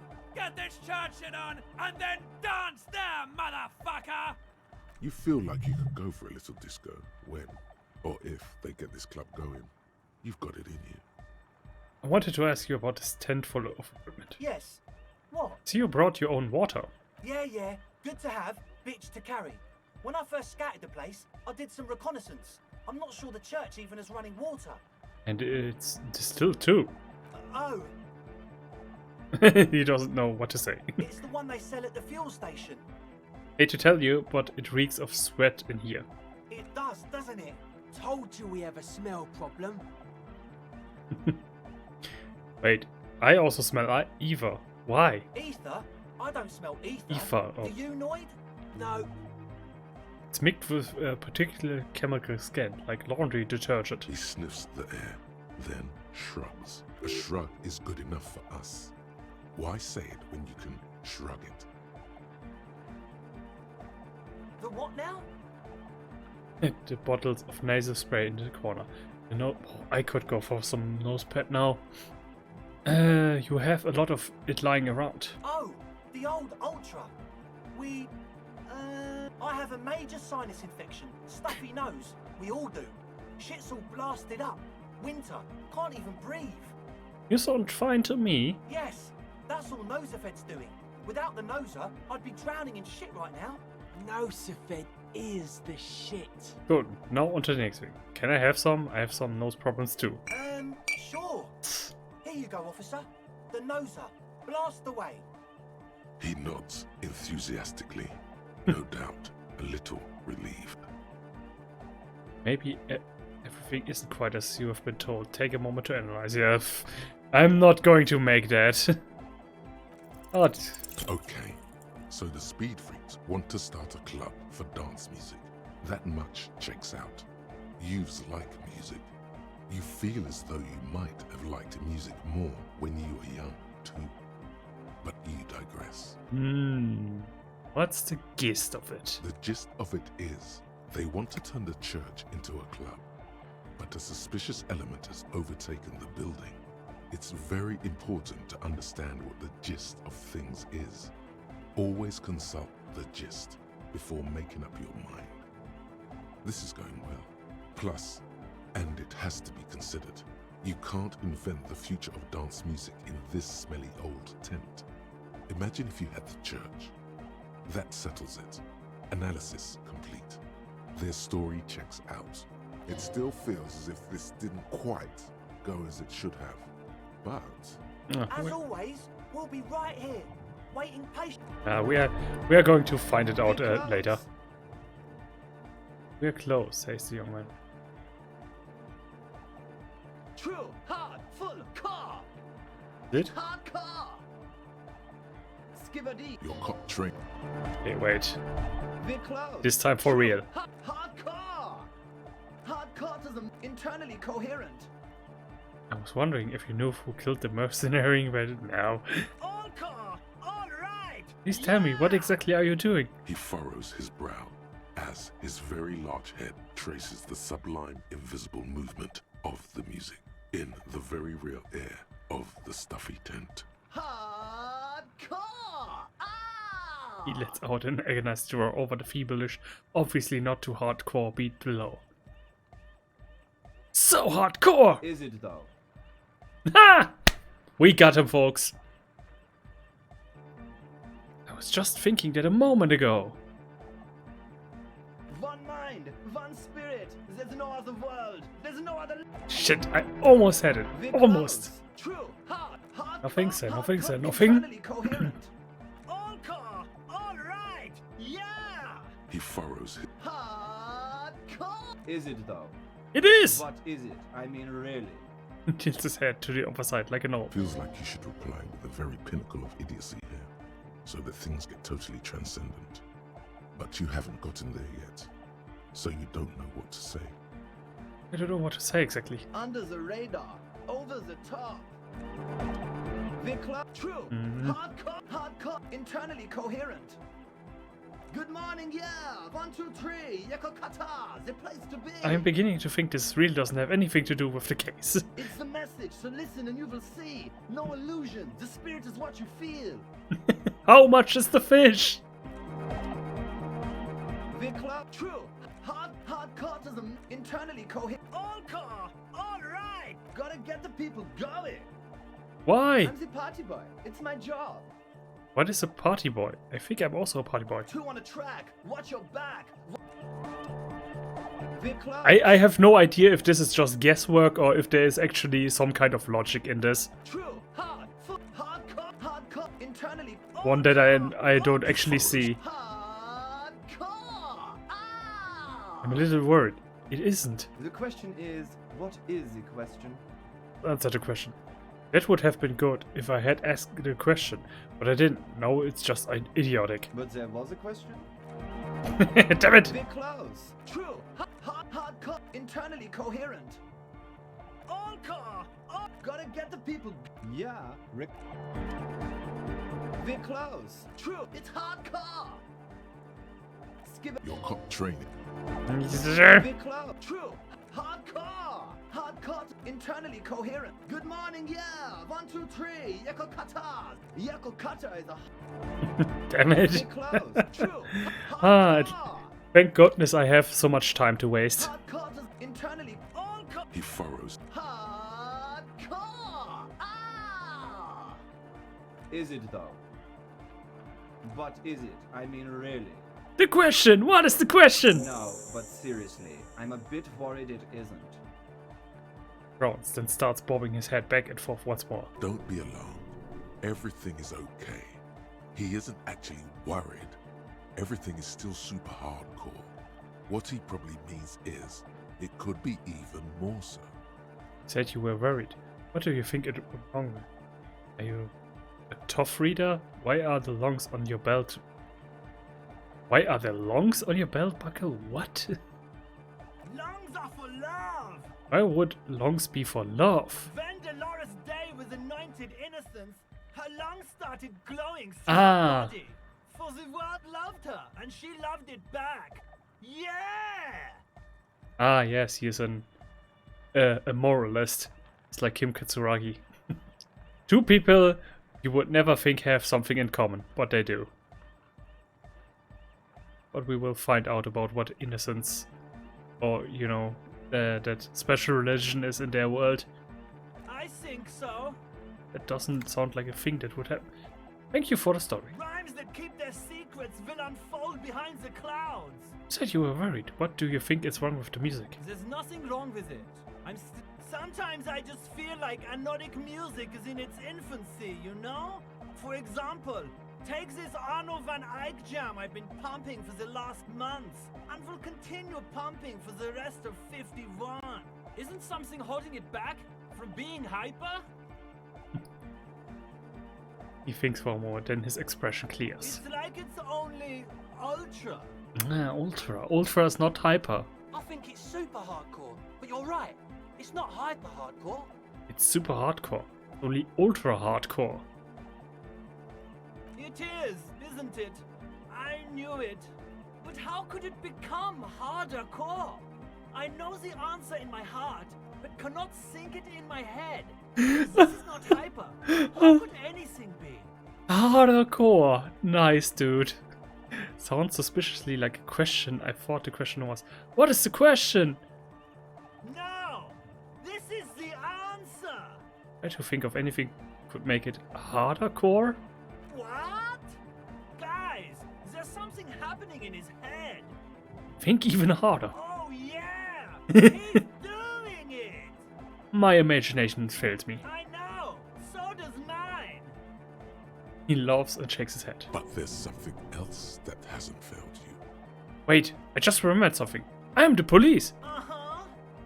Nothing. Me being the police isn't going to help us. Actually, it's more like to hinder us. Oh. I can't help you with this right now. I need something else, something extra. Yeah! Ah, using the... Okay, got it. Are you a tough reader? No nation, but transnation! No war, but class war! Does that mean you are a thought reader? So you are not a thought reader, you are a communist. Tell me something else, okay? Thought reader? Don't be a lunatic. Of course he isn't. Jermaine here just yells random things. Odds are, sooner or later one of them will come off as fault reading. Yeah! Revolution imperative! Ah, so he is bendable material that I can form to my own political will. Unless you were thinking Revolution imperative right now. Anyway, I've had a similar thing happen with eggs yelling. I know what you mean. But I was thinking revolution imperative. That's fucked up, man. Lying like that. And a cop too. So you're not a fourth reader, you're a communist. Tell me something else, Eckert. Yeah! Jermaine? Dark hardcore! Jermaine Egghead! It's my full name. Even my passport says so. Basically, yes it is. No, that would be silly. Your body isn't for thinking. It's for robust, wholesome things. Things like discus, almost javelin, and 400-meter hurdles. Discus. Did someone say disco? Wait, what? Oh, I get another chance. Maybe your body can tell you what Arno 1 IX jam is missing to make it harder core. Nice. You know it in your lungs where the pressure should. Ah, nice. In your heart that's alone. And in your solar plexus where the hits should land. So does every chordate animal. Bus. We need some bus. What? The young man makes a sudden move, like he's about to turn the volume down, but that would be ridiculous. And the melody. A good melody is what makes the song really stick, so that you can't get it out of your head anymore. Wow, okay. We should start with the melody. But where would we get that stuff from? I don't know, I was thinking you would know. I'm sorry, I don't know anything about Nordic music. I'm just the party boy. I get the people going and say it's hardcore. I just press on the laptop. He feels ashamed. He can't be of more service to the future of dance music. Okay, I will look into it. In an official capacity, it's up to the police to make the beats go harder. The young man falls silent with appreciation. He even tries to contain his smile, as if it could hinder your investigation. Basically, what you need to find here is a tape with some banging music on it, so that Egghead can use it to remix Van Eyck's jam. Yeah, maybe that street hawker across the pawn shop has got some tapes to sell. That's just an idea. Now I know what... I knew that tape in the trees wasn't for nothing. Anyway, that's all yours to figure out, Copman. Copman! I have a tape with me. Maybe you can use it to improve Von Hike's jam? Tape! Yeah! Spins the tape into the space escape! Yeah! I got you this banging Megamax. Give him the great Dorgrunner Megamax. Snatches a tape from your hand and attaches it to the empty wheel slot. One hand on his headphones, he listens to the audio. Then, shaking his head, he says, No! No, no! This is gonna make people scared! Keep it positive! Keep the love in the house! okay, never mind. Yeah! Alright! Not the right tape. You have something for me? The shaggy-haired girl kneels on the... So you talked to my associates, right? Are you going to help us? With the church, I mean. I help you. Great. Let us know if there's any progress, will ya? What did you We've see been inside the waiting for church? weeks here. Oh, that. You're not going to believe me. There's no point in me telling you. Well, see, go ahead. Okay. I went in and I saw a woman next to one of those machines there. Noid calls it a mainframe. She was dressed like someone who's been raised by their grandmother, you know, strange old clothes. Had this absent expression, didn't say anything, just stood still. Good. And then, you know, right behind her, a man crawled down the wall. Upside down like a crab, down the church wall. I think the woman didn't even know he was there. He was completely silent. He stopped right before he got to the floor. Then just hung there like that, looking at me. Right at me. I fucking turned around and walked out. End of story. What did this crabman look like? It was too dark. I couldn't tell exactly. You are right, I don't believe you. You are wrong, I do believe you. Why? Seems too ludicrous for a lie. What would you stand to gain? Strange things happen. Okay then. They certainly do around me. My associates? I haven't got much to say about them. What's what to mean? You must know something about them. Of course I do. I just don't tell people about my friends and who they are and so on. I don't provide information on them. What about you? Tell me something about yourself. Me? I'm a silver bird. Aha. Okay, maybe I'll later ask about it. Don't know what makes you think it'll be any different later, but...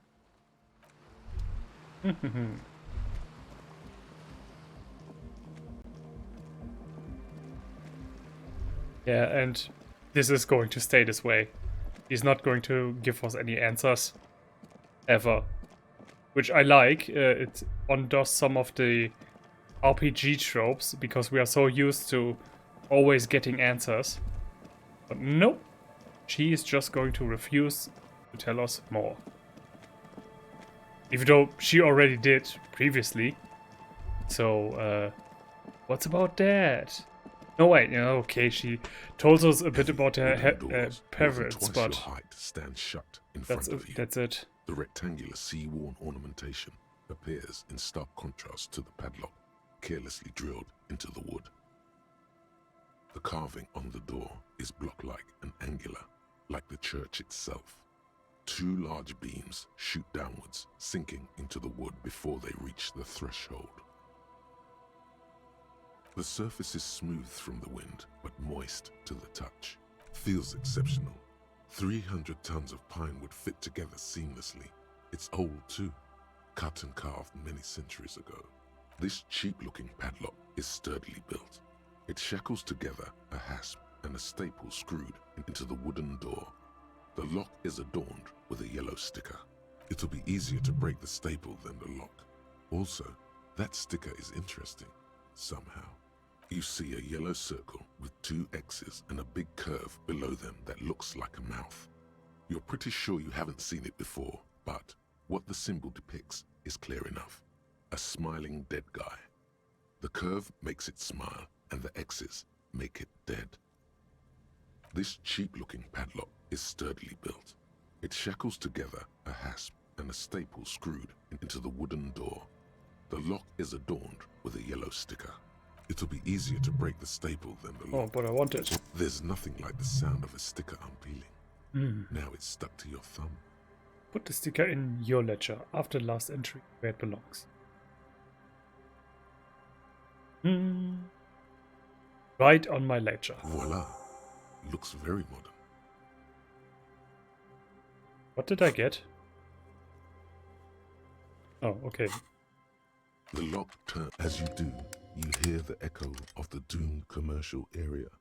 Its black holes and dusty machines. Then the feeling passes. A great whoosh of air rushes into the dark innards of the church, as though rushing to fill a great vacuum. In the heart of the city. Get some flashbacks from the Doom commercial area. Once again, everywhere where he goes in Martinez, just failure upon failure. Strange stillness fills you as you look ahead. You should walk here, not run.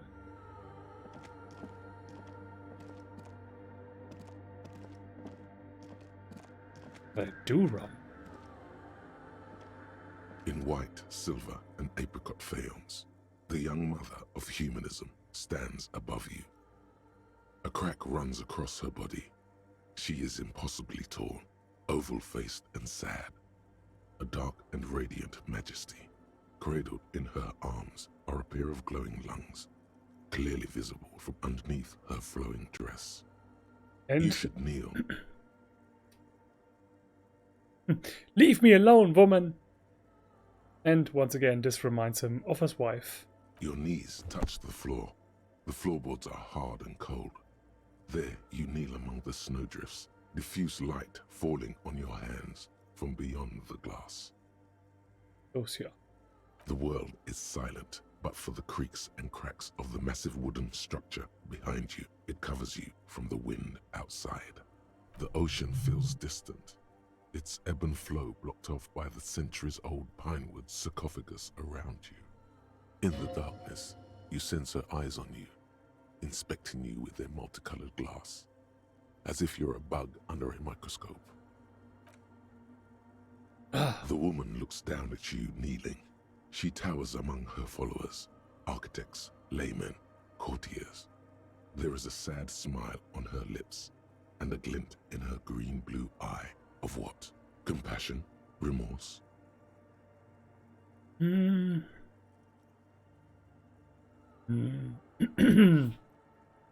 I would say compassion? As that soft word passes through your mind, you rise into the apricot-colored light of the window. The woman keeps smiling her distant smile, sundered by the crack in the glass. Okay, let's see if I can... leave. Wait a second. We need some knowledge for that. Which comes, of course, via smoking. Come on. Oh, hey, when did the symbols of the controller go away? Probably in the loading screen. The mother of humanism stands above you, a precious and complex wax painting. On the shards glimmer in the dark. And you see little Pearl. Despite the damage you've done to yourself, the title appears lodged in your hippocampus. This is her innocence, Dolores Day. It was a success. Internationalism, and the welfare state. Perhaps the most famous human being ever to have lived. Yeah, so basically their version of Jesus Christ. Oh, I was surprised that I actually managed that. But yeah, this prevents me from having to explain that. So let's just keep Encyclopedia talking. No amount of Commodore Red can wipe her sad smile from your brain thing. It has survived the deluge and haunts you still, and will haunt you forever, as it haunts all men. Wait, what exactly is an innocence? I've heard of the system. The highest category of historic individual, an embodiment of the world's spirit. A tyrant? In a way, an innocence is elected to office by the founding party, a precedent that has taken place a mere 6 times in the entirety of history. The legal system of the Real Belt is built from the ground up to accommodate an authentic rule should it coincide with our time. An innocence is infallible. The decisions made by one are not decisions. They are inevitabilities. What would have happened anyway? Only accelerated. packed into decades instead of centuries. And innocence is a continuous, compressed event, a sacred human being. It is an honor and a glory to live when one is in office. In office? No, we are alone. Okay, when did she rule? 300 years ago, in the wake of the discovery of this Isola, the Insulindian, by explorers from the continent of Muindi. She is, among other things, the innocence of inter-isolary travel and the connected world. What else do I know about her? Many things. You know she was a woman of the court, the wife of an influential Marchese, and eventually the principal advisor to Irene la Navigateur, Queen of Serene, modern-day Sir Laclais. Also that she was gorgeous beyond beauty, draped in ancient sadness. Are you sure you want to remember this bit of historic trivia? Standing under a long, slender form like this, dwarfed? Yes! Big bummer! Boring history! Gotta keep it light, man! Keep it moving! Get fucked up instead! Where's this coming from? The past. It's a silo of sadness, fermenting. You should keep away. Fuck this pain, Bratan! It's unhealthy! Right, better not to go poking. Oh, okay, what else? What was she smart? I'm not known for good decisions, so Terribly, women of the court were expected to play both contract bridge and chess sufficiently well to prove an interesting challenge to a man. A simple grasp in matters of philosophy, theology, and science was encouraged. She was, by all means, a kept woman. She made the most of her position in the antediluvian court, a court visited by the most prominent thinkers and artists of the day. In secret, she was becoming the era's preeminent philosopher of the state. A scalpel, a piercing gaze. She was an almost preternaturally magnetic and intelligent individual. To her contemporaries, she appeared out of time, a messenger from the future of the species. We all fell in love with her, head over heels. Even before she was declared an innocence, her influence was tremendous. yeah. That is a beautiful description. Like, say what you want about Jesus Christ, but he definitely influenced the human race more than any other human being that has ever lived. It was on her advice that Irene la Navigateur sponsored a number of voyages into the Pale. A costly, often tragic endeavor, ultimately vindicated by the discovery of the new world, the piece of reality you're standing on. But yeah, this she in this context also is more like a queen. She was crowned 2 years after the first expedition returned, setting in motion what is widely considered the greatest era in history. Wow. The DeLorean era. Wow, indeed. When her innocence was declared, and the queen she had advised for years fell on her knees before her, she was so overcome with emotion that her lungs started glowing in her chest. Bystanders reported golden filaments lighting the already sunlit chamber around her, clearly visible beneath her dress. What more? As did we all. The lands of the Mesk and the Occident, and even faraway Supramuindi, altogether 21 of the 40 mundial nations of the time, immediately accepted Innocentic rule, even before her crowning. In a city called Advesperaskit in Vesper Messina, her homeland, the name of the city means evening comes, but it happened on a winter's morning, with the canals frozen and slush falling out of the sky. She was dressed in a white and pearl dress on an emptied-out plaza with the crowd far away. Already, her Theriers, the secret servicemen of the Innocents, were worried about an assassination attempt. Must have been beautiful. I don't care how she looked. I don't care. It doesn't hurt me. It does. Let's keep him in nostalgia. This one's just going to hurt his morale, and I have not much left of that. Oh yes, she looked like humanity's young mother, a perfect mother, insultingly beautiful. It was as if her face and shoulders and hands were covered in a soft down of underfeathers. You know this well, very well. Midwinter snow was beating the cobblestones around her.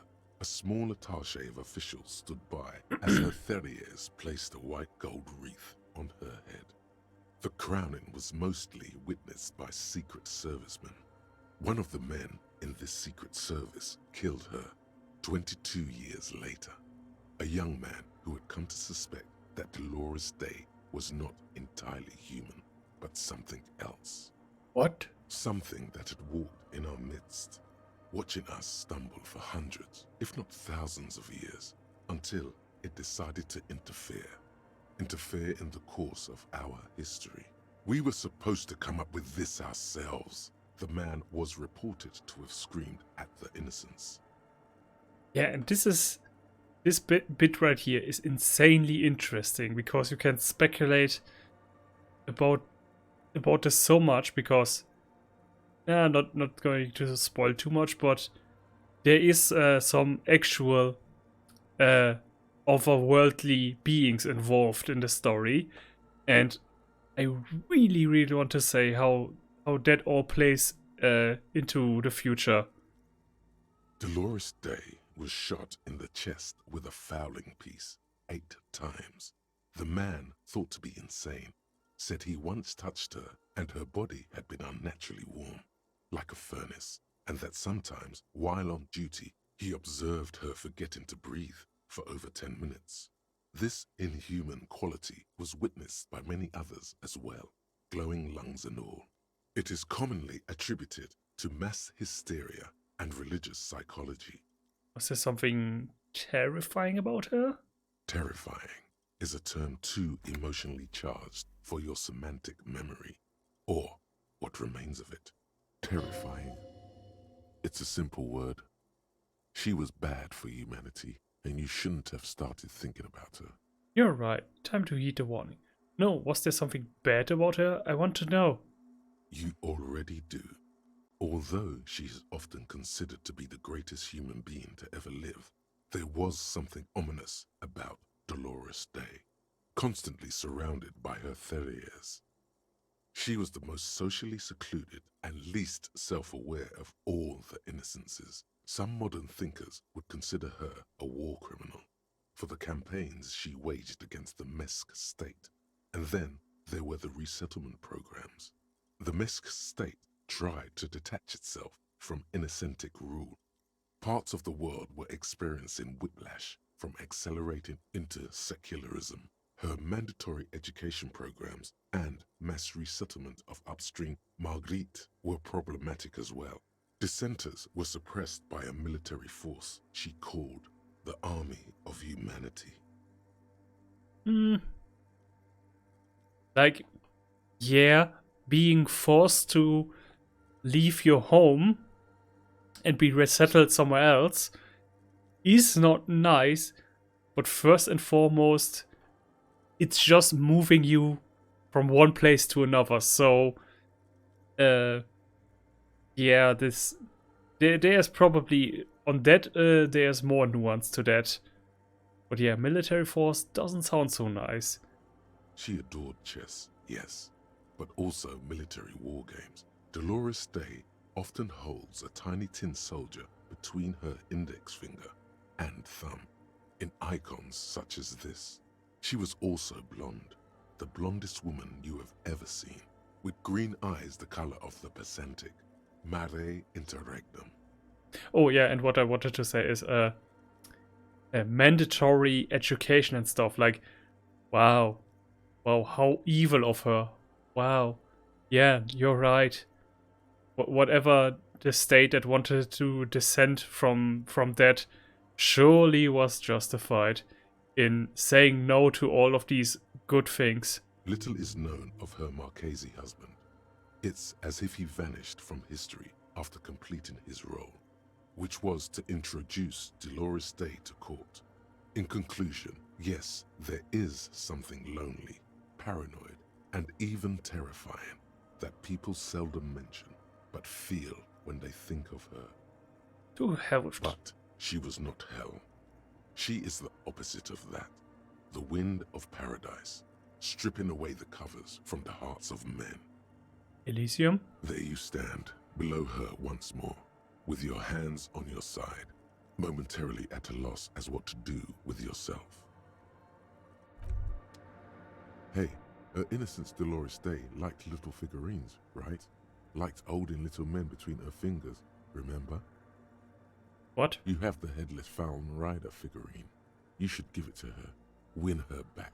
What? Look around. Win who back? I can't win her back. She's long dead. Historical figure. Sure, yes. This is a task of mine now. So very, very, very nifty. Nifty and mysterious. This is surely what the figurines are for. Yeah, but also in my previous playthrough, I only had one figurine. I have no idea where you're supposed to get them all. The mother of humanism stands up. Why? Because she's stained glass window. That does seem to be a problem. Maybe you meant something else? Like what? The task's still on? I don't know. What are we thinking of? Part of your mind has gone on to other things already. Only a strange little sadness remains. The mother of humanism towers above you. Okay, so I'm going to hold on to that figurine. Portable Harmon Hoofsy's tape recorder. Because I have some good idea where else I can use that. From outside into the antenna. 2 decks of reel-to-reel tapes spinning on empty. This blackboard is filled with complex equations. They look recent. Something to do with radio frequencies? There's no functioning brain, but still can figure that out. More of the forked lightning pattern you saw outside.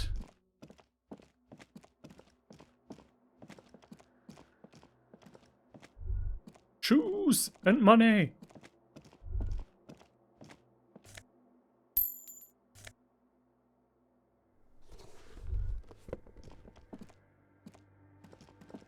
A spider has spun its web around this wood-carved pillar. The bowl is filled with water. A live wire runs directly into it. Would these wires work as a contact microphones? The silence in this part of the church, it's almost palpable. All the shifting matter and shuffling of living things is gone. Nothing seems to exist beyond the church anymore. Maybe if you were to stand in just the right spot, even your footsteps would be completely silent. Wait, I think I still hear something. And then it's gone. Almost all of it, but for the faintest of hums. You can hardly hear your own breathing. Your feet and clap your hands. You produce a few muffled thumps, after which the silence feels even more total, somehow. Your voice is barely audible. Not a howl, but the softest of whimpers. It's unnerving. To the bell tower. The orderly rows of ceiling panels become barely visible, then disappear completely in the darkness of the tower overhead. Try to see beyond the shadows. And what do we have? What do we have? What is it? Huh? Huh? What is it? Give it to me. It's like there's something moving up there. A shadow has emerged from the tower and it's making its way toward you through all the other shadows. On the ceiling? Yes. The darkness makes the ceiling feel infinitely far away. Follow the shadow's movements. It's not a shadow anymore, becoming more substantial as it gets closer. The shape of an animal descends. Oh no, you've lost sight of it. Where did it go? Prepare for an attack. The crap man! You see something hanging from the rafters, looking straight at you with dark eyes. And his name is Tiago. Not Iago, Tiago. Maybe it's possible to talk to it. First prayer book has been left open.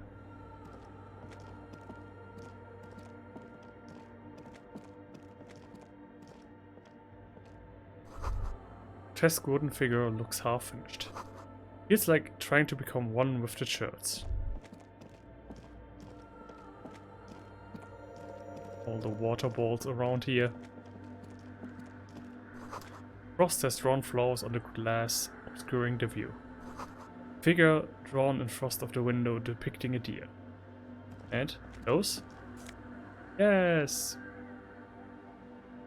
Silk scarf. Cracked plain glass colorful. Came from the stained glass window. Still has letters on it too.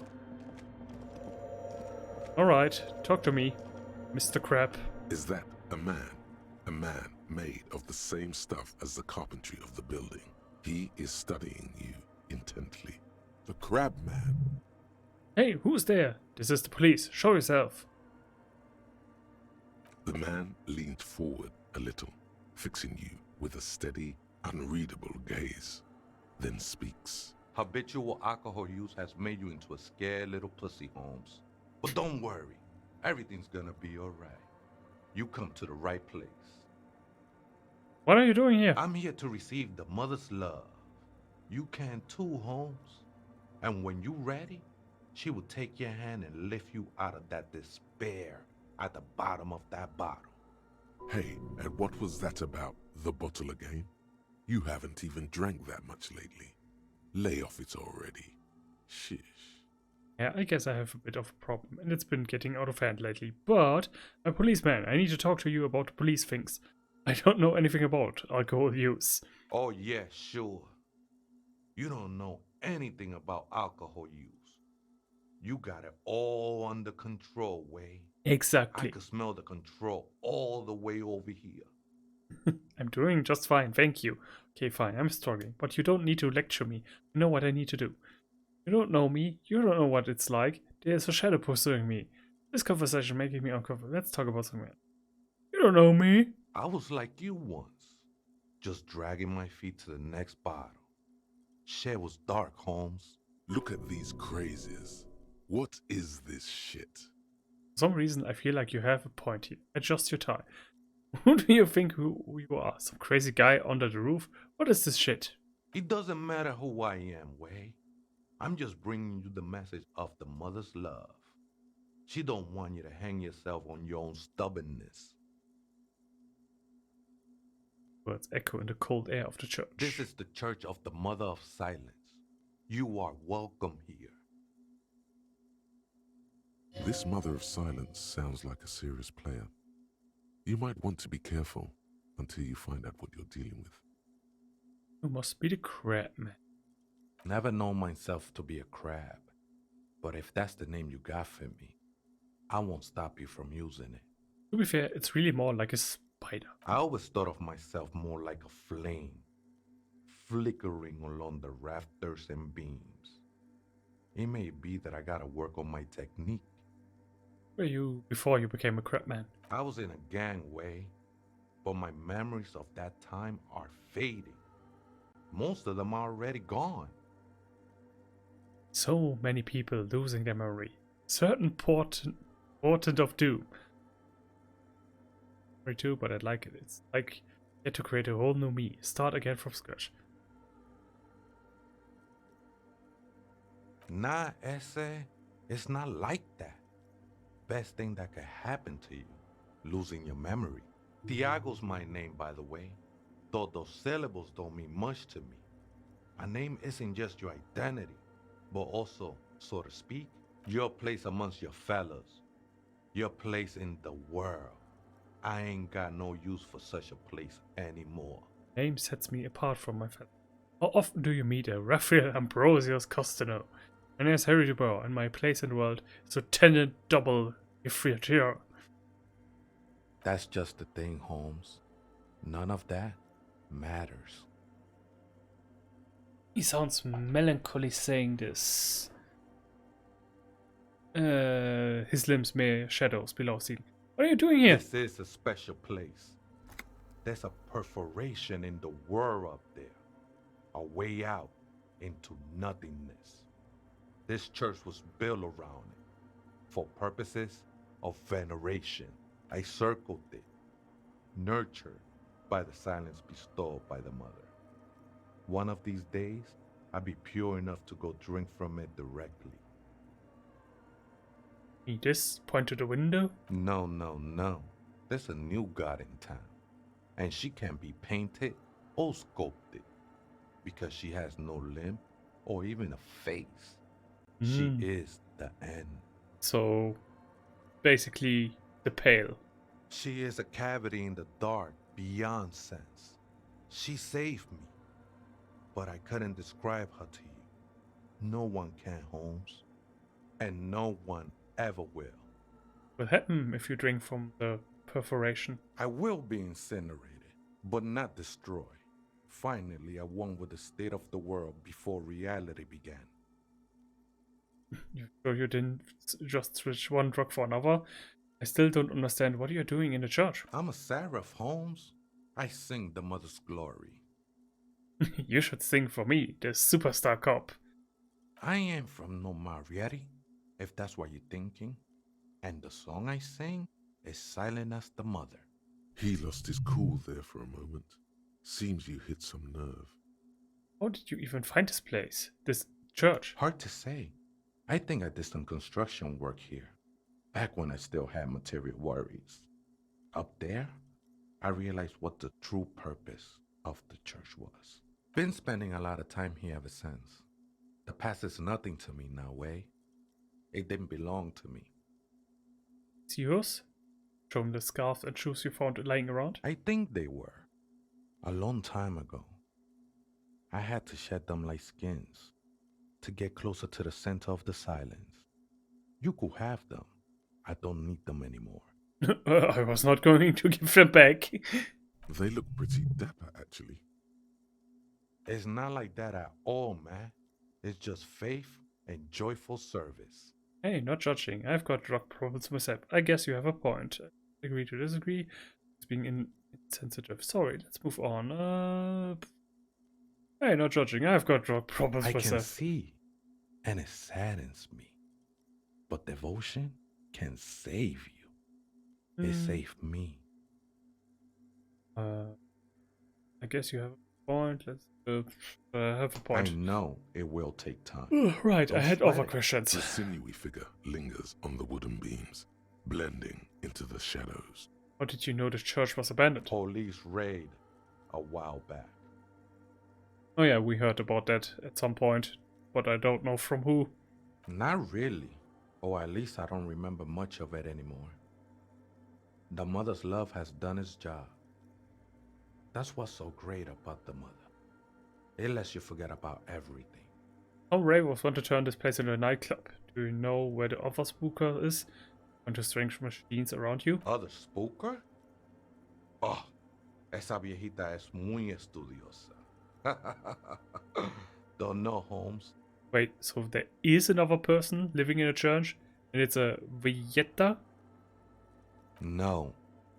I just call her viejita because of her clothes. She's actually quite young. Or maybe not that young. Age is just one of the many masks we wear. All illusions, man.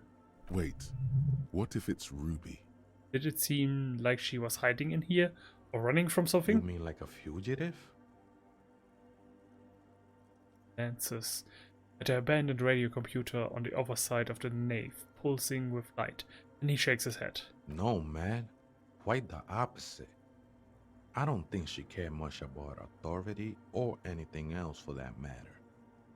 Maybe only about her machines. Yes? That's what I said, Holmes.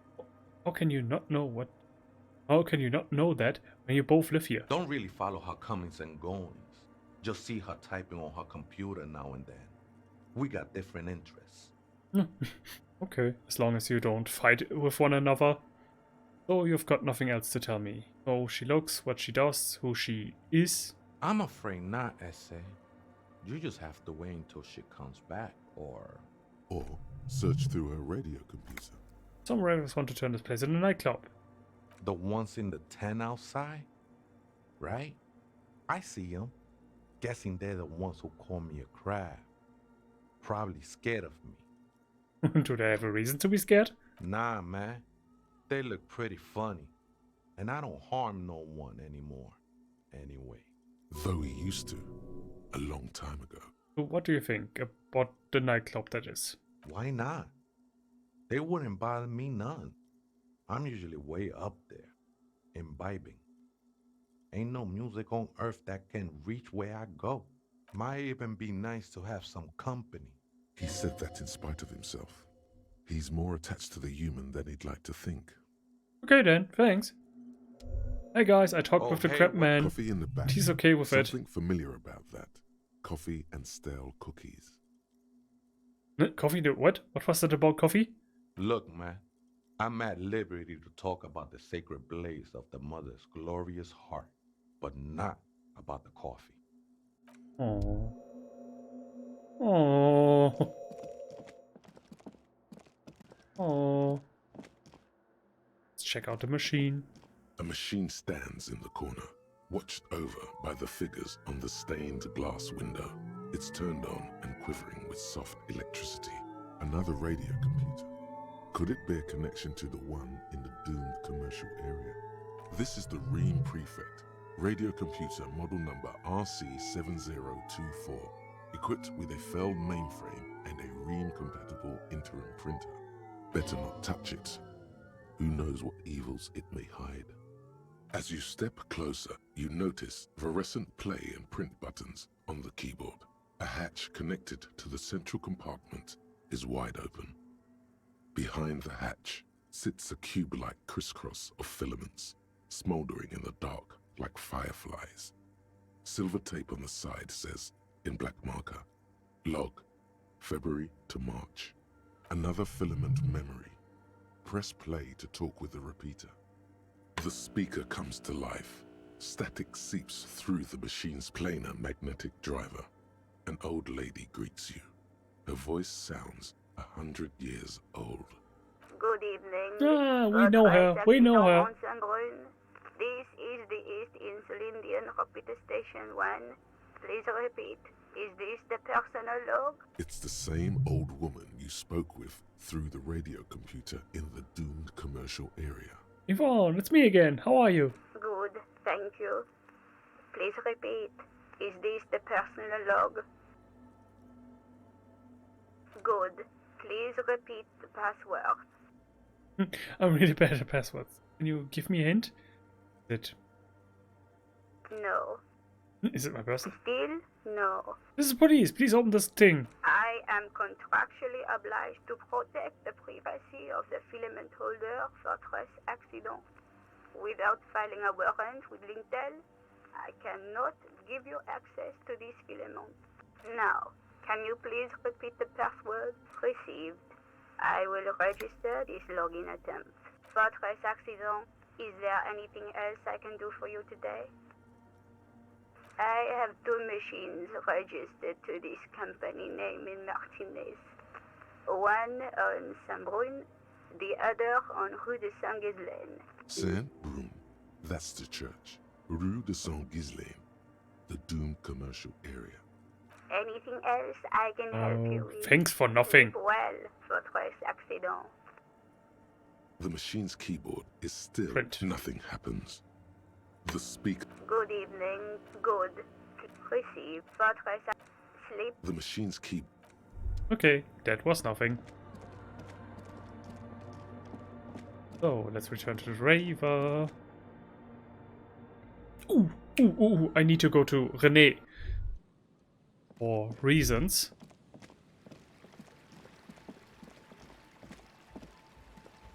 He should be on his night shift now.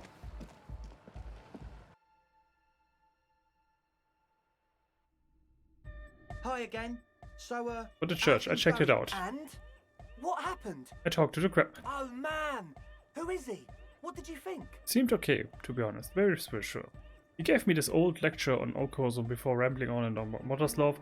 Right, he's a true narcomaniac, and the way he claps, it was terrifying. Well, it's pretty okay. Really? Just preaching and praying from the looks of it. What's he doing in the church?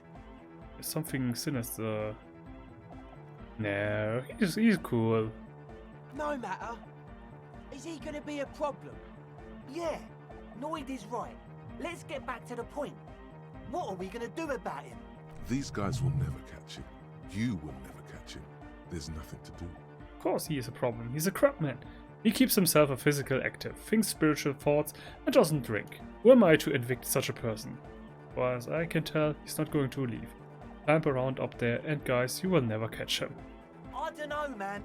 Doesn't it feel like a major hindrance to you? A spooky guy climbing around when all the guests are trying to have nice friendly hyper time? You're just going to have to live with the crabman. Don't worry, I don't think he really gives a damn about you or anyone else. I guess it's not a massive problem, now that I think of it. Everyone is welcome to dance till the morning light! Yeah! Yeah! Maybe. I guess we'll figure something out. Okay, but what about the other spooker? The one Didn't see the others. others, just some machines. But she's in there somewhere. Has to be. Have you tried investigating the machines? Anyway, do let us know if you see her. As always. Right, and... Hi again. So, okay, so I first have to talk with the other person in our church to progress that story. Can I do anything else with you? Hello again. Nope. Fine. Then let's... Oh, we've got time. Time is not moving forward anymore. So we can check out some of the insect traps. What's this? Oh, what is this? So many interesting things. Rear tire of a motor carriage. Adores those wheels. People mistreat their machines. So impolite. Looking back at you from the rust-colored water. You.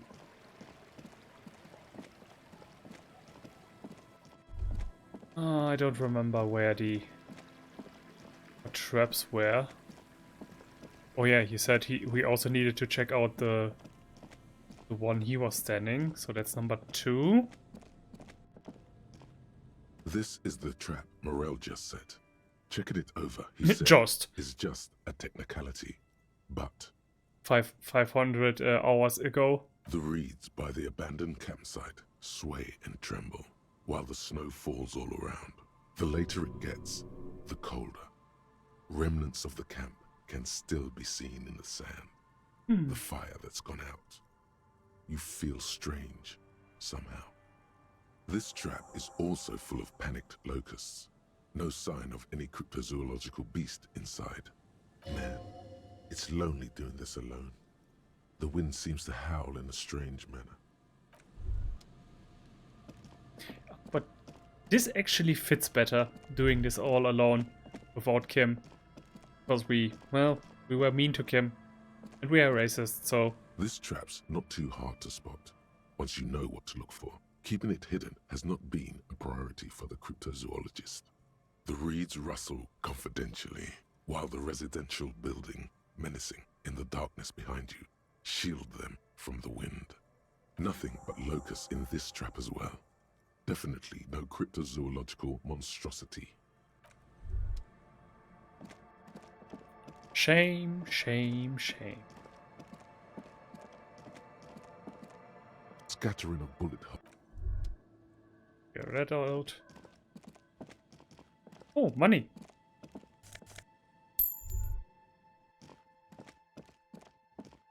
Yeah, I know where the final trap is.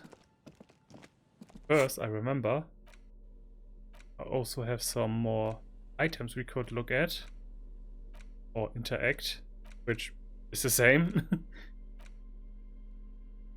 6 crumbling petals rest on your palm. Then, somewhere in central Jamrock, Lieutenant Kitsuragi steps into the public library. Rows of shelves pass on either side.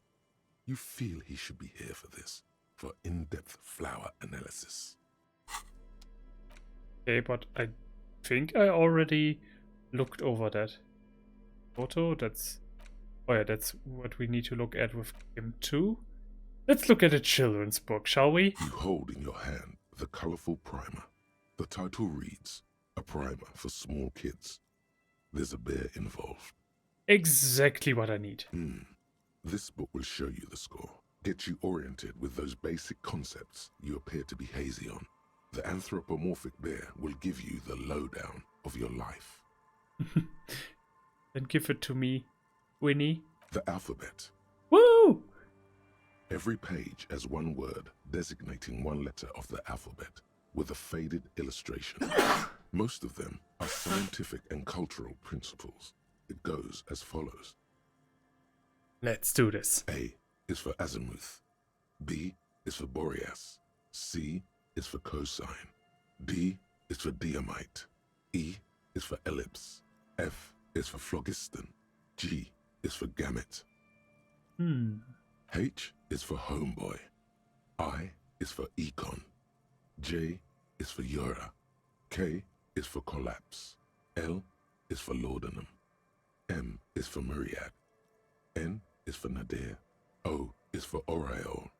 P is for perihelion. Yeah! Hardcore! Q is for quasar. R is for rhododendron. S is for sinus.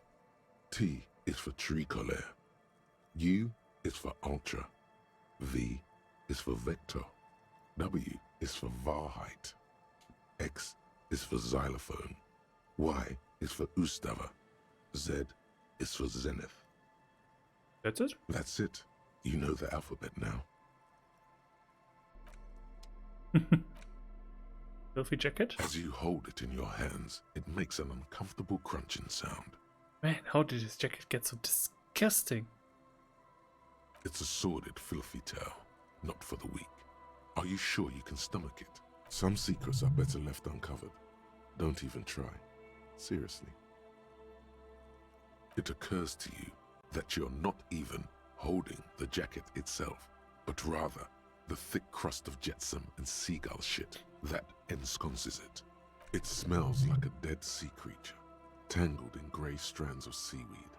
It must have spent quite some time in the water before the tide deposited it ashore. Okay, but what's the crust made of? Somehow, it was carried or dragged to the boardwalk. If not by human hands, then perhaps the feral dogs that prowl the beaches at night. Okay, that's pretty disgusting. I've had enough. Why? Why did you think about it? Look at your hands. They're covered in muck. Maybe if I wipe my hands on my pants? What? No. Then it'll just be on your pants. This is a disaster. You'll never get the smell out. Ah, damn it. But I want to be a stinky, smelly Robocop. Damn it. Also, I smell of vomit. I smell of alcohol. I smell of drugs. I smell of cigarettes. I smell of some kind of weird phasmid hormone. Or pheromone. And now I smell of freaking seagull shit. Wonderful. So it's closed for the day. Time to put the kids to sleep. The drunks are all gone too. I could go to bed, but no. We're going to check. Oh, hello there. Oh yeah, I definitely should check out her. Because she because then we will have to wait for Kim again to go to bed, so let's do that. Hi, the sea's gonna calm down soon. I can feel it. The wind is turning southeast. What's on your mind, officer? That's my motor carriage in the sea, by the way. Oh, that's good to know, I guess. Why is it in the sea? It's a sign of the carnage to come. The great calling. I wasn't feeling it. It was an accident, I'm sorry. I got drunk and apparently drove it in the sea. An official investigation has been launched by me to determine just that. Wasn't feeling it. Wasn't feeling it? That calls for a funeral, if you ask me. I was suggesting we honor the carcass of my former motor carriage.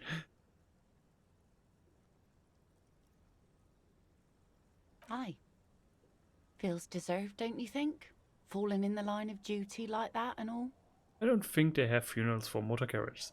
What an odd thought. Maybe I should. Yeah, we should do that. And why so? Our things are part of our life world. They're made with human sweat and they share human history. We should care about them as we care about humans. To some extent, at least. Alright, I'm in. Organizing a funeral takes a lot of time and effort, doesn't it? Oh, yeah. You won't even be able to get it out of the water before early June. And where are you going to bury it? Who to invite? What music to play at the wake? We got to invite a lot of gas station owners and screws and probably the wheels. Take it from someone who's been through a The few wheel company. funerals. It's easiest to just leave them there and let nature take care of it. It's a pity we don't get to do more frivolous side activities, like recreate the Doom commercial area or... I understand, believe me. I really do. I think about all the frivolous side activities I could be doing every time I go out there with my nets. But daydreaming is a rich man's game. At sea, you can't afford to be careless and dream. Anyway, what are we talking about here again?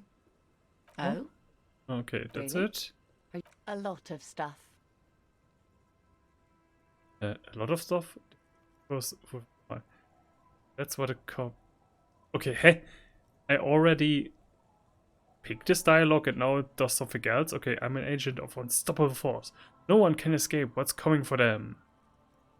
Oh, yeah, okay, that doesn't feel like a lot. I guess that makes you into some sort of terrier. Either way, I can't help you out. You think she really needs more of that after a man died at sea? What do I do need then? What if I told you it is actually possible to go on a date sober? Get out of here with your crazy fringe theories. Before recorded history, men and women were able to do simple, very primitive things together sober. Acknowledge the situation and keep it basic. I'm a drunk. Don't know if you have noticed, so I usually ask people to drink with me. I have, and I don't really. This time, though, immediate drum roll. I thought I'd ask you for a walk. Just a walk? I don't know, officer. I would not have taken you for an innocent perambulator. And then she figures out that I'm a fascist, but then she's going to fix me, slowly get me out of that awful ideology. That's my personal headcanon. I am. That's why you should definitely agree. Is that a yes, ma'am? Is the walk happening? Please come to a sober walk. Is that a yes, ma'am? Where would this walk take us, officer? There's a nice view on the beach I found. Point northwest. Land's End. All right. I will walk with you. But you need to understand that nothing is going to happen. We're just walking.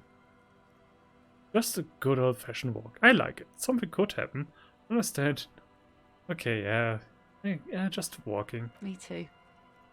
It's been ages since I just had a normal conversation with one of you guys.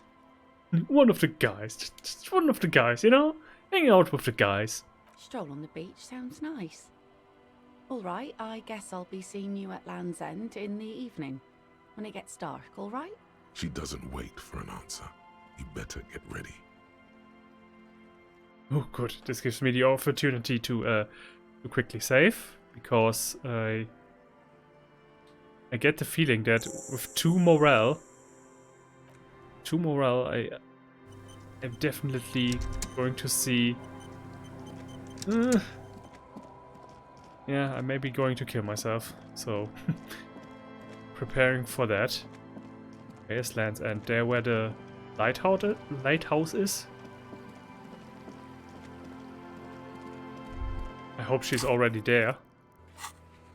Land's End, you have a date with Leanne. Get to the Land's End at the north tip of. Okay, so North's End, so all the way up. I hope I didn't screw up this quest, because it's already 2 AM in the morning, so... Run! Run, Harry! Run! on! This is your final chance for human contact. Yes! New dialogue. Gazes steadily at the waves. A sudden gust picks up her dark hair and lets it fall again, tousled, wild. She brushes a few stray locks from her eyes, and only then spots you approaching. Aye, so here you are. It's late and the sun is going down. It'll be dark soon. If we stay here long enough, we will be joined by a cortege of drunks and teenagers. We are already past that. Know that you're not the first guy to bring a girl to Land's End. This is what the locals call a make-out spot. That is not going to happen here today. I just want to make that clear, Dimples. But what if? Yeah, no, probably it's going to suggest that I behave like a pig, but I won't because I don't want to kill myself. Oh man, if real life had these built-in mechanisms, that would be awesome. So many less problems. Her thoughts are still elsewhere, with distances across the water, and with the water itself. I'm surprised that I made it. Maybe this is what a mistake. No, not a mistake.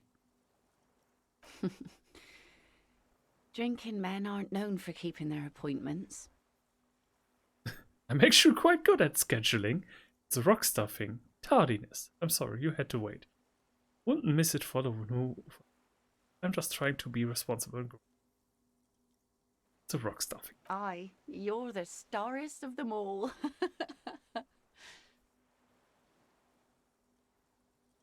Says, bursts out laughing as she turns to face the sun reflecting in the waves.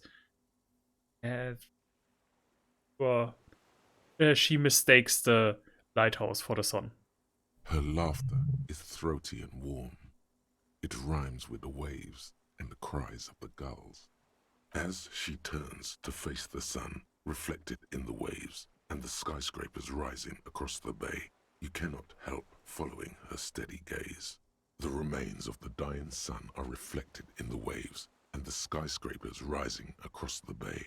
Your mind clears for a moment as your senses take it all in. Not just the glass skyscrapers, fragile looking in the shimmering air.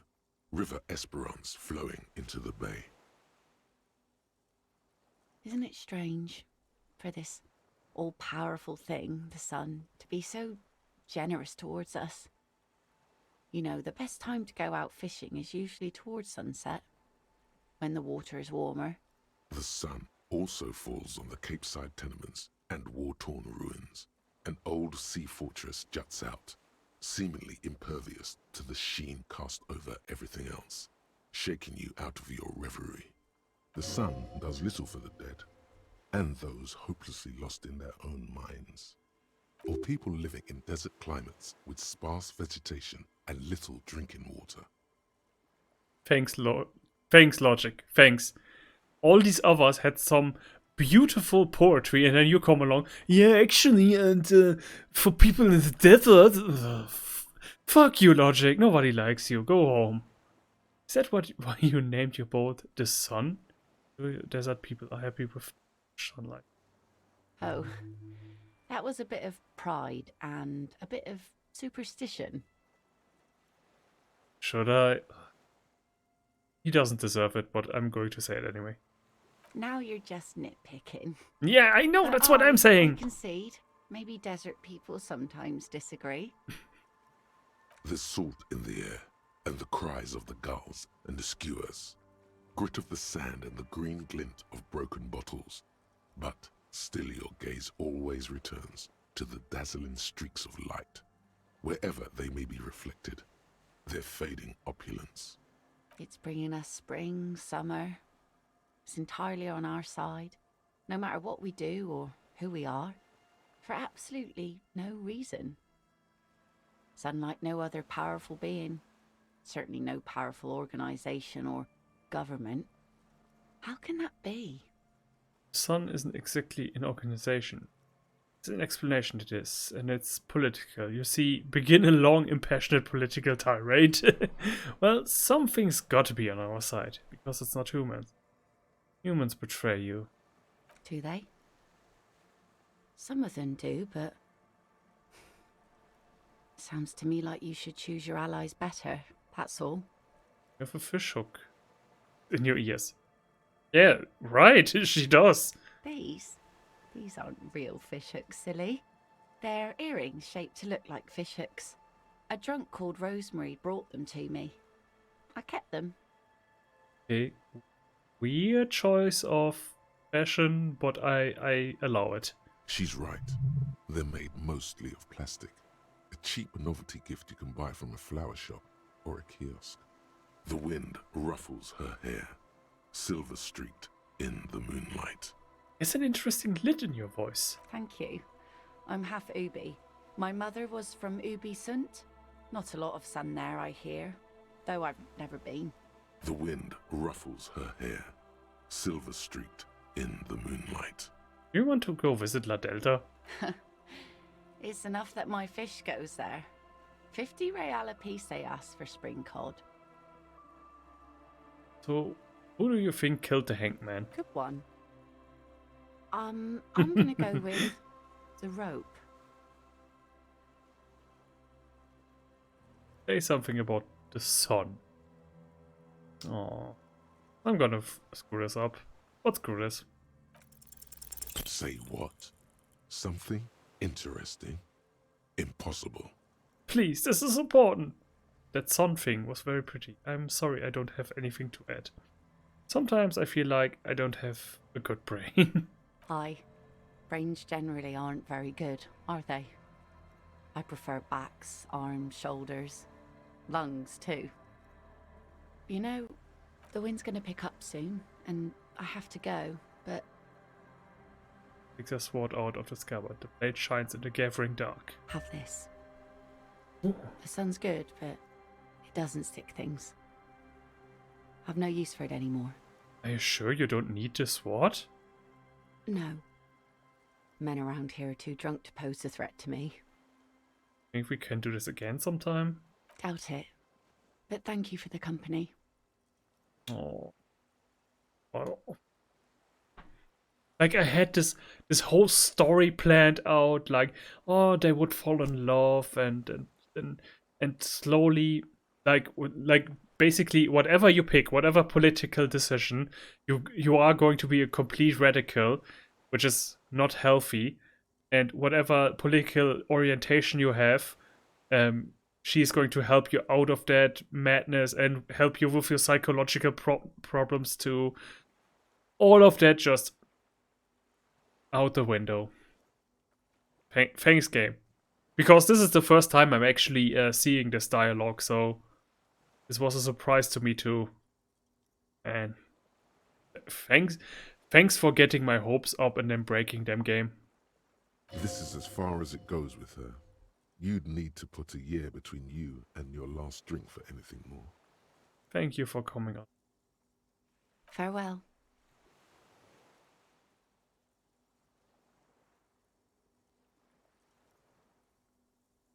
For how much can it sell the saber? As she walks off, the wind picks up, and the light from the sun seems to fade. The crumbling silhouette of failed electrical R&D towers in the distance, beckoning.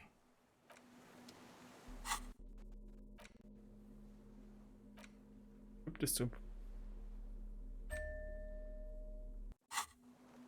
Nice. This is a cool sword, but okay, I can't even sell it. I'm gonna keep that. I see a lot of ways how that can be useful in the future. Yeah, no, I have some ideas. This can only be useful.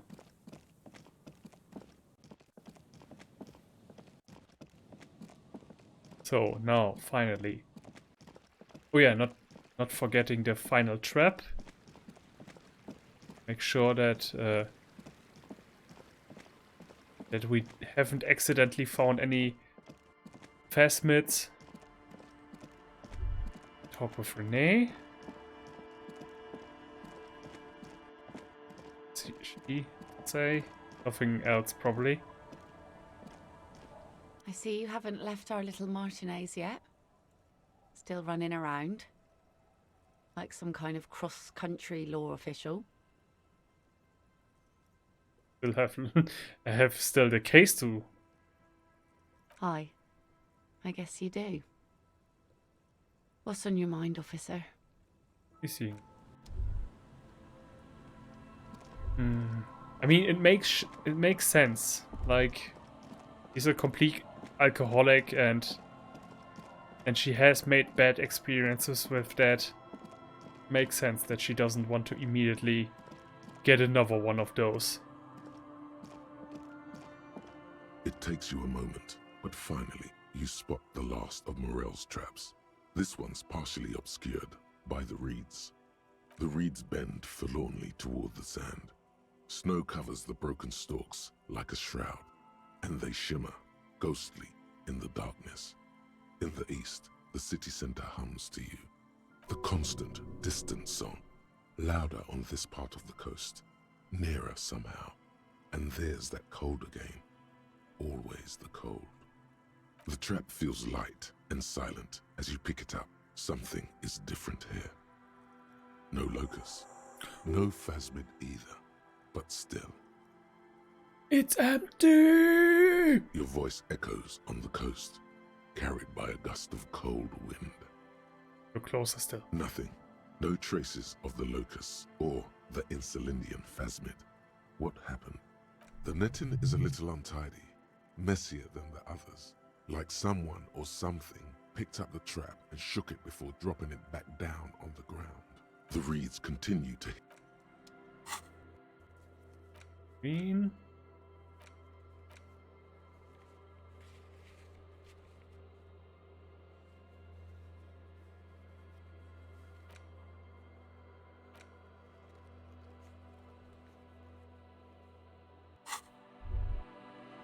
Ah, but I know why it was empty.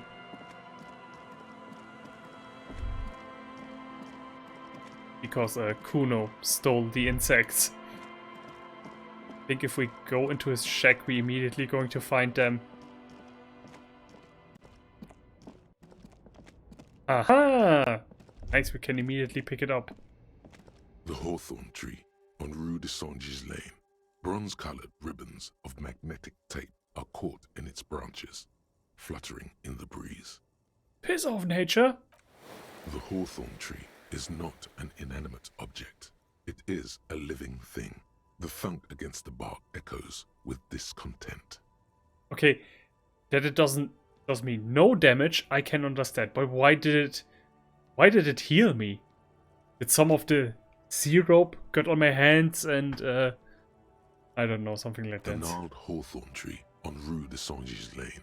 A wintry breeze blows by, making Good magnetic handful. tape flutter. The hurt feelings of the tree are not alleviated by this sudden display of care and emotion. You manipulative bastard. I'm an abusive boyfriend to this tree. The younger stems and branches are adorned with sharp thorns that scratch your hand. Oh, whatever. This barely registers as damage. It was retaliation for your earlier assault. The trees, are they plotting something? God, nature's plotting an uprising against us. What the fuck, tree? Alright, tree, you got me. Fair and square. We're even for now. God, is it plotting in nature? Shh. You shouldn't say it out loud. They'll realize you know. The tree looks by in silence. No, the hawthorn tree. Ah, but it doesn't heal me again. Schade. On Rue de Saint-Gilles Lane. A wintry breeze with slow and deliberate motions, pulling, bending, and unraveling. You manage to extricate the magnetic tape from the branches. It curls up into a mess inside your pocket. If only you could find a way to respool it, so that you could hear what's on the tape.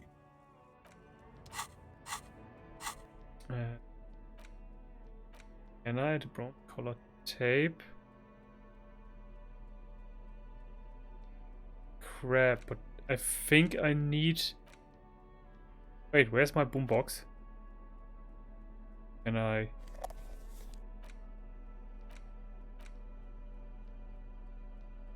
Ah, shit. I think I need one more night in the Whirling Inrex for that. The gnarled horse. But I am going to try to bring that to Eckert. Maybe he has something to say about that. What's that?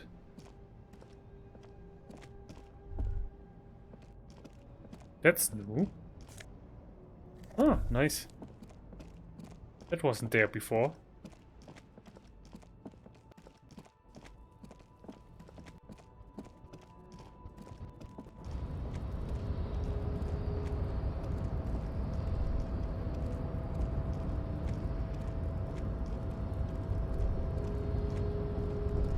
We need to go to bed. It's cold.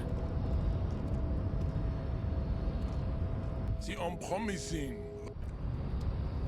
Oh.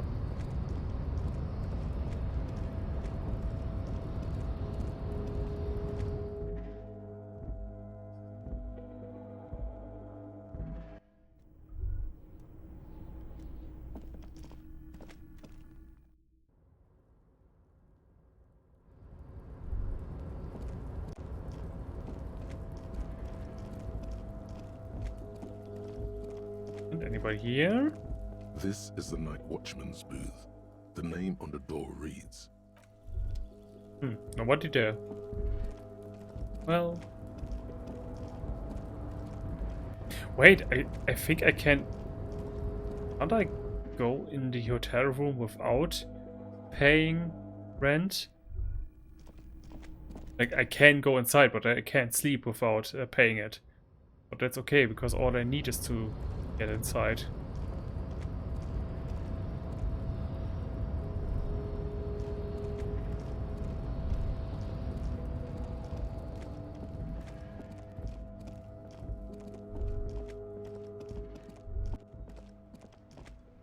First, go to nose, raggedy shack. You are bored. Right? Yeah, check. Sound of melting snow dripping off. It's strange.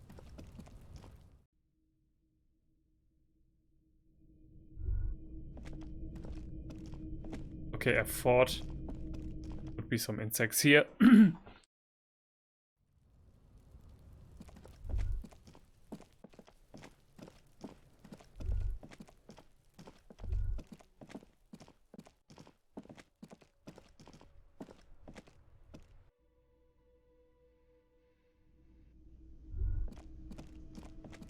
No, of course not. They have gone to bed. Can I help you? But I don't want to waste money.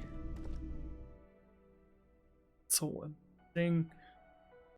All of these quests bind together. Shit.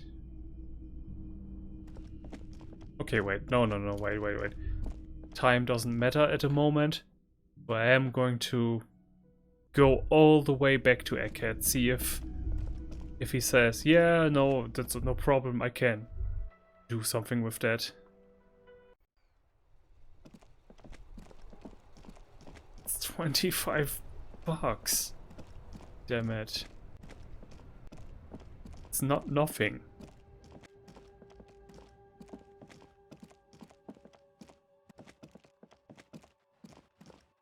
Speaking of money. Today's the 29th. This month has 31 days. Okay, so it's going to still take some time before I get new money. Always needing money. I'm always chasing the dollar. Which is the euro in my case, but it's the same. So it's all fake. It's all paper, man. It's all stuff they have invented to control us. Believe it. they just want to take away our freedom. Call it freedom.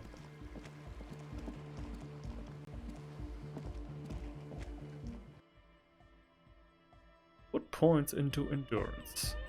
The large head. Good morning! Yeah! Pump it! Fuck A. Ah, fuck. Could have started this quest a day earlier, which I couldn't. Ah, damn it.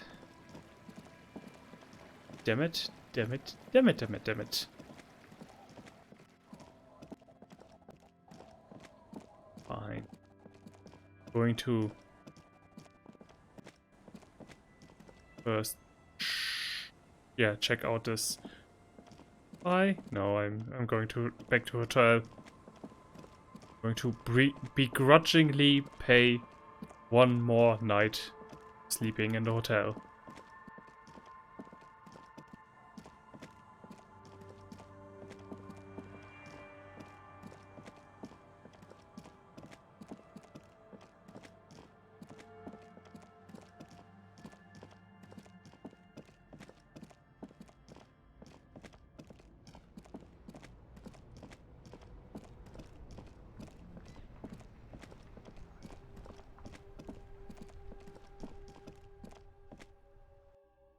And in case I'm going to cheat on this. I'm not going to be ashamed either. In case I'm doing something wrong. Be sure. I helped got the 20. Good. Oh, 20. Take it easy. Why am I constantly... I had this before too. I'm always thinking of 25.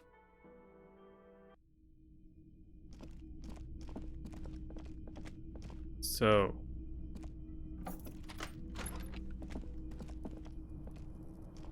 Oh? But I had the... Yeah, okay, no. No. See, this is why I quick saved. And I'm not even ashamed to load now. Because I remember now how this quest went. I'm sorry, no, this is 20 bucks. Okay? Like, no. No. I'm the master of the game. It has to obey me. But yeah, I think we talked with everybody. I think there's no... Still awake? Okay, let's do that then. All the old boomboxes are there. Hello. Hey, do you know how to fix this? If I can help. You mean Reese Foley? Yeah, I do, but... Great, could you do it, please? This is important. I need to be able to play this tape for someone. But I'm not some Mr. Fix-It. I'm a pawnbroker. If you want to pawn the tape, sure. Although it looks pretty... worthless. Just explain why you need this so much. He's bound to understand. Wait. Tinker with film tapes all the time. Isn't that the same? Worthless? It's not worthless. Roy, this could be the next big thing for the local dance music scene. Huh? What do you mean? Do you know what the old church down the coast? Yes. What about it? I met some young ravers near the place. They want to turn the church into a nightclub and play some weird neo-disco beats there. They call it Nordic dance music. I promise to help them with that. Is it any good? The music, I mean. No, that's the thing. You can't believe how unbelievably thin the beat is. There's nothing to it, no bass. It just goes bzz, bzz, bzz. But this tape could make it hardcore. Man, you're really invested in this. He looks at the bundle of tape in front of him. It shimmers under the shop's dazzling light show. Okay, I'll help you out. It's going to take a moment, though. So just sit back and relax. Well, it's okay. I have all the time in the world to waste. You take some time to look around the store. The play of visuals all around the pawn shop is mesmerizing. Suddenly, Roy turns back to you with a reel of tape in his hand and coughs. Look at the clock. Wait, this took more than just a few moments.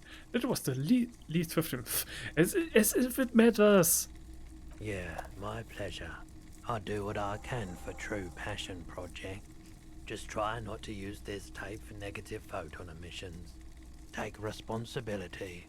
Okay.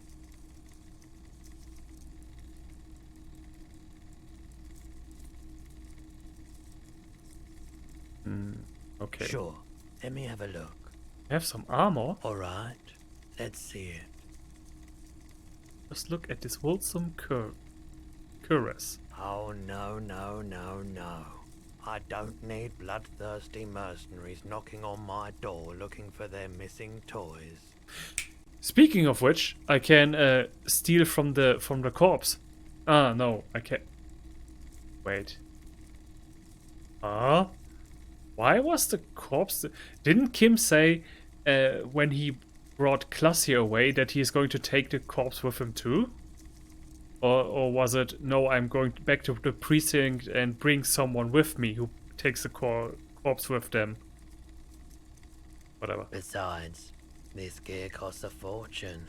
There's no one in Martinez with that kind of money.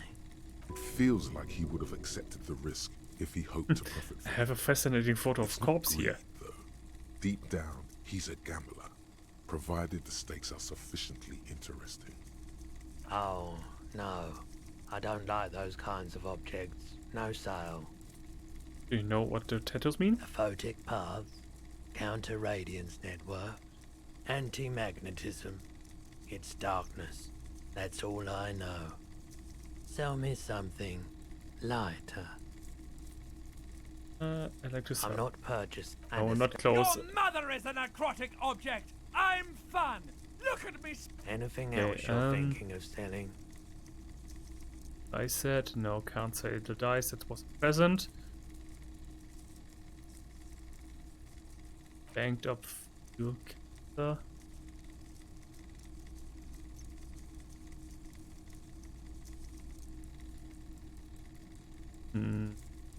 Oh, I think there might be something I can use this for. Cycle. You know what? No, I don't need to make any money. I have enough as it is. Only if I get desperate. Like playing this a second time, I realize there are so many cool things that I missed just by just by doing something different or just saying something different. So it's got to be the same with items too. So I'm holding up onto everything I can. Yeah, he's still here. Well, whatever. Stealing The time. man is decomposing visibly now. The body is reluctant to let go of the boots, as though it were its last bit of dignity. Whoa. Kuno's little sneak pig's back for the booty. Yeah, fuck it to pieces for us, liar cop. It's not completely useless.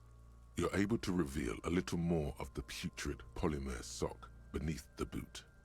Or on the left one. It feels like the leg is going to come off along with the boot, but you're able to get the boot to move a centimeter or two. Just relax. This is easy. This is happening.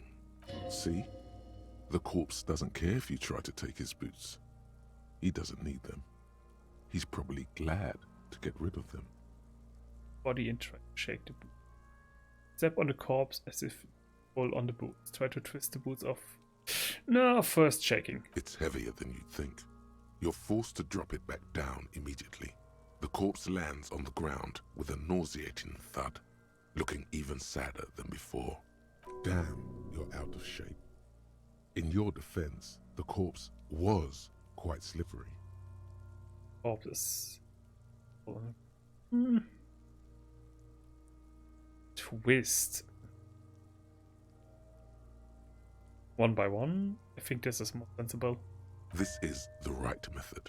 It takes some time, but eventually the boots come off, with nasty slices of polymer sock stuck to even bigger pieces of skin and rotting flesh. Look, he's skinning the fucker up good. Puka style. Hell, keep at it, pig. Shock of the damage. The legs look like they've been clawed at by wild animals. As for the boots, you can't possibly do anything with them until you've cleaned and disinfected them thoroughly. Yes, these absolutely need to be washed before. The stink is incredible. Didn't the Whirling have a kitchen? Ah, thanks. Thanks for that information. Let's go do that right away. Don't mind me, Garter, just cleaning some corpse boots.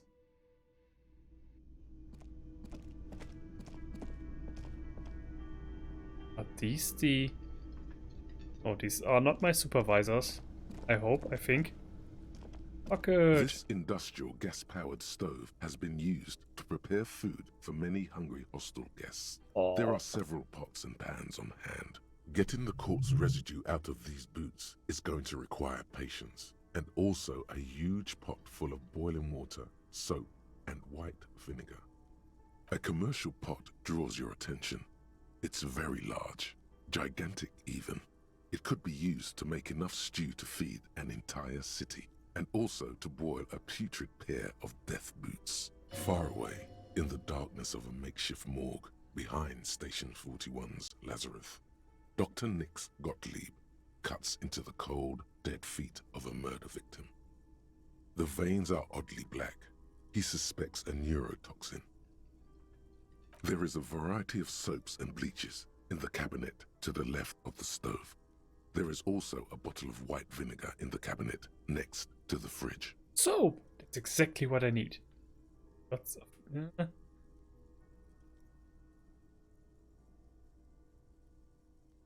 not soap, vinegar. Some dish soap. Yeah, lots of... That just makes bubbling. So, vinegar and some soap. The delicious smells of cheap soap and vinegar waft up from the pot. All right now, chef. Light up the stove and boil them. The strong smell of vinegar forces you to step away from the pot. The water slowly comes to a boil. Wait. Strips of polymer fabric and human tissue separate from the lining of the boots. They float to the bubbling surface. Beautiful. A 2-course dinner of rotten flesh and hardened ceramic. The boots look cleaner and cleaner. Those bits of human flesh are beginning to look cooked. You can smell it too, just like beef stew. Thanks. That's it, chef. The boots are as clean as they're going to get. Steam dense with the smell of strange meat disappears into the vent above the stove. Pump the socks and flesh stew. Examine your new boots. A pair of real beauties. The boots are shiny, hot, and reek of vinegar. Just perfect. Nice. What boots do I have? Composure. Oh, nice. Yeah. Let's take some military. This looks cool. This looks cool.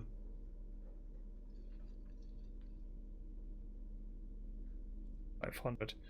Okay, so I don't have the gloves. But I remember I still have them. I think they're relatively easy to find somewhere in the reefs at some later point. Relatively. And I'm pretty sure that when I have the whole set, going to definitely cause something, let's say.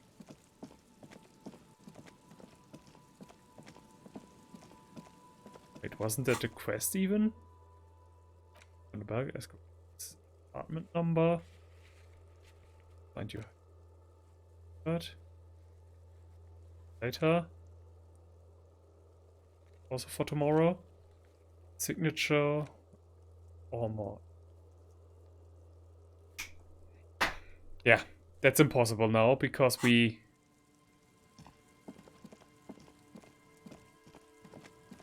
made Kuno hate us. Yay. Okay, I can try, but I definitely pretty sure that that is over.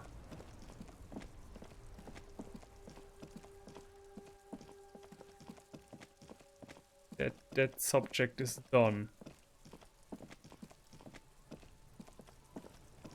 The kid doesn't even look at you. You're dead to him. Yeah. Yeah. I screwed up. I screwed up. I screwed up. I screwed up. Well. Maybe when I play this again in 100 years or so, then I'm going to do this right.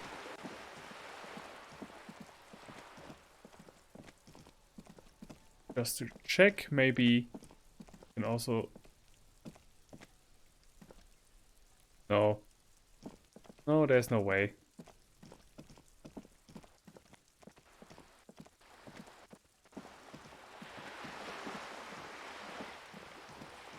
The man on the balcony. Maybe on another day. Let's first check out our wonderful, wonderful free house.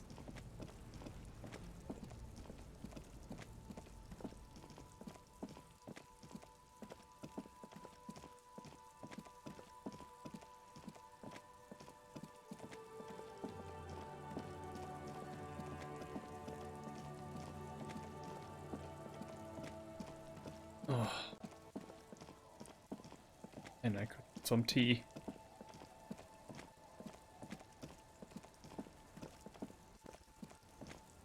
But hey, The door has seen better days. The layer of paint has started to peel off due to the salt and wind from the sea. Even the lock looks slightly rusted.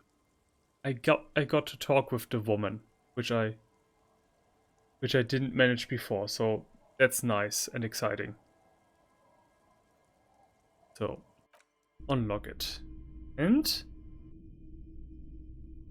ah, beautiful. No window broken. Floorboards creak under your step. An old mirror hangs on the wall. You see the reflection of your face in it, adorned with the expression. Oh, cool. Let's try the electrochemistry again. Maybe we can fix it this time. Wait. Oh. An old mirror hangs on the wall. Oh, no more steam. Yeah, okay. Adorned with the expression. Well, that was a waste. That was a waste. Can I... chemistry higher? Oh, I like this soundtrack in the background. Wait. Down here. Man, I got so much clothes.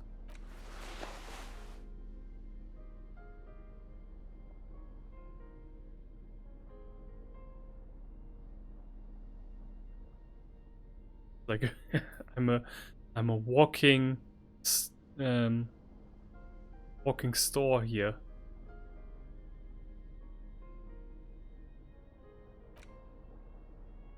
Come on, let's pick ourselves for more. What is this? The pockets of these new jeans are perfect for sticking your hand into. Makes you look cool, calm, and collected. As your hand enters the pocket, your fingers brush against something, soft yet crinkly. Hey, it's a chewing gum wrapper. It reminds you of the fruity juice of apricots. You should inspect it closer if you have time. Something about the wrapper's texture is familiar. Not familiar in a good way, you might say. There's pain in there somewhere.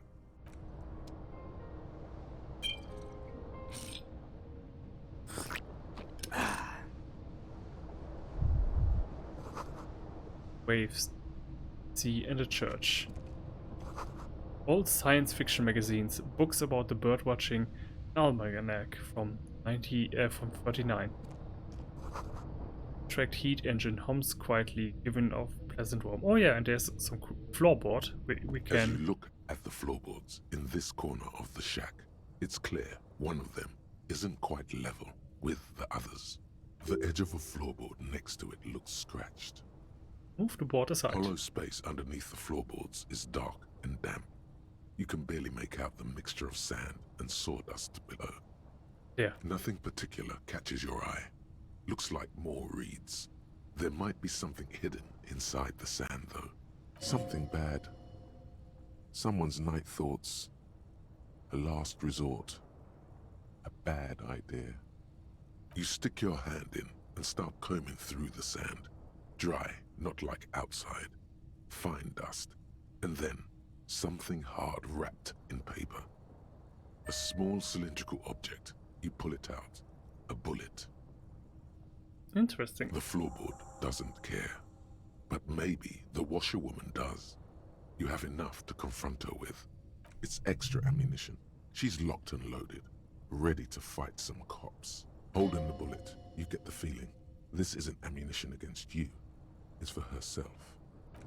Yeah, but we only get to talk to her about that in the morning. Where did they put the... here. Bullet. The bullet is safely sealed away in a plastic bag bearing the RCM stamp. Kim has filled out the label on the bag with the item number, case number, and date and location the bullet was found. Beside his orderly handwriting, the bullet looks especially sad, like a tiny, shriveled head of cauliflower. What do I do with your bullet? The squished little thing has no idea. Looks at me with this expression. I know. You should find the gun that shot this bullet. Eat it! No, find the gun that shot it. That sounds like something a police detective would do. First, you should learn all you can about this little guy. Then find the gun that shot it and the person that gun belongs to. He used it to kill your victim. Neato. Kill the bullet through the back. The squashed bullet has some sharp edges where the jacket has split open. It feels cold, even through the bag. The jacket of the bullet is made of a yellowish metal. It has blossomed out to reveal a dark grey core. The base of the bullet is close to 5 millimeters in diameter. You can just about make out a few striations near the base of the bullet. Little hairlines, linear. It feels standard. And or? It's quite destroyed. Some of the fragments are still lodged in the wound. What's interesting about the bullet thus far? The jacket bullet close to 5 millimeter in diameter. A jacketed bullet, which would have been shot from a military-grade breech-loading rifle, not from a muzzle loader like those typically found on the streets of Martinez. Very interesting. You have an unusual military-grade bullet in your hand. Now all you need is to find a gun that could fire it. Try to determine what type of weapon shot this. A rifle, Revolutionary period. Your bullet looks to be an old 4.46 millimeter from the surplus left over from the turn of the century. Probably an antique or a retrofitted antique. The 4.46 caliber was widely used with the Belmargrave rifle, a Revacholian manufacturer. The BM dominated the battlefields of the Insulindian theater of the anti-centennial revolution 50 years ago. Incidentally, you have just such a rifle with you, the dusty old thing you found hidden in the basement below the commercial area. It's unusable, sadly. If it were, the bullet would probably fit the chamber. I'm still making these rifles? No, but Zeliger, a major firearm manufacturer, ended up with a surplus after the war. So there are still a lot of these old military rifles floating around, usually broken. The quality was appalling. Antiques enthusiasts, guerrilla fighters in distant countries, a few lucky jamrock bangers. You're looking for the same thing you found in that hidden weapons cache, only in working order. Back at the station, the lieutenant is standing at a counter, diligently filling out paperwork to hand over to a tired records clerk. You should share your findings with him as soon as possible. The bullet has nothing more to say. Put it away. So, wait. Oh, cockatoo! Cockatoo, I forgot. Yeah! A cockatoo is a parrot with an erectile crest, found on the Seminine Islands and in southern Fas a la Mer. Known for their intelligence and general precociousness, cockatoos are popular birds in aviculture. However, they often exhibit various behavioral issues. This book talks about the delicate nature of twos, as well as introducing some of the most popular species among the bird enthusiasts. The funeral cockatoo, the major majestic cockatoo, and the most common bang bang cockatoo. It's colorfully illustrated. Oh, lady! I am very... I can't even express how angry I am at you comparing me so accurately with such an animal. Alright, what problems do these birds have? Where to even begin? All cockatoos are known for their needy natures, requiring attention for at least 2 full hours a day. They love to talk and have been described as lovable clowns who just don't know how to wrap up. Good-handed that. It would be nice to have someone to talk to when feeling lonely. Who would ever want a chatty companion? I want someone who knows how to listen.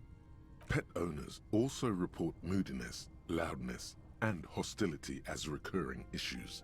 If left unsatisfied, cockatoos may scream non-stop, pluck their feathers, or become aggressive. Right, it's pretty bad. Anything else? It is not recommended to get a cockatoo if you're not able to cook them food every day and give them the full care that they need. These birds will never understand that you have a life of your own.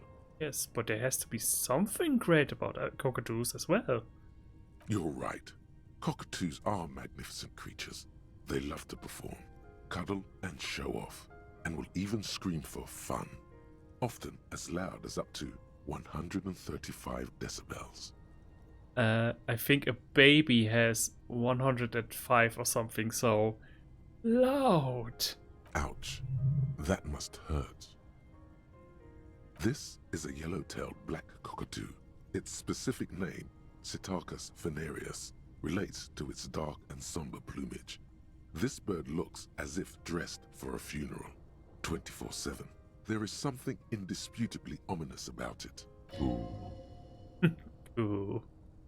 Read about the major majestic cockatoo. Perhaps the most impressive of all the species, the endangered major majestic cockatoo, is often described as the most flamboyant bird in the jungle. Its pink-colored wings and flowing crest embellishing its proud and bumptious nature.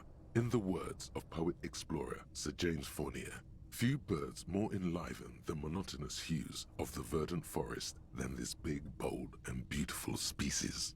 It must be glorious to behold, dark pink and snow white. Read about the most common bang bang cockatoo. Despite its banging name, the bang bang cockatoo is actually the shyest of the species, common in almost all Seminoles forests, as well as zoos and homes all over the world.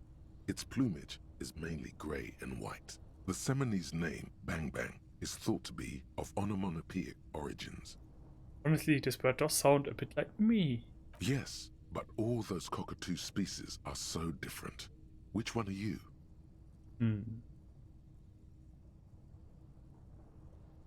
Major majestic, here I come, but what if I'm just Onkupatu, fucked up and a cockatoo? You're right. You're a fuckatoo embodied. This sorry-ass bird belongs on your heraldry. It probably doesn't even have feathers and only screams. Perfect. We found out today what kind of bird we are. Progress. An old mirror hangs on the wall. You see the reflection of your face in it. Still no. Adorned with... Still not happening. Okay, electrochemistry. We are doing this today. Hopefully. An old mirror hangs on the wall. You still not happening. It won't come off that easy. Well, this was a waste. Check it. Okay, let's put our old clothes back on. And add something more. Oh yeah, these. Yeah.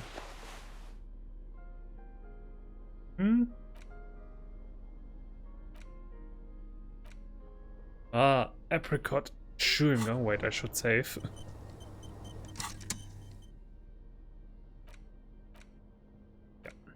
There it is again.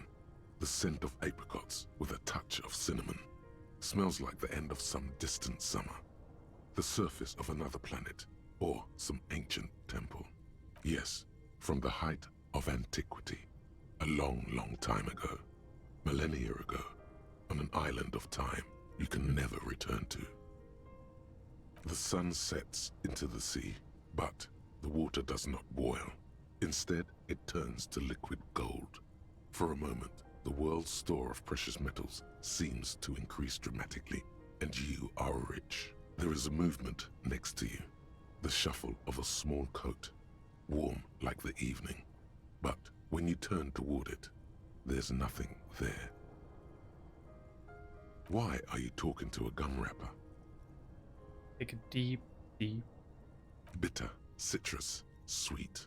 It seems to grow stronger, like a glow, with every breath you take, until a blossom of skin and flower petals erupts behind your closed eyes. Made of toffee, cream, and distance. You just had to take a dive. Feels so familiar. Okay, I am... Before doing that, let me think. XP for every orb. Yeah, okay, I'm gonna keep this. 10 cents for every green orb. Robocop, gonna have Robocop. Oldama Makwa, obviously too. Bonuses from the support. Nationals, dialogue, options, damage. 1 morale, alcohol gifts. That's bad, because I am... Why would you do that? Wait, I have been doing that for to myself? And I can't even forget that. Yeah, okay, this is once again the game punishing you for playing as a nationalist. Even from all the pictures in this whole painting, this one is unflattering. Advanced race theory. This does learning cap for rhetoric raise to 5. Does capitalization. Can't forget that either. I can't forget any of those. Wait, some kind of superstar. Raises all of that. Price of self-delusion. Nice. Yeah, but I could forget some of those if I didn't have any need for them anymore. Okay. Okay. Or did that... Or was it that I needed to invest a skill point? That's possibly too. That's possible too. I needed a skill point, then I could forget, and then I could use some other. Yeah, I figure I don't need to waste another skill point just to learn something new. I think that I'm just gonna live with this setup now. Echo. Elysium. Oh. Wasteland of Reality. Yeah, gonna live with that. And too bad. Have something to lead. If a bit run down, still you've earned a rest. Thank you, Grandma. Across the room, the heating system hums its soft lullaby. The mattress feels soft and sheets warm. It only takes you moments for the world to fall away. Yeah, this is just... This entire house, it's objectively better than what we had before, because we don't have the cold winter air coming in through the broken window, and we have a heater, and the bed feels warm. What else could you have? This is the best thing you could do for your own health. Thoughts, baby. A million little lights in the dark. You're one fine instrument, brother. All those faces and all those names. All that laughter and screaming and scheming around. Every corner and every street. Recorded in you. Forever. On Faraday. I still struggle to find out what the exact difference is between limbic system and ancient reptilian brain. I think ancient reptilian brain is just raw animalistic energy, and limbic system is my needs, the things that I crave. I would say spinning in eternity, spinning. Tell me, am I dreaming? No, you're spinning tapes at the discotheque. The great unceasing disco of the mind. The flash, the bang, the endless learning experience. Spinning in eternity. On and on it goes, for untold hours. At the disco where you first asked her to dance. Rising, above the dark curvature, the great wingspan of sleep, studded with stars. Behold, there are millions of them down there.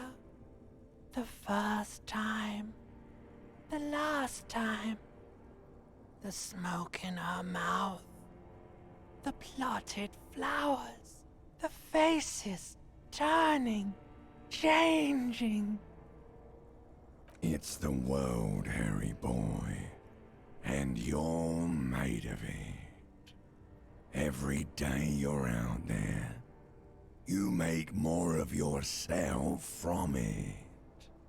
I'm afraid you can't be unmade now. You can never forget this shit. Colors, the voices. All stuck on loop, whirling, spitting out words and images. You're the son of the world again. Harrister, a ceaseless agent. Picking up litter and old newspapers. Collecting your little bubblegum wrappers and idiotic picture postcards. Meaningless keepsakes. Oh, so these postcards, oh, they have meaning. Reading your awful letters and recalling things, aren't you? The endless names of the world. An address book you are. The map of a city. Yeah, that's why he's collecting the postcards. That's all the places he went to with his wife. Oh, Harry, why are you hurting yourself so much? That's right, I am an agent of the world. You'll go insane if you keep going like this. One more day, and you'll be in the loony bin. I just know you will. And for what, brother man?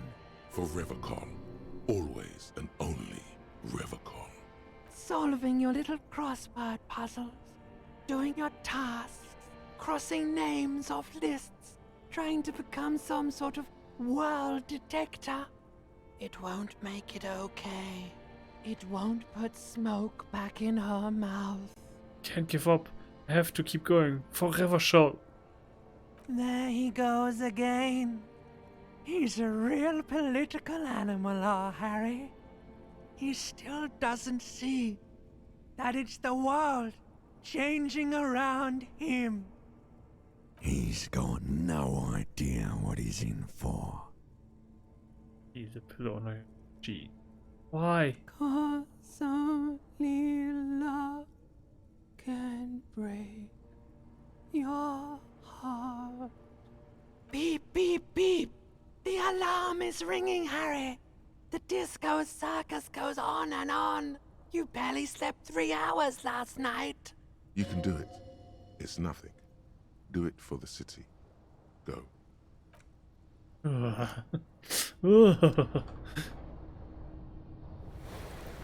Yeah. Hey, but hey, ooh. Ooh. And my morale isn't even completely healed. That's interesting. You were right, brother. Sudden tightness in lower intestines. What? What's going on? Back there, in your sleep, all the weak-willed delinquents dilly-dalliers, foreign moneylenders, insane anarchists, and yes, the woemen. They've run this place to ruin. Actually say that. Sons of bitches. The game was rigged from before you even knew how the pieces move, soldier. Tightness spreads to your gut. What's going on with my gut? Did I not eat enough? You feel like everything's gone to shit. It has, brother. But we are going to turn back time. So a solemn gurgle emanates from your stomach. Why did you comment that, but not the other ones? Oh.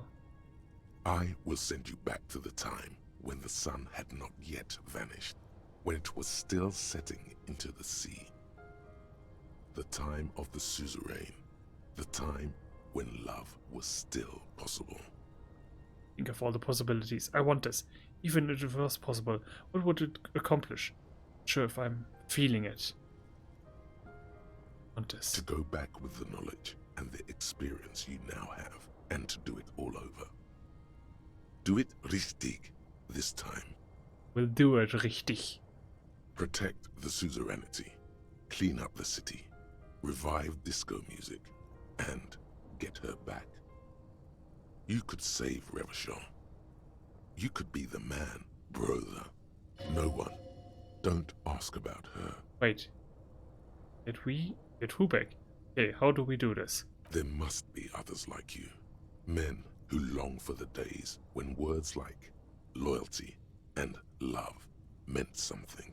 People whose yearning for the past is so great they barely live in the present. Those are the men you need to find. Those are the guys who know. So how do I find these men? Think. Maybe you've already met someone like that. No one's misses the good old days like René. Now we're making bank. A man with guts and a memory. I felt it too. He could be a treasure trove of wisdom. Who else? Well, we are going to find it out in a moment, because I need to make a pause.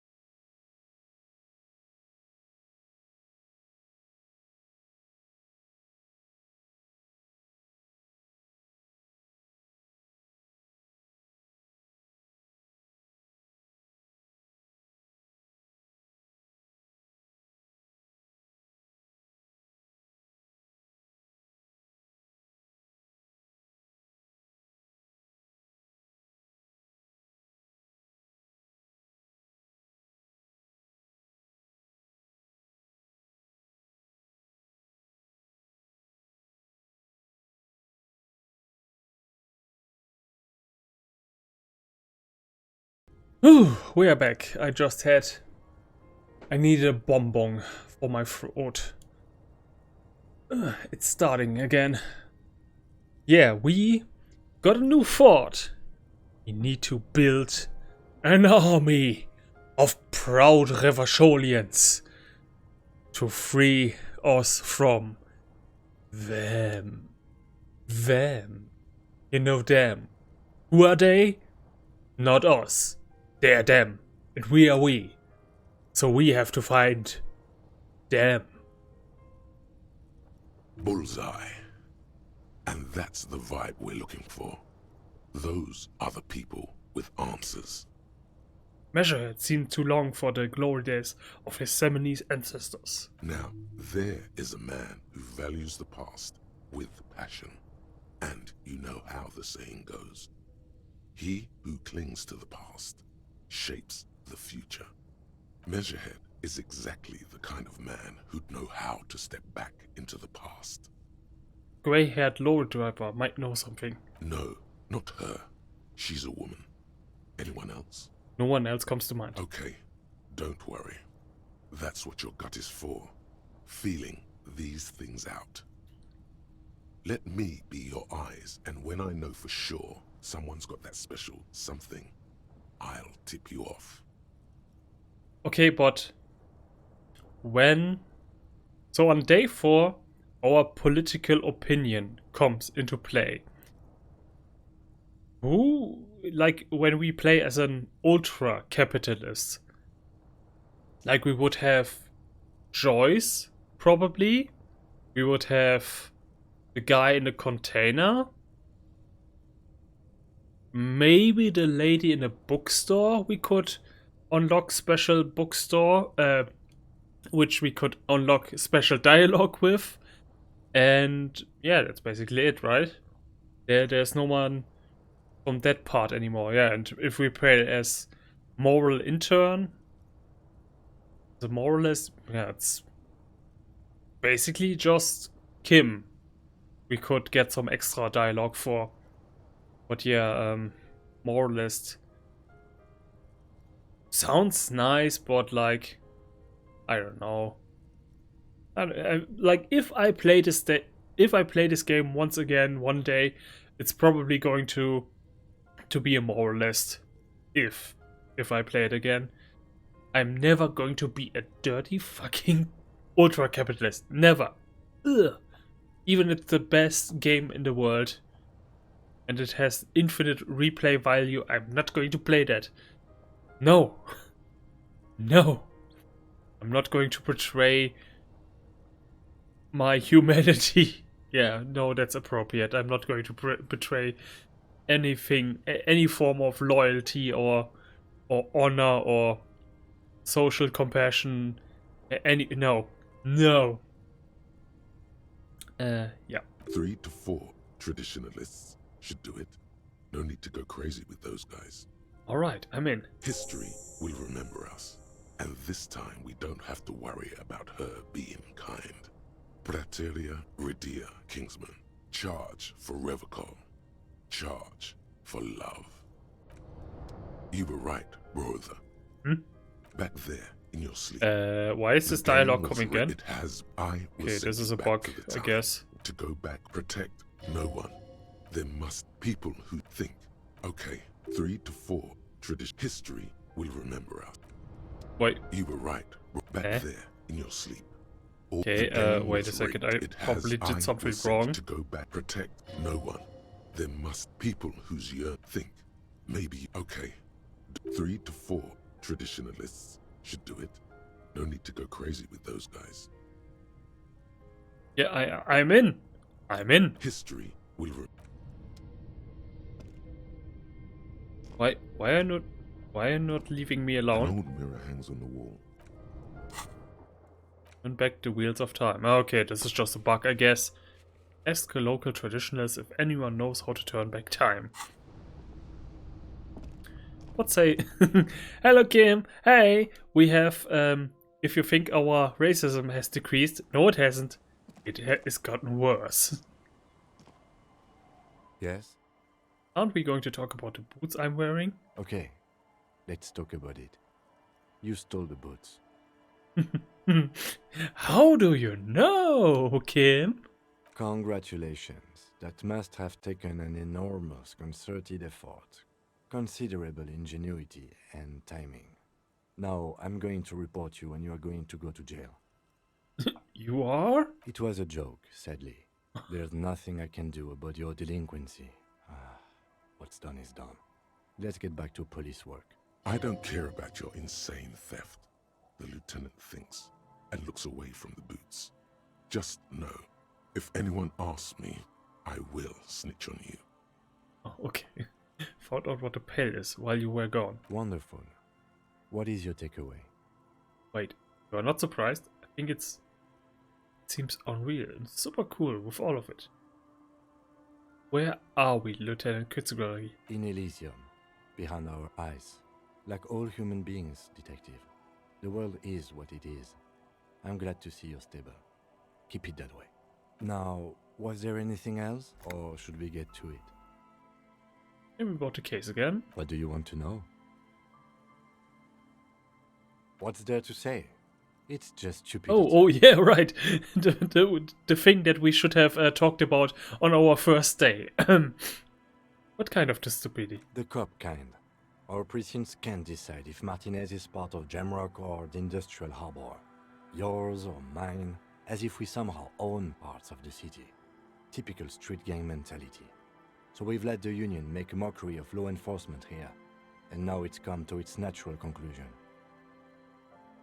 Ah, so this struggle over who runs Martinez? Well, sort of. It's less a matter of who gets to police Martinez than who has to. It's an orphan district, in other words. I think the dispatch desk just told both our stations about the hanging. There was quite the brouhaha at the 57th, I can tell you that. Time to settle it, they said. Cop off. But I assure you, I am not their finest or toughest, with 102 cases solved. What I am is least interested in a pissing competition. So he volunteered to represent the 57th, but not out of competitiveness. On the contrary. Volunteered to spoil it. What's special? You spoiled it? Yes.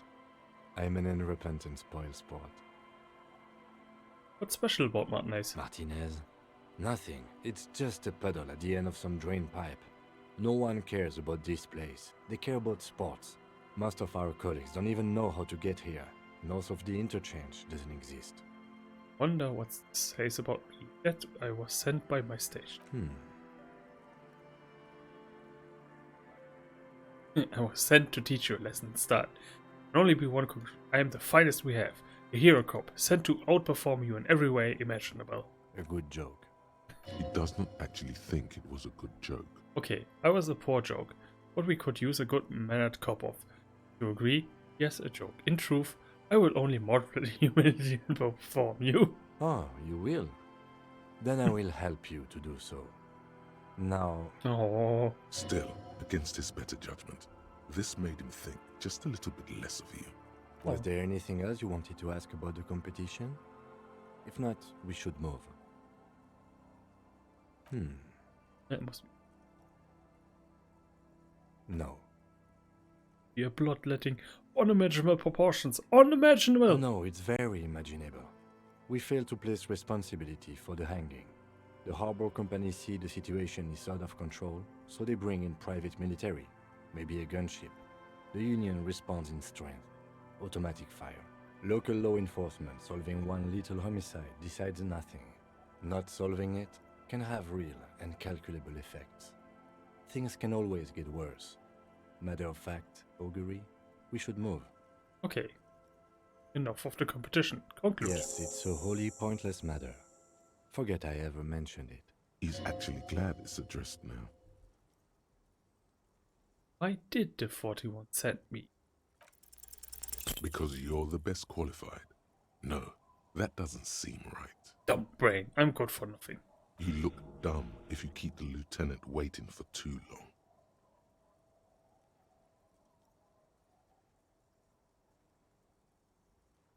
Okay. Right, is enough. Well, it is because we are the best. Because we found our ledger already, which says we solved over 200 cases. So, yeah, that's one of those instances where the parts don't perfectly fit together in an RPG. Our tenant, the policeman. Why I was hope there? the waves don't keep you up at night. What can I help you with? Why was there a bullet? Damn that girl. And without anger, a long and harsh life has taught her not to buckle under pressure. A bullet? You didn't put it there, did you? She did. Gone and hid things in there? She's usually a good tenant, and not a stupid one either. Rented the room to her? Yes, I let my room to that Ruby girl. She speaks slowly, wringing out a rag after a long silence. Hands move into the water bucket. Some water sloshes over the edge. As I've done before when she's been in trouble or just looking for solitude. I've made it clear. We welcome all kinds of people here. She came last Friday, left on Monday in a hurry. What has she gotten herself into, that girl? Solomon P. Born on a Monday, christened on Tuesday, died on Wednesday, or something. She seems genuinely worried about her previous tenant. She's seen her hiding out from trouble before, but this seems different. That's for the police to find out. Right then. Please answer each question to the best of your ability. I'm sure we have a few. Yes, early with the dogs, around 8 o'clock, I think. The room exactly as she left it. I cleaned it, like I always do. Is there anything else there? No. What is she like, Ruby? She's good company. Knows how to talk to an old woman. At my age, you don't get a lot of quality conversation. So I really appreciate that about her. This Ruby is an old lady whisperer. She knows how to work the village elder, unlike you. Did she talk to you much during her last stay? No, she was mostly silent this time, kept to herself. She tried not to let it show, but I could tell she hadn't come to fish. Usually she likes to cast a few lines, but this time she mostly stayed in her room. She wanted to talk to her, as they usually do, but she was brooding. How would I know? She's a gruff one, but not violent. She doesn't go around toting a gun. You could ask her about your hunch, that it was a desperate measure. See if she thinks Ruby fits the bill. I have a possible explanation in my mind. Do tell.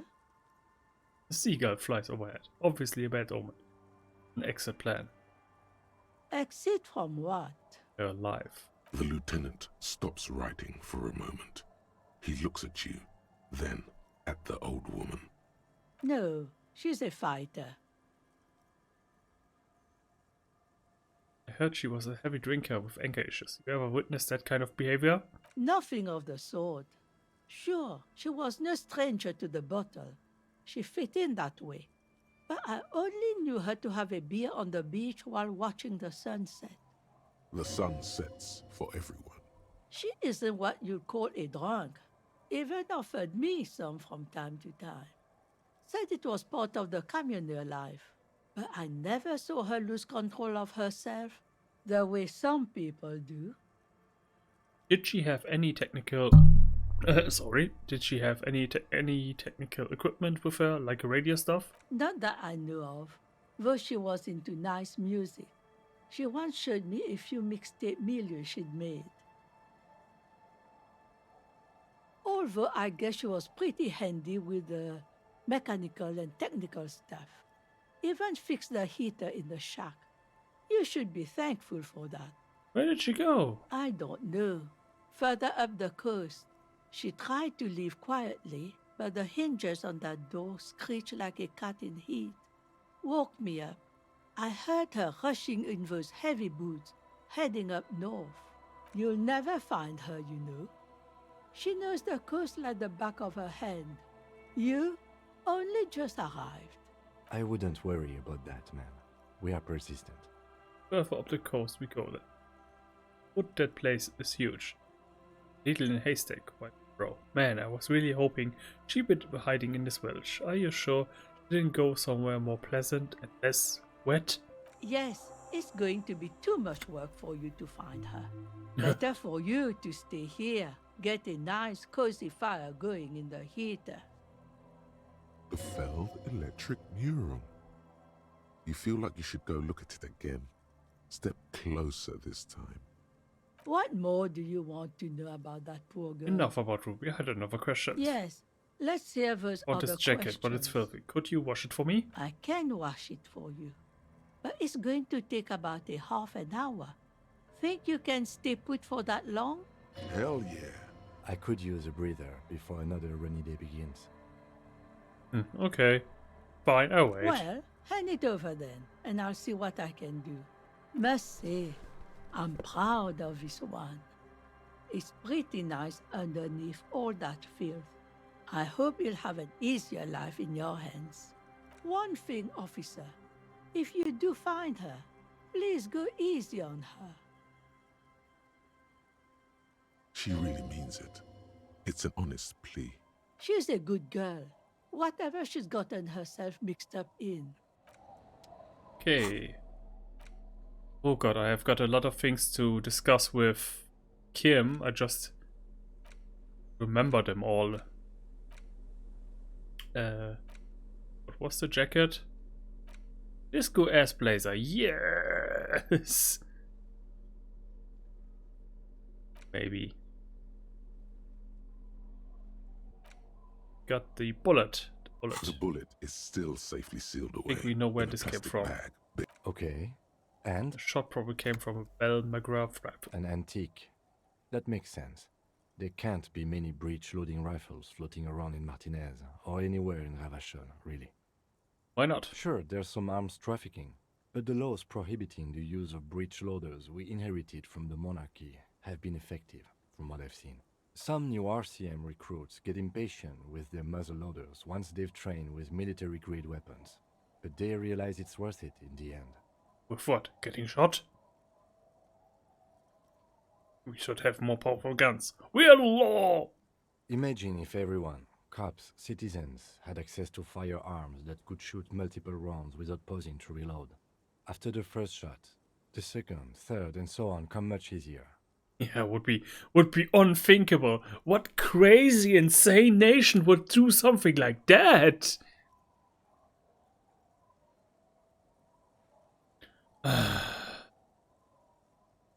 But back to the investigation. Seems we are looking for an antiques enthusiast. Could the victim have been mixed up with some foreign guerrilla fighters? Let's find out. Next step, finding the gun itself. and mine. And here? A police badge on which you see the photo of a man. You. Some seaweed is stuck to the back. That's just the serial number. Ravachol, Jamrock, Precinct 41, with some numbers thrown in there for good measure. 4 months ago. I'm guessing that's when you were promoted to the rank of Lieutenant W. Freighter. A new badge usually comes with a new rank. You seem to have been doing well then. The case created a lot of edge you have to take off. The death march really gets us going. A lot can happen in 4 months, especially in winter. The winters are never easy on you. Of that you are sure. I remember that time! That was a good time. We had a good work-drink balance going. What happened, man? Pump it up! Yes, it's the designation of your precinct. 41, like mine says 57. The 57th is mostly industrial harbor, a lot of asphalt. The 41st is... What? It's a tough station to work in. You have all of Jamrock to cover. That district should have 3 precincts, but money is what it is. It's no wonder you are like you are, he thinks. But then again, it's a legendary district, and a hell of a station too. It must be an honor and a curse to work with people like Price, McCoy, Berdiayeva. He knew all those people, although they're not from his station. They must be big. And you? Is it an honor to work with you? Don't ask him, ask yourself. The badge in your hand shines as you rotate it, catching light. You see lines of information on it, and a shining watermark. Alrighty, then let's show Joyce. Finally got our own badge back. Way to begin.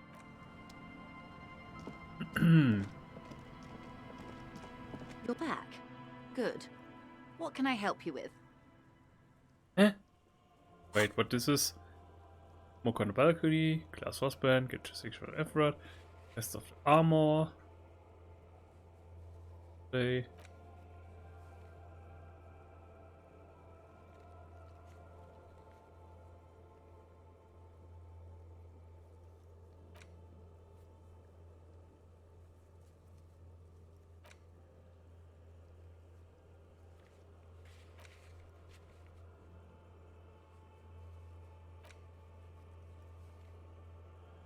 Oh yeah, exactly. Oh, but that wasn't what I was looking for. Sync the signs with Noid.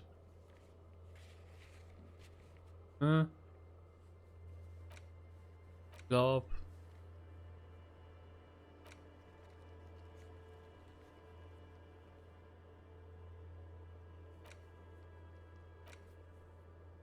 Okay, so I guess we have figured out. We have solved that quest. I mean, with our badge, because it's not listed anymore. Oh, what is in here? The house of some of the villagers. Feels safe and warm in here, not like outside. Industrial coal pellets burn with an orange glow. Rough Groove's taxidermy. I'm gonna steal that. Hello, mister. Young girl, barely 4 or 5 years old, sits on the sofa. She's looking at you with frank curiosity. She clutches a small stuffed animal. Occasionally, she twirls it around. Do anyone named Ruby? Luby. Ruby. Suddenly, the girl gets all serious and leans in as if she's about to tell you a secret. My mom tells me I'm a big girl, but she doesn't know that I can't say Earl. Or sometimes I can, but then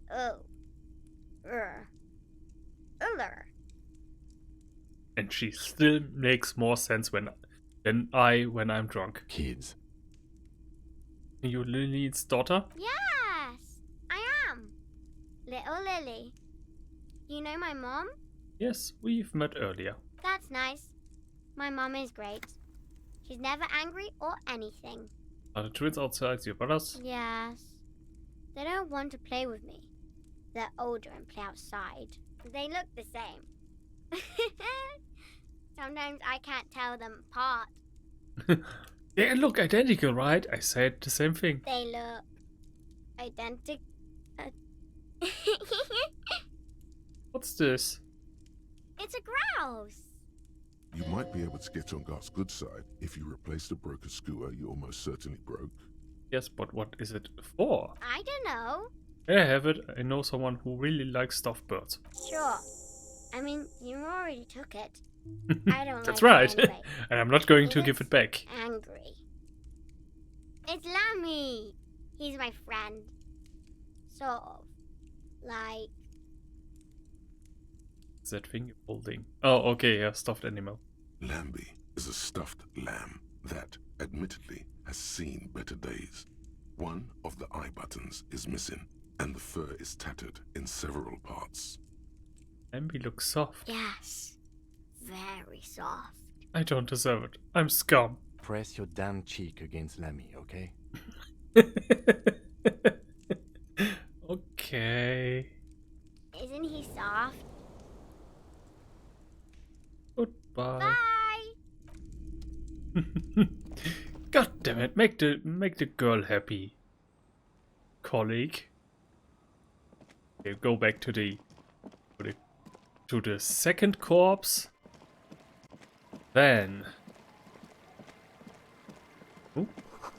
Relax, it's not yours. You didn't crash every MC in River show. Hopefully. Oh, the other motor carriage. Okay.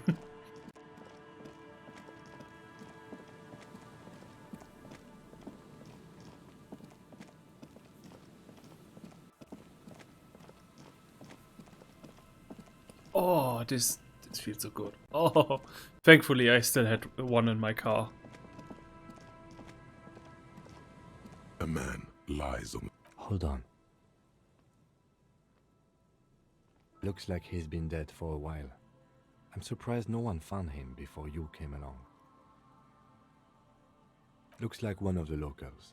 He'd have to know this spot to come here. You don't just walk over here. But that's just a lazy assumption. What do you think? Know who did this is? It's the working class woman's missing husband, dead on the boardwalk. The woman you met at the book stand? Why do you think it's her husband? The leather jacket point at the man's clothes. It matches her description perfectly. The bright blue lining? Well, he's definitely someone's husband. What do you think happened here? Death by misadventure. He slipped and fell through the boardwalk. A truly unfortunate accident.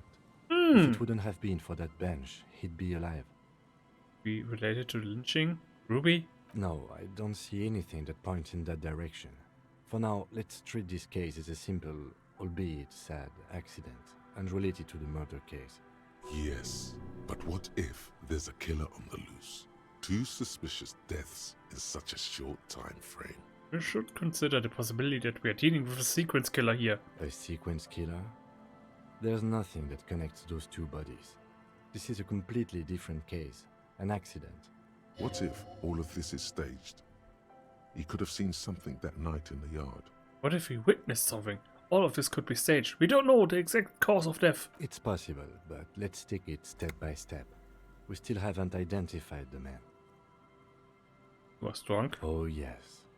What about alcohol poisoning and liver failure? Some symptoms of acute alcohol poisoning could have definitely played a role here. Severe confusion, respiratory depression, unpredictable behavior. But I think that death arrived through head trauma, not liver failure. What about the kebab? What about it? The deceased ate some kebab.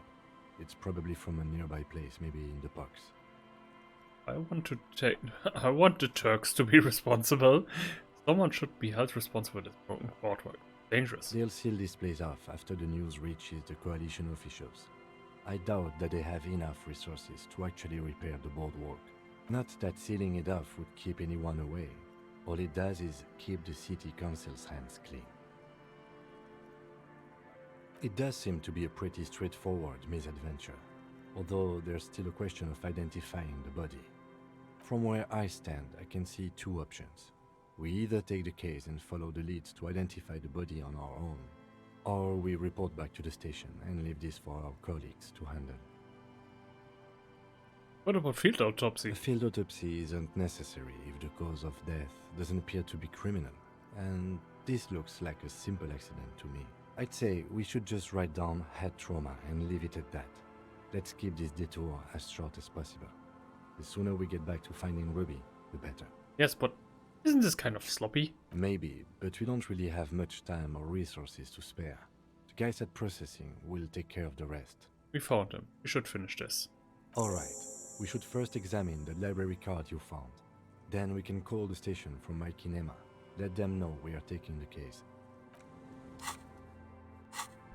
Library card? Library card? Yes. I definitely know what you are talking about.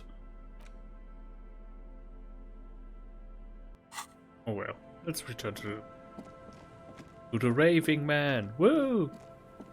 It's Raving Man.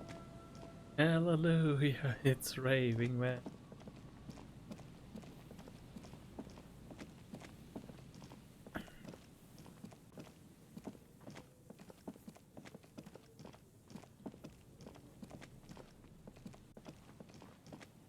This game is so beautiful.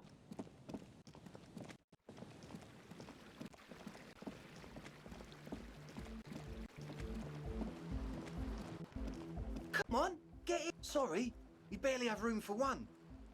You go ahead. I'm too old for this. I'm actually not, he thinks. I just dislike delinquents. I'm sure you will feel right at home. I'll keep watch.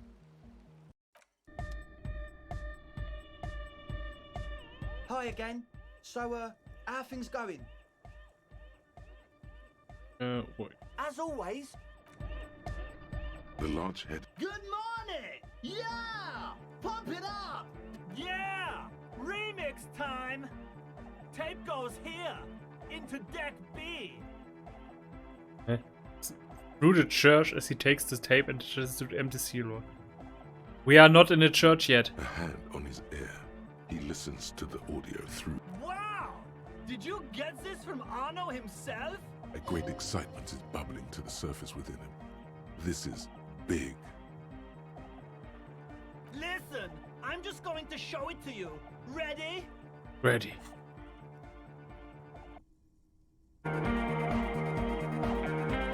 Yeah.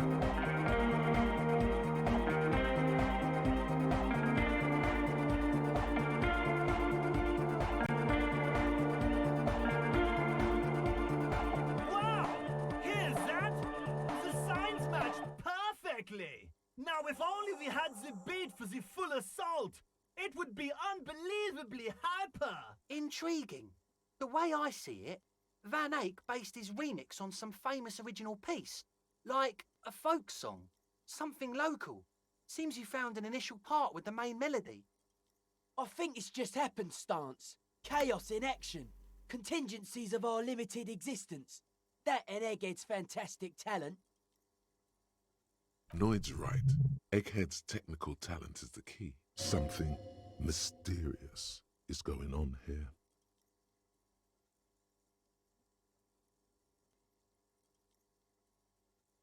Be how it may, if it fits, it fits! Bring up the volume! What about the bass? Do you have any ideas for that? Yeah, I remember. You said it needs more bass. Honestly, nothing springs to my mind right now. But I will see if I can come up with a solution down the lane. Yo, the warrior! The warrior of dance music! Don't be too hard on yourself if you don't figure it out.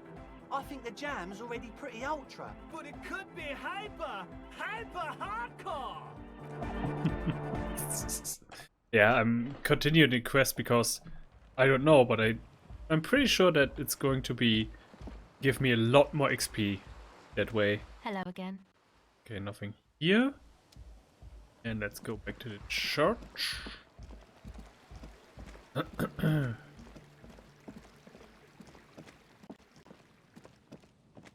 Oh, right. This, because this is very cool.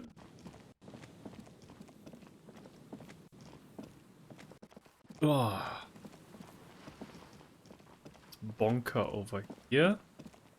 Wait. The building before you host the engine. Must have been a big one. An old door, worn by elements, guards the depot. The wind has blown a sand dune in front of it. The door hasn't been opened in a long while. You see a handle. What is this thing anyway? It's military. A service depot of some sort. Used to service what? The washerwoman mentioned a depot up the coast. She said it was for moving ammo and cargo across the bay. This might be it. And it's impossible. And you rattle the handle a bit, then push on the door with all your weight. It does not budge. Not only is it locked, it's also jammed shut. Huh? The door's shut tight. How can we get in there? We don't get in there. What do you mean? We get into like everywhere. Frankly, you're just going to have to accept the fact that you can't get in through every single door. And this is the funny thing. I actually looked up some videos. You can't get in there. Like there was some guy who had maxed out opening doors. And he tried it like 5 times or something. It's not possible. Even if it tells you you have like 98% or something, you are going to fail. It's just impossible. This is clever and also infuriating. What else is there to do? Not accepting isn't gonna bring the fire brigade in. Relax, he thinks. There's no one in there. If we can't open it, neither can anyone else.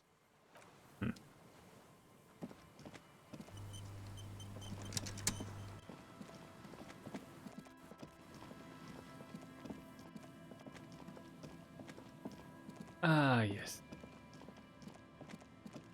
Oh, cool door shape. Did noticed that before.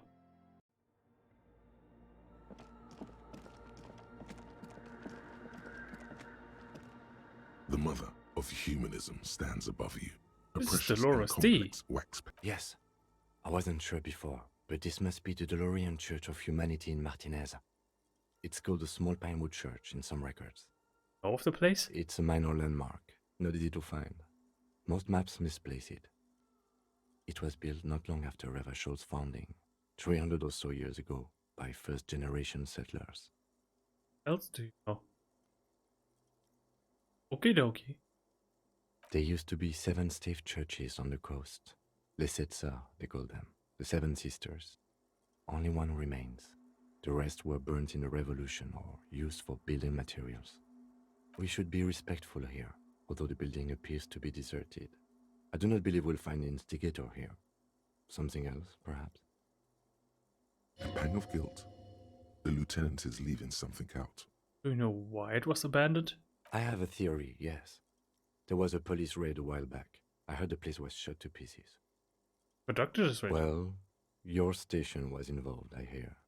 Although I can't be sure. 3 precincts were involved in the raid, and people say Precinct 41 was one of them. I don't remember being there. I guess I could have been here. I'm sorry, I'm not saying you were. It was a clandestine operation. I don't know anything about it, why it was conducted, or who participated. I try not to pry into extra-district matters. If I was here, I should have found out what I was doing. Good luck.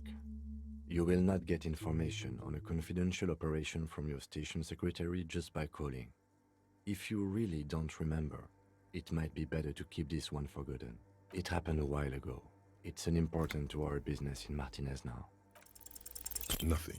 Just the edge of the crack sparkles in. Okay, do you can help me finish the machine? The machine's keyboard is behind that. Another filament. The speak. Good morning. Good. The machine's key. What do I do here? I keep this one?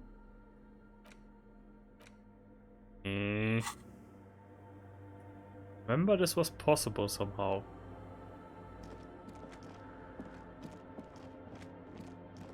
Oh yeah, hi Crabman. Meet Crabman. Oh, hey, Wade. There's coffee in the back. Oh, wait. Coffee in the back. Something familiar about that. Coffee and stale. Ah, have you by any chance heard of Valletta say the password to a radio computer? Too many times, Essay. You need it for something. No need to overdo it. He won't mind sharing it with you. Just tell me what's the password. Step. Yes, it's for a first-degree murder investigation in Martinez.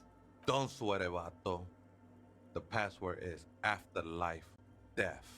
That is true. But what comes after death? What you think of that? Makes me almost pity La Nilita Pequeña when I hear it. I think we're done here, Essay. That was an interesting conversation. However, I'm still not sure whether we'll find our suspect here. And you will see. You will see.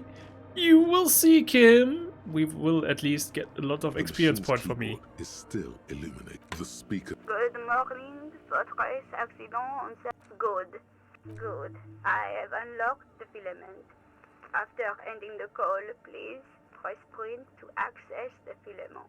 Fortress accident. Is there anything else I can do for you today? Nope. Thank you. The machine's and keyboard let me is still. this. The printer prints out a long text document with dated paragraphs. It looks a bit like someone's journal.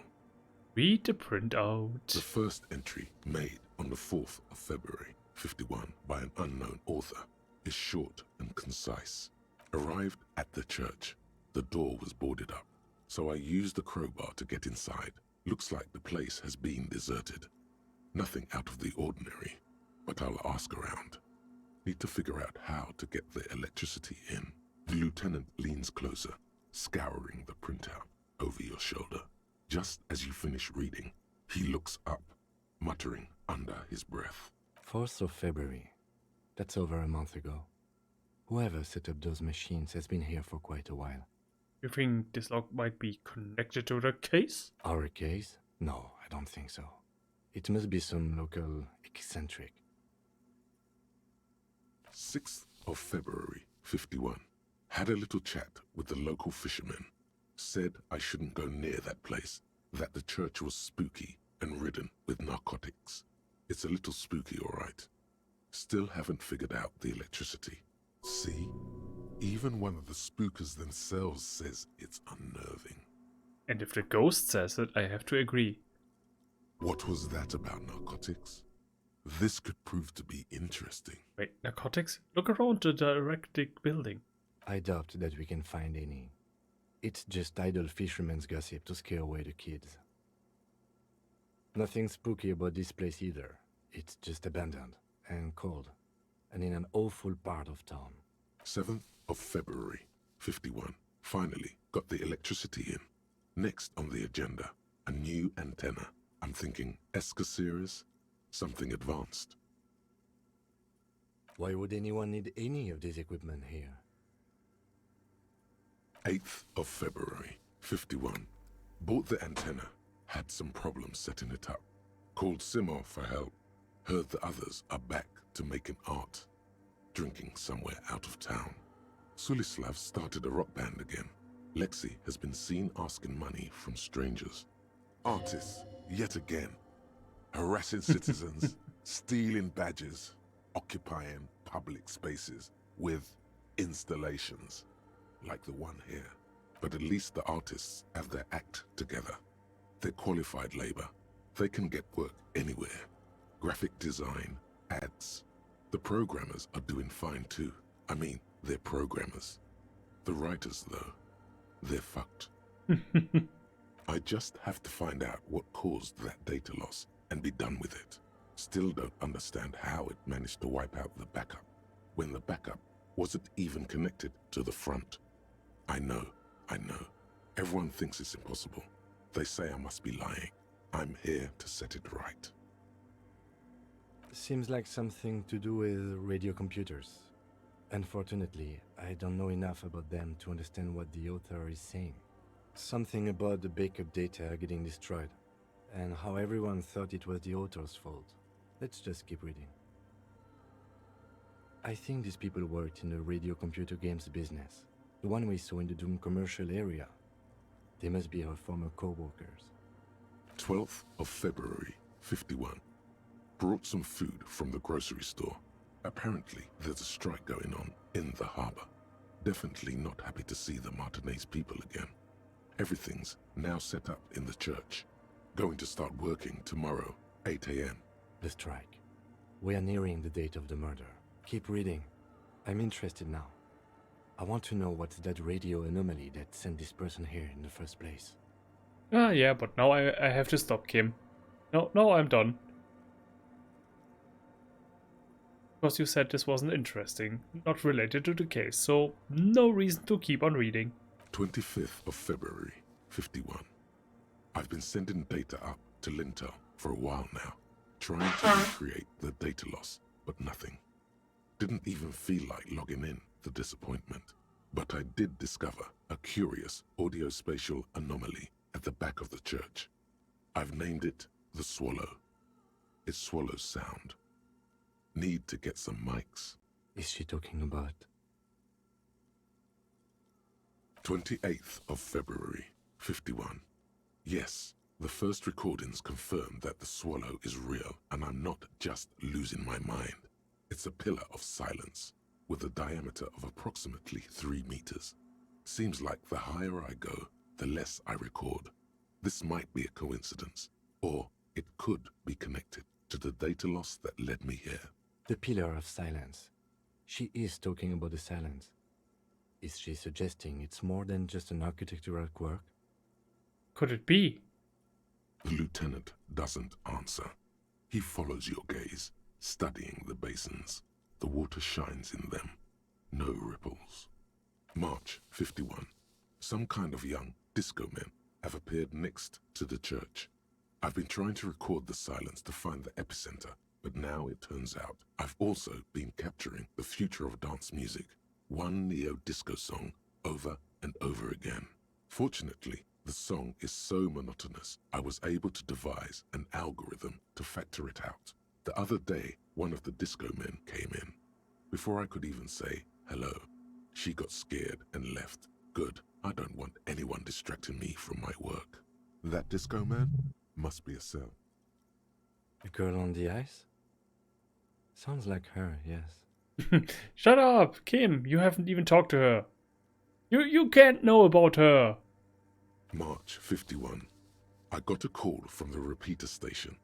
Someone has tried to access the radio computer in our old office in Martinez. Can't do anything about it. The storekeeper still doesn't want to let me inside the building. Thinks I'm part of some kind of curse. How Martinez of her. It's me. I was the one who broke into the radio computer, and the storekeeper must be placed now. I knew it wasn't a good idea to meddle with the machine.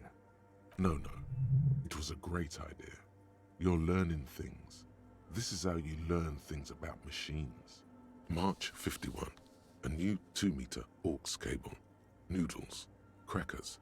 Ping energy drinks. Water. Toothpaste. Gum.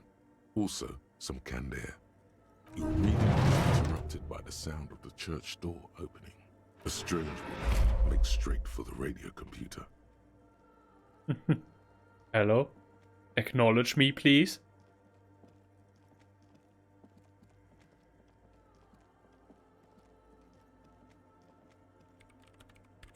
Breaking into my radio computer, I see. Yes, you are breaking in, but not into her radio computer. You're a master circuit bender. I do apologize for the intrusion, madame. We are with the RCM, you see. I can assure you, I'm an expert circuit bender. I'm not breaking into your computer. I'm using it to access coalition military data links. Suspect in murder investigation. We are here on a side case representing certain music venue organizers. We are not breaking in. I'm pursuing a mysterious lead, searching for my lost identity. Sure you. There are no coalition military data links. And even if there was, you couldn't access them over a civilian network. Okay, I'm actually trying to locate a suspect in the murder investigation. Yes, I could. I'm a cybernetic god. I'm using your ramp to commandeer coalition warships Arca. I will turn these cannons against its masters. That's nonsense. You're just a police officer.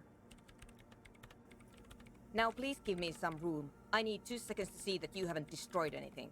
We should talk to her after she has rebooted the machine. Are you done yet? What is it? I didn't break anything, did I? No, you just printed out my personal log and wasted some paper. Hey, are you the lead programmer of Feral Onward by any chance? Yes. Or no, not anymore. That project is dead. She doesn't seem surprised to be recognized. Rather sad. Something passes over her face before she straightens her back. Sorry, but who are you? What are you doing here? I am Soona Luukkanen-Kilde, the former lead programmer of Fortress Accident and RSA radios. I have over 16 years of programming experience, and I'm proficient in both Vox and Orbis languages. If you're not here to hire me, I don't really know how I can help you. That still doesn't answer what she's doing in an abandoned church. Have you seen the Rat Man? No. But you know he's around. Yes. He's seen you. And? And the Crab Man has seen you! I don't care. I don't care about crap men. Wow, she really doesn't. Not afraid, this one. Have you seen anyone suspicious, say a woman named Ruby? What? No. No one's suspicious around here. Why are there so many machines in this place? I brought them here. These are my machines. Please don't touch anything. I use the AR-1 as my RAIM prefix processing unit. Mm-hmm. Yes? You really don't know anything about radio computers, do you? No, I'm a master circuit bender. I know everything. Then you'll certainly know that all radio computers perform operations on air. So in order to gain more processing power, you need to invest in a good antenna. Wait, it's on air. Is it a good antenna? I guess it is. So far I've been quite satisfied with it. Martinez is an unstable region with bad coverage, and the operation has been surprisingly stable. But it's not the cheapest one on the market, so I wouldn't recommend it for your regular red tape operations. Fraser 1000 is a foolproof line for civilians. Anyway, you should do some research before you decide to buy anything. Ask around, compare the prices. There are many milieus dedicated to that sort of thing. She liked telling me this. It calmed her nerves. I'm working. The machine seems almost alien with its pulsing core. The light casting her face in a strange shadow. Working on what? Could you just shh for a moment? Or get to the point. I really need to focus on something. It's not just rudeness. It really is hard to concentrate on whatever she needs to do. And you're not helping. What about those bowls of water over there? They are connected to my rain prefect. Whatever you do, just please don't move them, okay? Thanks. Great. You really like those questions, don't you? Make sure you're hiding in. Police officer, it's my job to ask questions. Occupying a public space. I need to know what you are doing. There have been complaints from your neighbors. You're occupying a public space. I'm conducting scientific research here. You can't throw me out. What research? I'm looking for the location of a 2mm hole in the world. She's looking for a disruption in the radio waves. That's what her personal log said. The lieutenant raises his brows, but doesn't say anything. Yes, that's what led me here. But I suspect it might be something a bit more complicated than that. So, she worked with a gaming company. They had a data loss that led to the company eventually going bankrupt. And she went out to investigate and found a hole in the world. How did we get here? Exactly. What does it mean? Up to now, it has been impossible to say what it is because it's impossible to measure nothing. What do you think it is? What qualities does nothing have? How do you measure something that does not exist? She's suddenly absorbed in the conversation, waiting for your answer. That's a little above your pay grade at the moment. Hold on a moment. Does it mean we're now living in a world that has holes in it? I don't know. Are we? That's what I'm trying to figure out here. But how do I figure it out?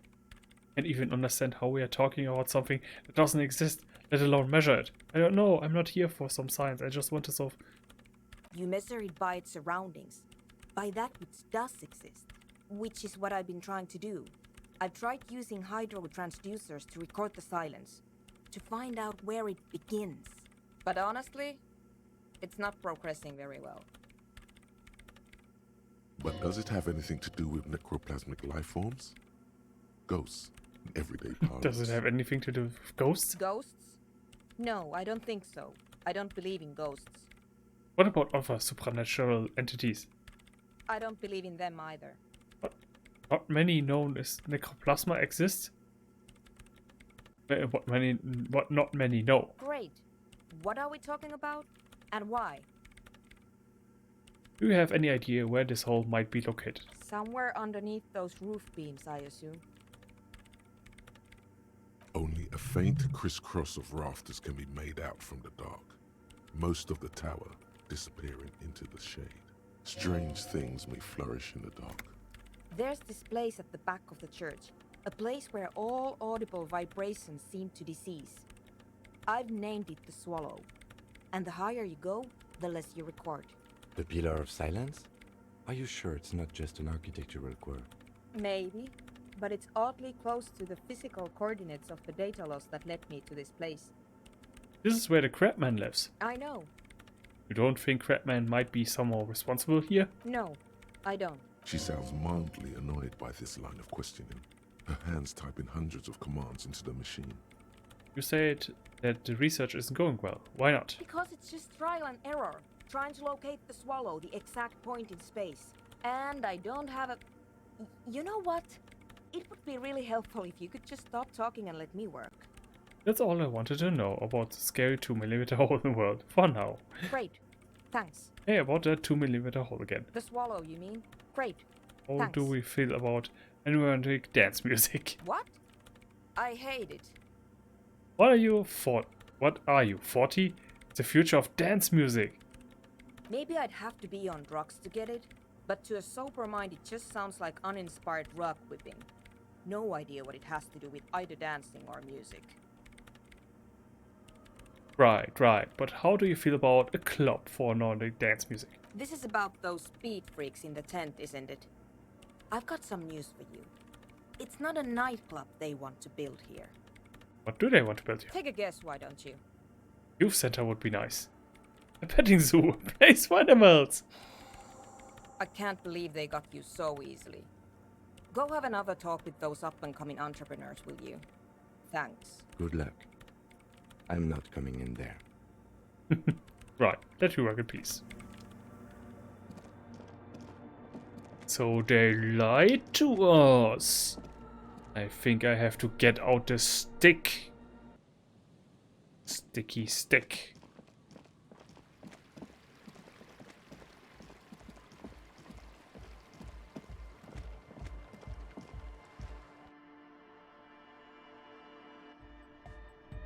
Hi again.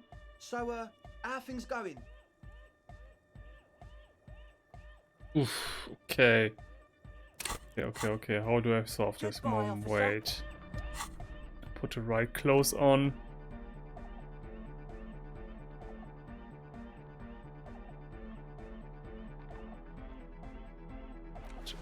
Oh. It doesn't have to fit.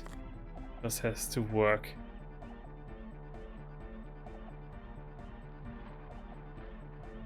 Oh yes, logic. Bring in that logic. And the logic, yes.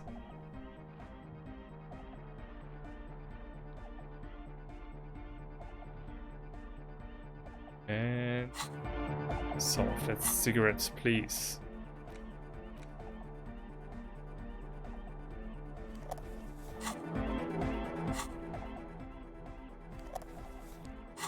Oh, I can smoke with sword in hand. Okay.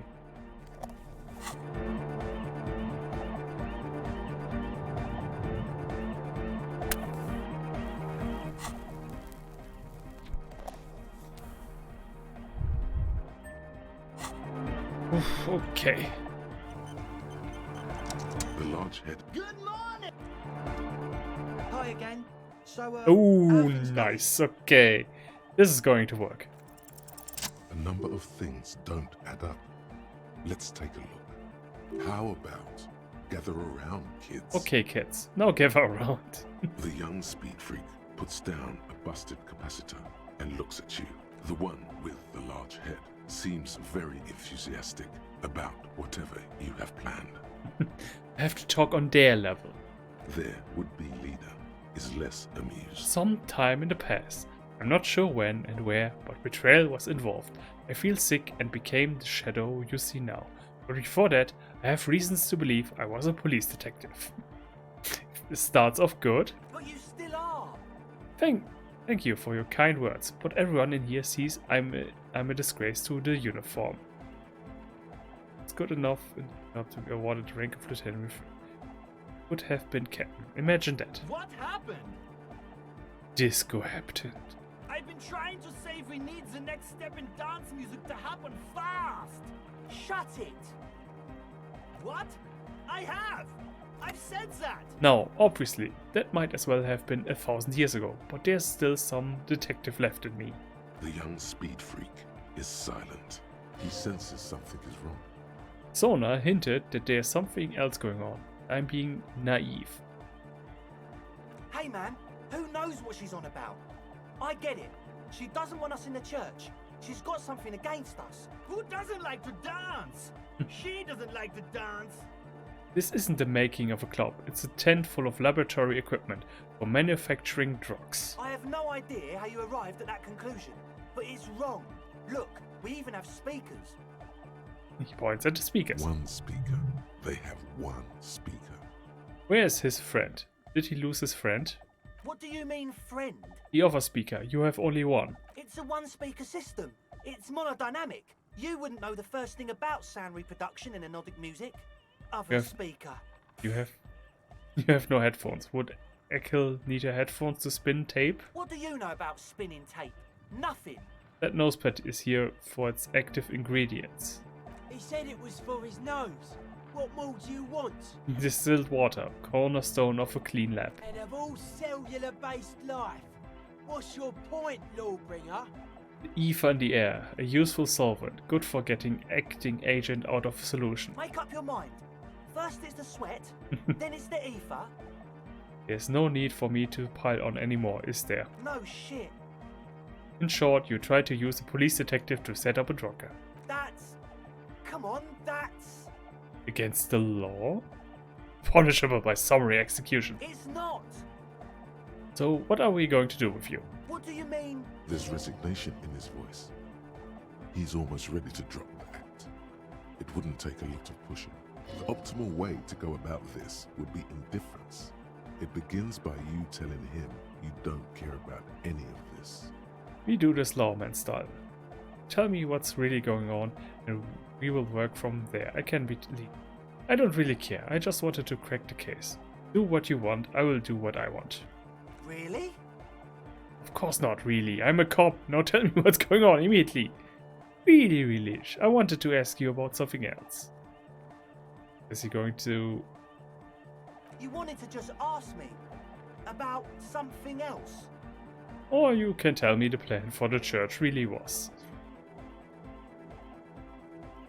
He thinks for a moment, then opens his mouth, but closes it again. Then 5D chess. 5D chess. Things are just way too hard for an entrepreneur in this city. It's not like we're not going to turn the church into the wickedest club in East Revachol.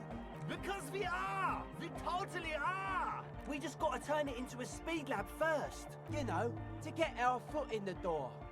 Why did you meet me? Like I told you, spooky arseholes moved in while I was getting all this stuff together. A month ago, the place was empty, and now it's all spooked up. They're not really spooky, are they? No, man. They're spooky, all right. It's just that they would also probably call the police if we started cooking speed in there. But the sign was way off, too. I couldn't feel the love at all. So, what now? This is it.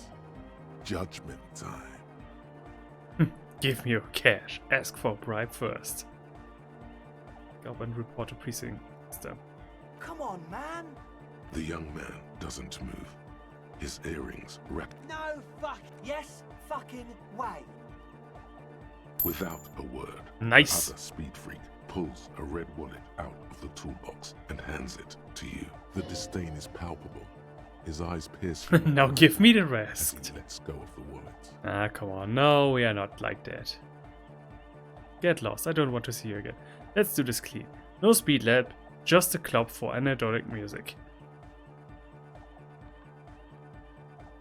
Okay, I stole them some money, so that's hurt their business. So I let them keep their lab. They can make money and keep the place running. That sounds good enough. Oh wait, but then the other person is not going to like this, and I need all of the people to agree with each other for the best outcome of this quest line. So, okay, you can have your club, but you are going to do it clean. Yeah! I knew it. It's impossible now. No, Andre, it's harder now. This hard cop has come to show us how much the fish is, and the fish is always so much more. We all know there was never going to be a club for anodic music with the Speed Lab. Now it has a fighting chance. What's that about fish? Oh, you wouldn't understand. It's from another dimension, where they have a similar band like us who sing about fish. You don't get it. There needs to be a club for anodic music in there. Needs to. Everyone hates each other. Everybody hates it here. It's all just drugs and we're slaves, and I can't. We are running out of time. That's actually good thinking on his part. like when you want drugs, you can go anywhere else in Revachol. So let's have a place where there are for once no drugs. Yeah, no, that's actually a good idea. We need a win, Andre.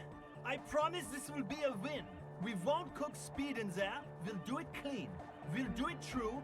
We'll do it sober and real and beautiful. This will be a victory for the light. Right, let's call this incident crime prevention. But I have my eye on you. Okay, we'll try to do it without the drugs. We'll do a straight club up in there, spinning the maddest reels, and nothing but, I swear to God.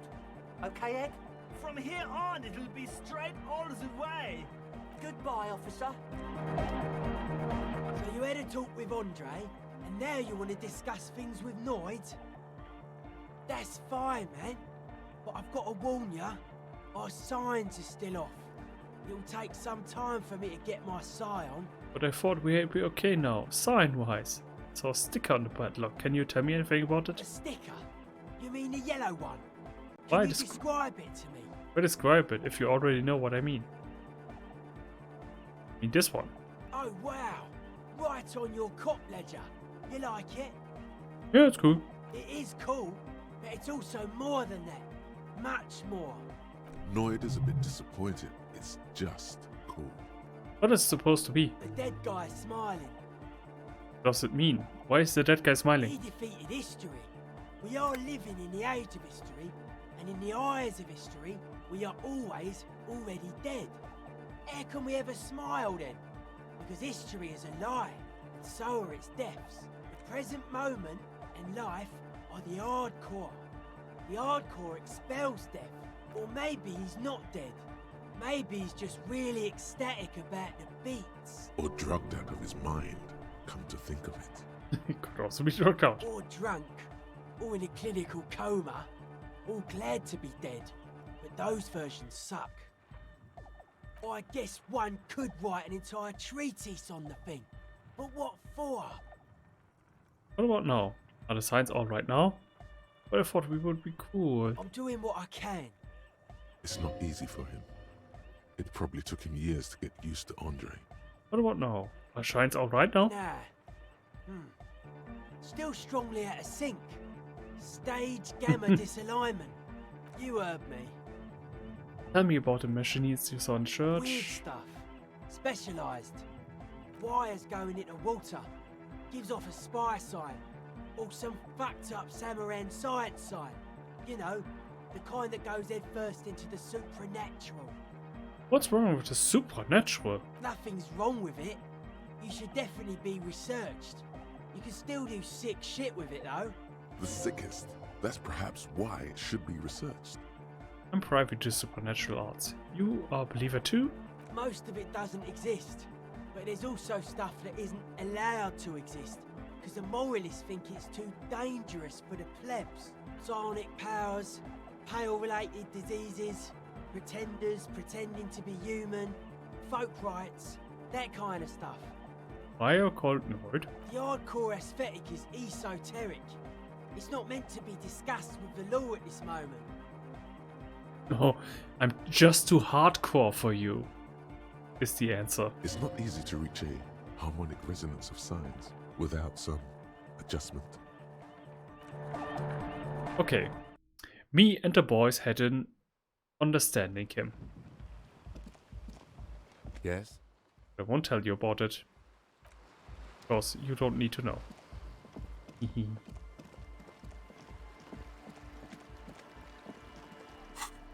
But like, with these many clothes, like some of the skill sets don't even matter. If you can... Okay, maybe composure and all the motoric skills. Because I haven't seen that many clothes that power these up, but... Yeah, my skilling's pretty good. What is it? Yeah, about the 2 minute. Oh, why are those machines?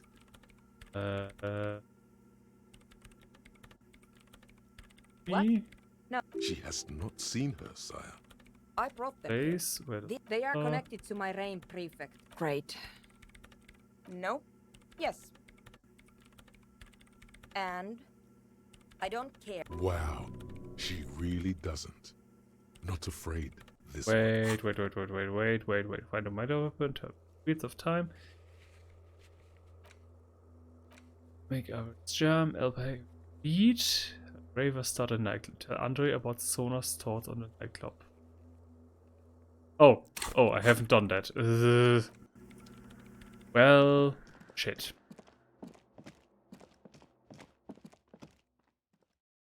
Because I want to finish this one quest and then I think I can call it quits for the day. Next time I'm going to start building up my fascist empire. Yeah.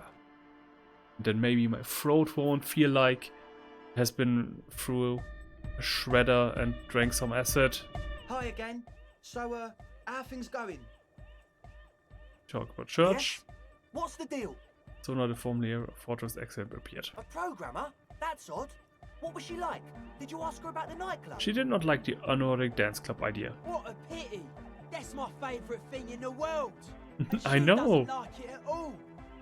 I know. You are giving up these vibes. A shame. What can we do now? Do you see a way out of this jam and into a laser-lit future of dance and unity? Unity! Dance! She made it very clear that she won't leave until her own project is finished. And you can't just evict her?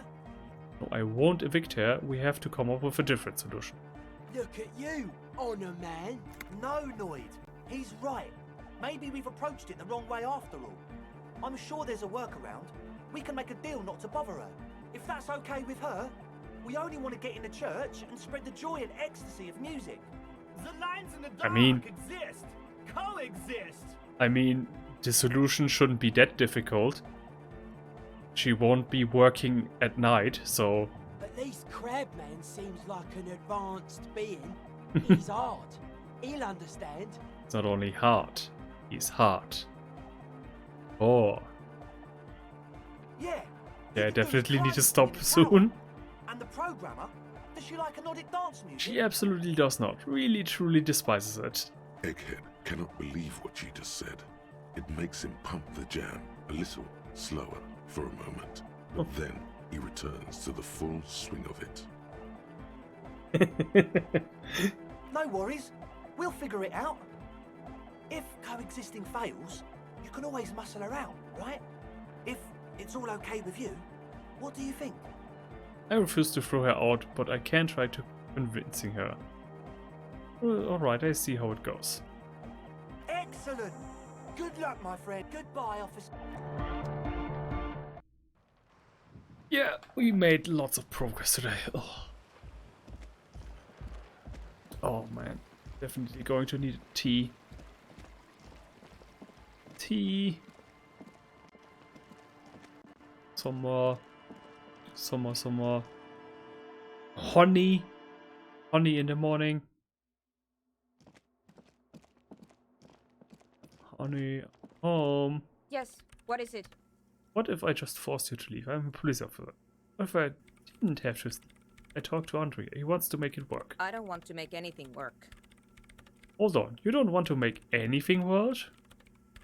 Yes, anything. I don't want to make anything work. Alright, got your message. Good. Suggestion. Oh, okay. Convince her to cooperate with the Ravers. Easy. When her research is done, she can move out. Listen, about your research. You mentioned earlier that it's not going very well. Maybe I can help with something. What? No, I don't really need any help with the project. If I could help you finish the project, then you wouldn't have to live in a church next to Boom Boom anymore. Just think about it. She thinks about it. A glassy look in her eyes. A gust of wind brings more snow in from the broken gallery. It touches her hair. All right. Bring me the game's offsite copy from my old workspace, if you really want to help. It's stored on a filament memory, and I'm unable to go and fetch it myself. Is this the filament you're looking for? Show her the production schedule. No, that's the production schedule you stole and accessed without authorization. I don't need it. In his defense, it was simply lying in the desk drawer of an abandoned cubicle. Okay, but still. What is an offsite copy and why do you need it? It's a backup of my former employer's project, the radio game we were working on. It's stored on a filament memory, just like the one inside this radio computer. She's making it extra simple for you. The backup itself is destroyed now, but I'm hoping to use what's left of it to pinpoint the exact location of the anomaly. You just have to go to my old workspace and get the filament. By your old workplace, do you mean the Studio Fortress accident in the doomed commercial area? Yeah, that's the one. You can get in through the bookshop.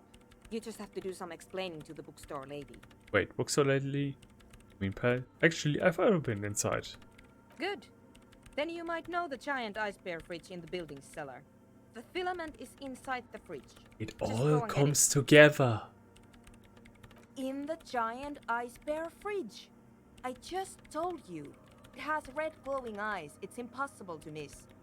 But you've been to the fridge and it wasn't there. There was a note saying, Found a note from the ice bear fridge. It said its offside copy had been moved to a safer place. Oh, I love this. I love in RPGs when you already did a bunch of stuff and you can just skip a lot of annoying in between stuff. Because if I hadn't done all of that, then I had to go back and forth, back and forth, back and forth. Wait. A note from whom? Did it specify where they took the filament memory? It said the offside copy had been taken to a nearby ice cream maker. The note was signed by someone named Sulislav. Jawiza. Of course. Our project lead, Sulisław Jawiza. God, he was always so hell-bent on keeping the copy somewhere safe. And feature creep, and the Valley of the Heads. Like it would have made a difference. The offside copy was perfectly safe when the data loss happened. That data loss was anomalous. And the heads... I won't even get into the heads. Millions of them. Go find that copy from that ice cream maker, will you? Thanks. Found the ice cream maker, but couldn't get it open. It's completely frozen. This is getting ridiculous. Can't you just defrost it? Or, I don't know. I don't know about the ice cream maker. Just figure something out. there's a solution. But she doesn't want to hand it over to you yet. It's a thing.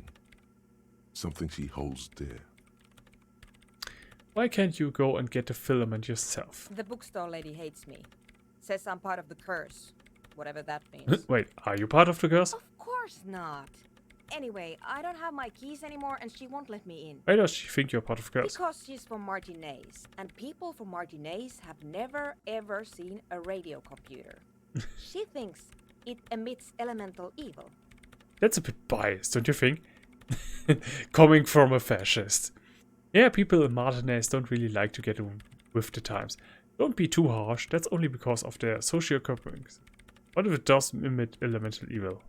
It doesn't emit. It receives. You sound just like her. She started praying when she first saw my reign. Turned to higher power. The lieutenant coughs like he's amused. Once I came in one morning, only to find that my terminal was full of those strange trinkets and amulets. Wards. It looked like some Semenine magic. Alright, I'll go look for the side copy. Thanks. And here's my Kvalsund multi-tool. You might need it to hack loose some ice. It opens everything. If you get me the offside copy, then you can keep the Kvalsund. It hurts a bit for her to say this. She's not too happy to be parting with the Kvalsund. The legendary Kvalsund multi-tool. This is Prybar version 2.0 for professionals like you. Bought the offside copy, yes. Okay, but we are going to do this next Sunday because I'm really starting to get to hurt right now. And yeah, I'm not going to talk too much anymore. Just thank you all for watching and bye. See you very soon. Check out everything else or whatever. Bye.